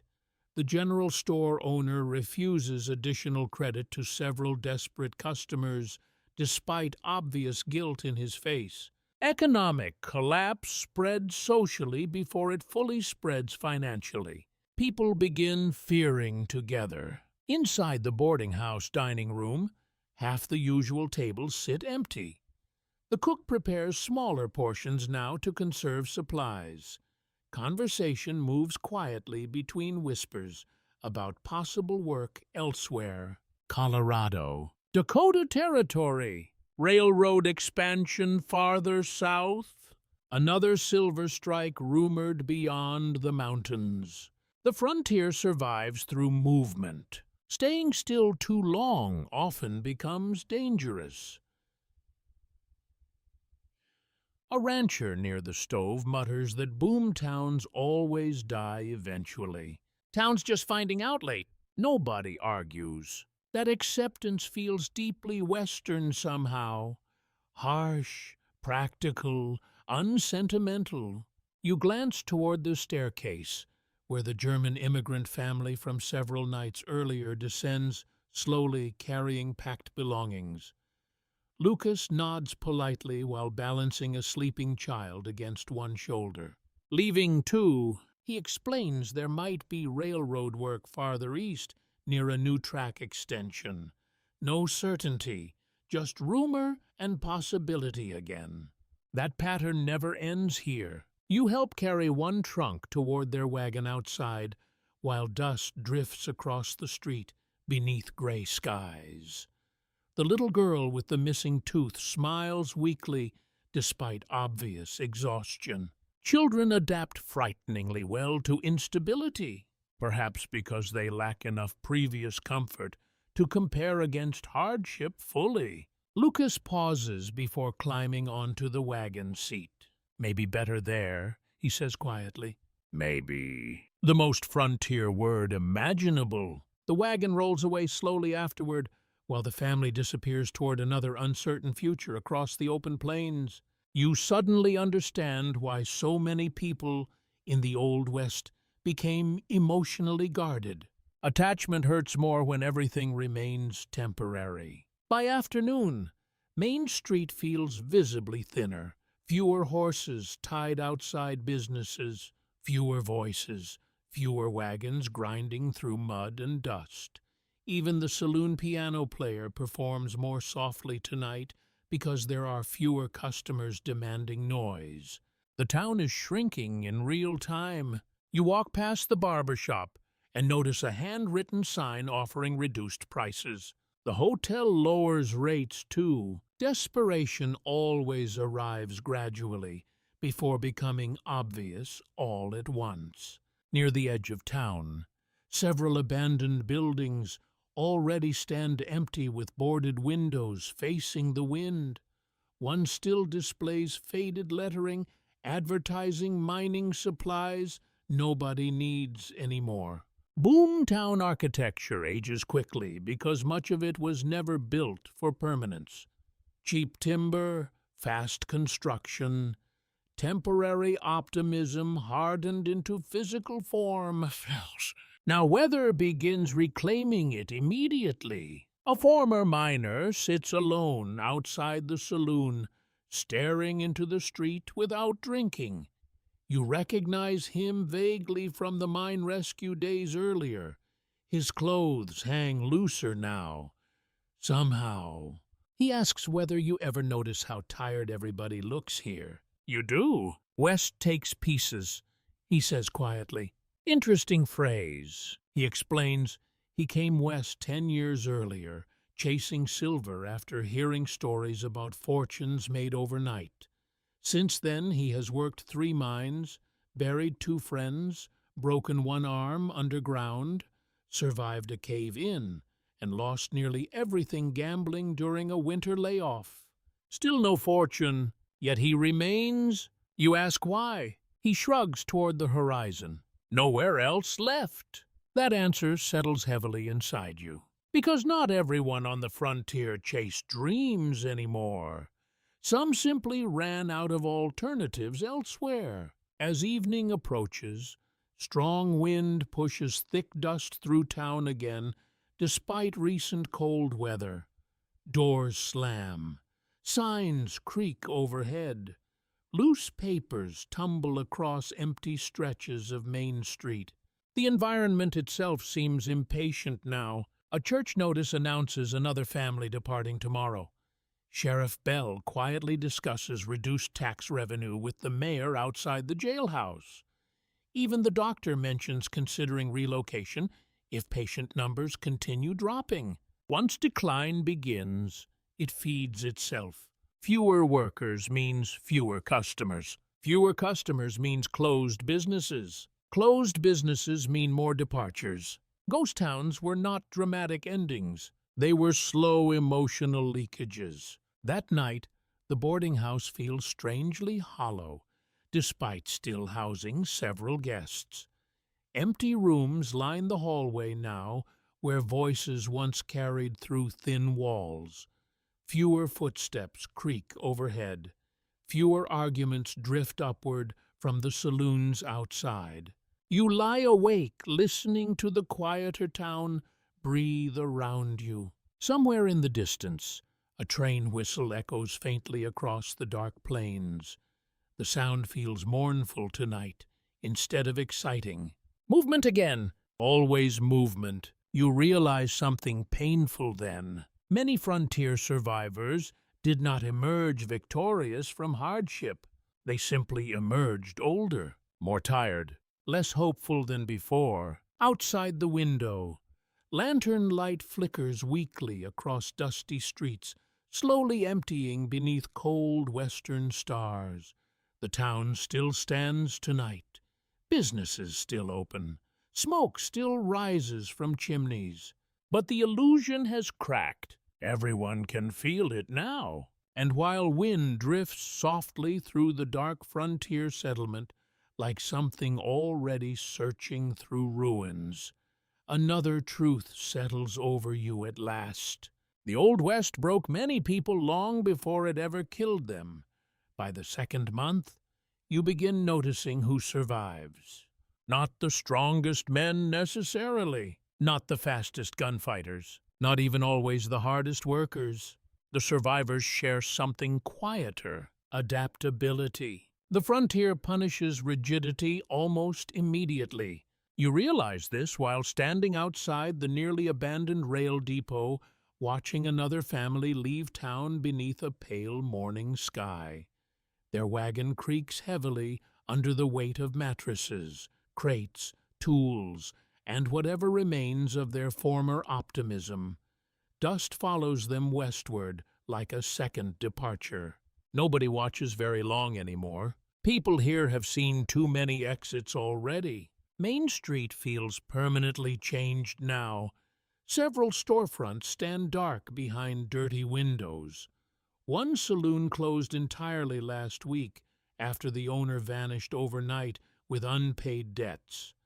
The church bell rings less often because there are fewer people left to gather.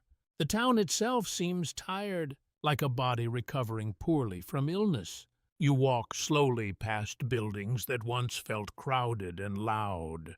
Now, every empty space becomes noticeable. The missing sounds haunt you first. No hammering from the farrier shop.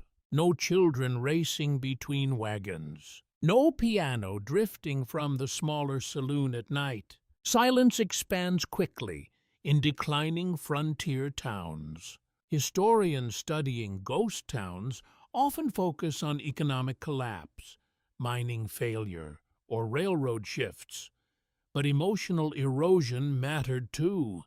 Communities weakened psychologically once people stopped believing in the future of a place. Hope functioned almost like infrastructure here. Without it, everything loosened. At the boarding house breakfast table, only 6 guests remain now, compared to nearly 20 during cattle season. The cook no longer bothers making large batches of biscuits. Coffee stretches thinner each morning. Conversations circle endlessly around weather, prices, and rumors of work elsewhere. Nobody discusses long-term plans anymore. The future has shrunk into survival windows. Sheriff Bell still patrols the streets daily, despite reduced trouble. Or perhaps trouble merely changed form. Less drunken fighting now. More theft. More unpaid debts. More quiet desperation. The frontier becomes dangerous differently during decline. You pass the stable and notice several horses sold recently at reduced prices because owners could no longer afford feed. A few remaining animals stand ribbed and dull-eyed beneath dusty sunlight. Even livestock seem exhausted by the town's slow collapse. Near the edge of Main Street, the widow from the miner's funeral hangs laundry outside a smaller rented room now after losing the boarding house she once managed with her husband. Her son helps silently beside her, movements already practical beyond his age. Children learn resilience quickly here, or they disappear. That may be the harshest frontier truth of all. You continue walking toward the cemetery where weathered markers lean unevenly beneath cold wind. Fresh graves no longer shock you. That realization feels dangerous somehow. Human beings normalize suffering frighteningly fast. The frontier depended on that ability. Several historians argue modern audiences misunderstand the psychological cost of 19th century Western expansion because popular mythology transformed hardship into noble adventure afterward. Reality often involved chronic stress, grief, isolation, illness, economic instability, and physical exhaustion layered continuously over years. Not every settler became heroic. Many simply became numb. You sit briefly beside the graveyard fence, while dry grass bends beneath steady wind. Beyond town, endless plains stretch outward beneath enormous skies, still beautiful despite everything. Especially beautiful despite everything. That contradiction remains difficult to resolve. The land itself never stops feeling magnificent, even while destroying people. Back in town, the doctor prepares to leave next week for a larger railroad settlement farther south, where patient numbers remain stable. He explains the decision practically while packing medical instruments into wooden cases. Town's fading, he says quietly, not dying, fading. The distinction matters somehow. Places like this rarely vanished overnight. They thinned slowly. Families departed. Businesses closed. Buildings weathered. Dust reclaimed streets. Eventually, only silence remained where ambition once crowded loudly together. Ghost towns are really abandoned hopes made physical. At sunset, you walk through Main Street one final time while lanterns glow weakly behind the few remaining windows. The frontier settlement still functions technically. Meals still cook. Horses still stamp beside hitching posts. Smoke still rises into evening air. Yet the energy changed completely. During the boom, everyone looked outward toward possibility. Now they look inward toward endurance. A cowboy sitting outside the remaining saloon gestures toward the nearly empty street. Thought this place'd last forever, he mutters. Interesting thing about human beings, we constantly mistake temporary momentum for permanence. The cowboy laughs softly afterward and adds that another town farther west supposedly discovered silver again. Of course, the frontier always offers another horizon, another rumor, another chance. That endless cycle kept people moving, despite repeated disappointment. Failure in one town became motivation to gamble on another because stopping entirely felt emotionally impossible. You finally understand why so many settlers never returned east even after losing everything. Pride mattered, hope mattered, and sometimes there truly was nothing left to return to anyway. Night settles slowly across the shrinking town, while cold wind carries distant coyote calls over the dark plains once more. Empty buildings creak softly beneath the stars. Dust moves through abandoned wagon tracks no one bothered repairing anymore. You stand there listening to the quiet frontier breathe around you one last time, and gradually, painfully, the final lesson becomes clear. Most people did not fail in the Old West because they lacked courage. They failed because the frontier demanded more endurance than any human being could sustain forever. The town grows quiet long before midnight now. Not peaceful quiet, thinner quiet, the kind left behind after too many departures, too many funerals, too many failed promises carried westward beneath hopeful skies. You walk slowly down Main Street, while cold wind drifts through the empty spaces between buildings where laughter and wagon noise once crowded the air only weeks earlier. Several storefronts remain dark permanently. One sign hangs loose above the abandoned barber shop, creaking softly whenever the wind changes direction. Dust gathers against doorways, no one sweeps anymore. The stable holds fewer horses now, even the dogs bark less often, as though the whole town feels tired beyond speech. You stop beneath a lantern outside the saloon. The piano still plays inside, slowly, softly. But the music sounds lonelier now, because there are fewer voices around it. Through the window, you glimpse tired faces glowing amber beneath cigar smoke. A handful of miners, two cowboys, Sheriff Bell sitting alone with untouched whiskey beside one elbow.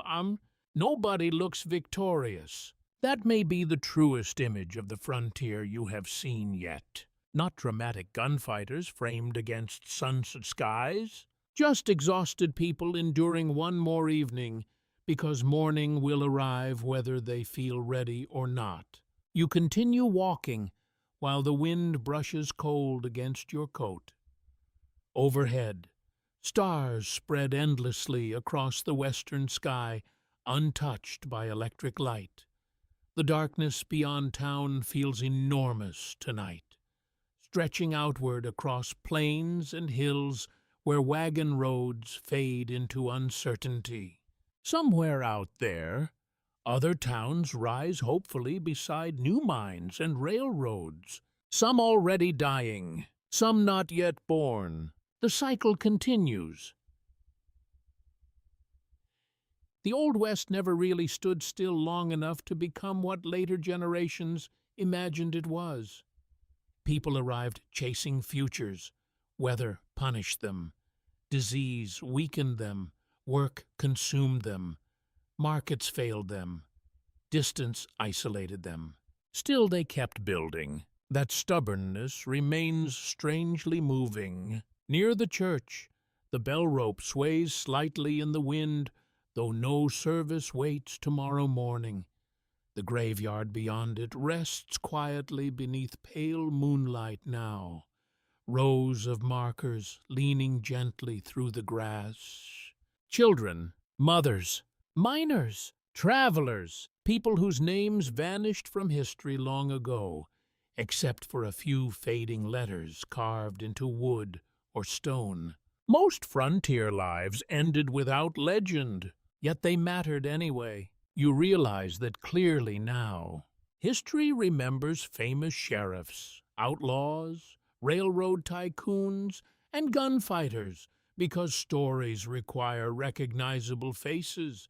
But the frontier itself survived through ordinary people carrying water buckets before dawn, cooking meals beside smoky stoves, burying children after sickness, repairing wagon wheels in winter cold, and waking every morning despite exhaustion. The West belonged more to endurance than heroism. A horse shifts somewhere nearby, harness chains clinking softly in the dark.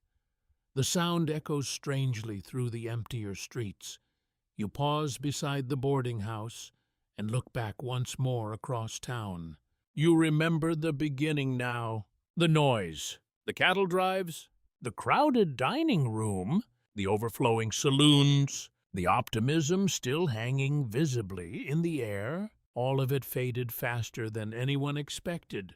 That may be the final frontier lesson. Nothing here lasts very long. Not wealth, not health, not towns, not dreams. Only movement lasts. Wind across the plains, wagons heading west, dust settling over abandoned roads. Even memory shifts constantly until stories become myths polished smoother than reality ever was. You step onto the boarding house porch one final time, while lantern light flickers weakly through the windows behind you. The building creaks softly beneath cooling night air. Upstairs, A few remaining guests already sleep beneath rough blankets, while wind brushes gently against the walls. The frontier sounds almost sleepy now. Not dead, just resting uneasily between one uncertain chapter and the next. You sit quietly for a while, listening to the distant coyotes beyond town.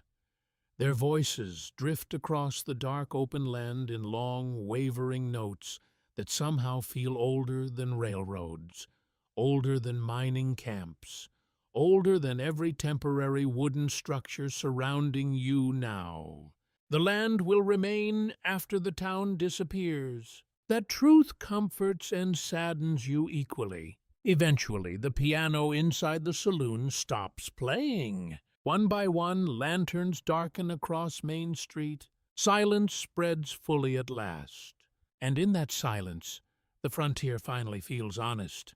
Not romantic, not cinematic, just human. Tired human beings struggling against weather, loneliness, disease, debt, fear, and time itself, while trying desperately to build meaningful lives in a place that rarely promised mercy. You think about the women boiling laundry before sunrise, the children hauling coal buckets through snow, the miners descending underground before dawn, the immigrant families sleeping beside livestock while still dreaming about land of their own someday. None of them expected easy lives. Most probably expected hardship. But perhaps even they underestimated how much the frontier would ask from them before it gave anything back. The wind softens gradually, dust drifts lazily across the empty road. And somewhere deep inside yourself, you finally understand why so many people would not survive a frontier town in the 1880s. Not because they lacked bravery, because the Old West quietly demanded every piece of a person until almost nothing remained. Now the night settles gently around the fading town. The stars burn steadily overhead. The last lantern goes dark, and little by little, the frontier disappears into silence.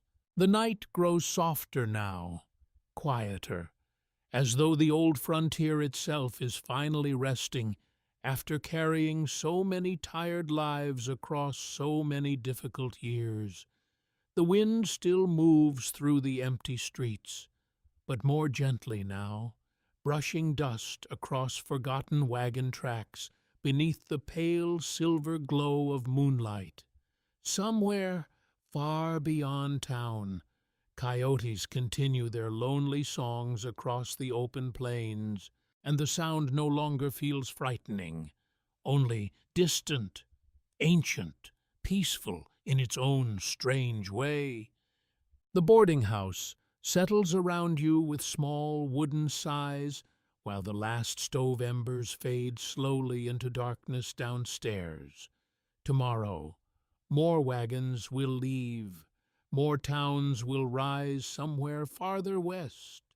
More dreamers will follow railroad tracks and rumors into uncertain futures beneath enormous skies. But for now, you simply rest here beside the quiet frontier night, listening to the wind, feeling the long, hard story finally slowing to silence. And gradually, gently, sleep begins to arrive at last. Good night, my friend.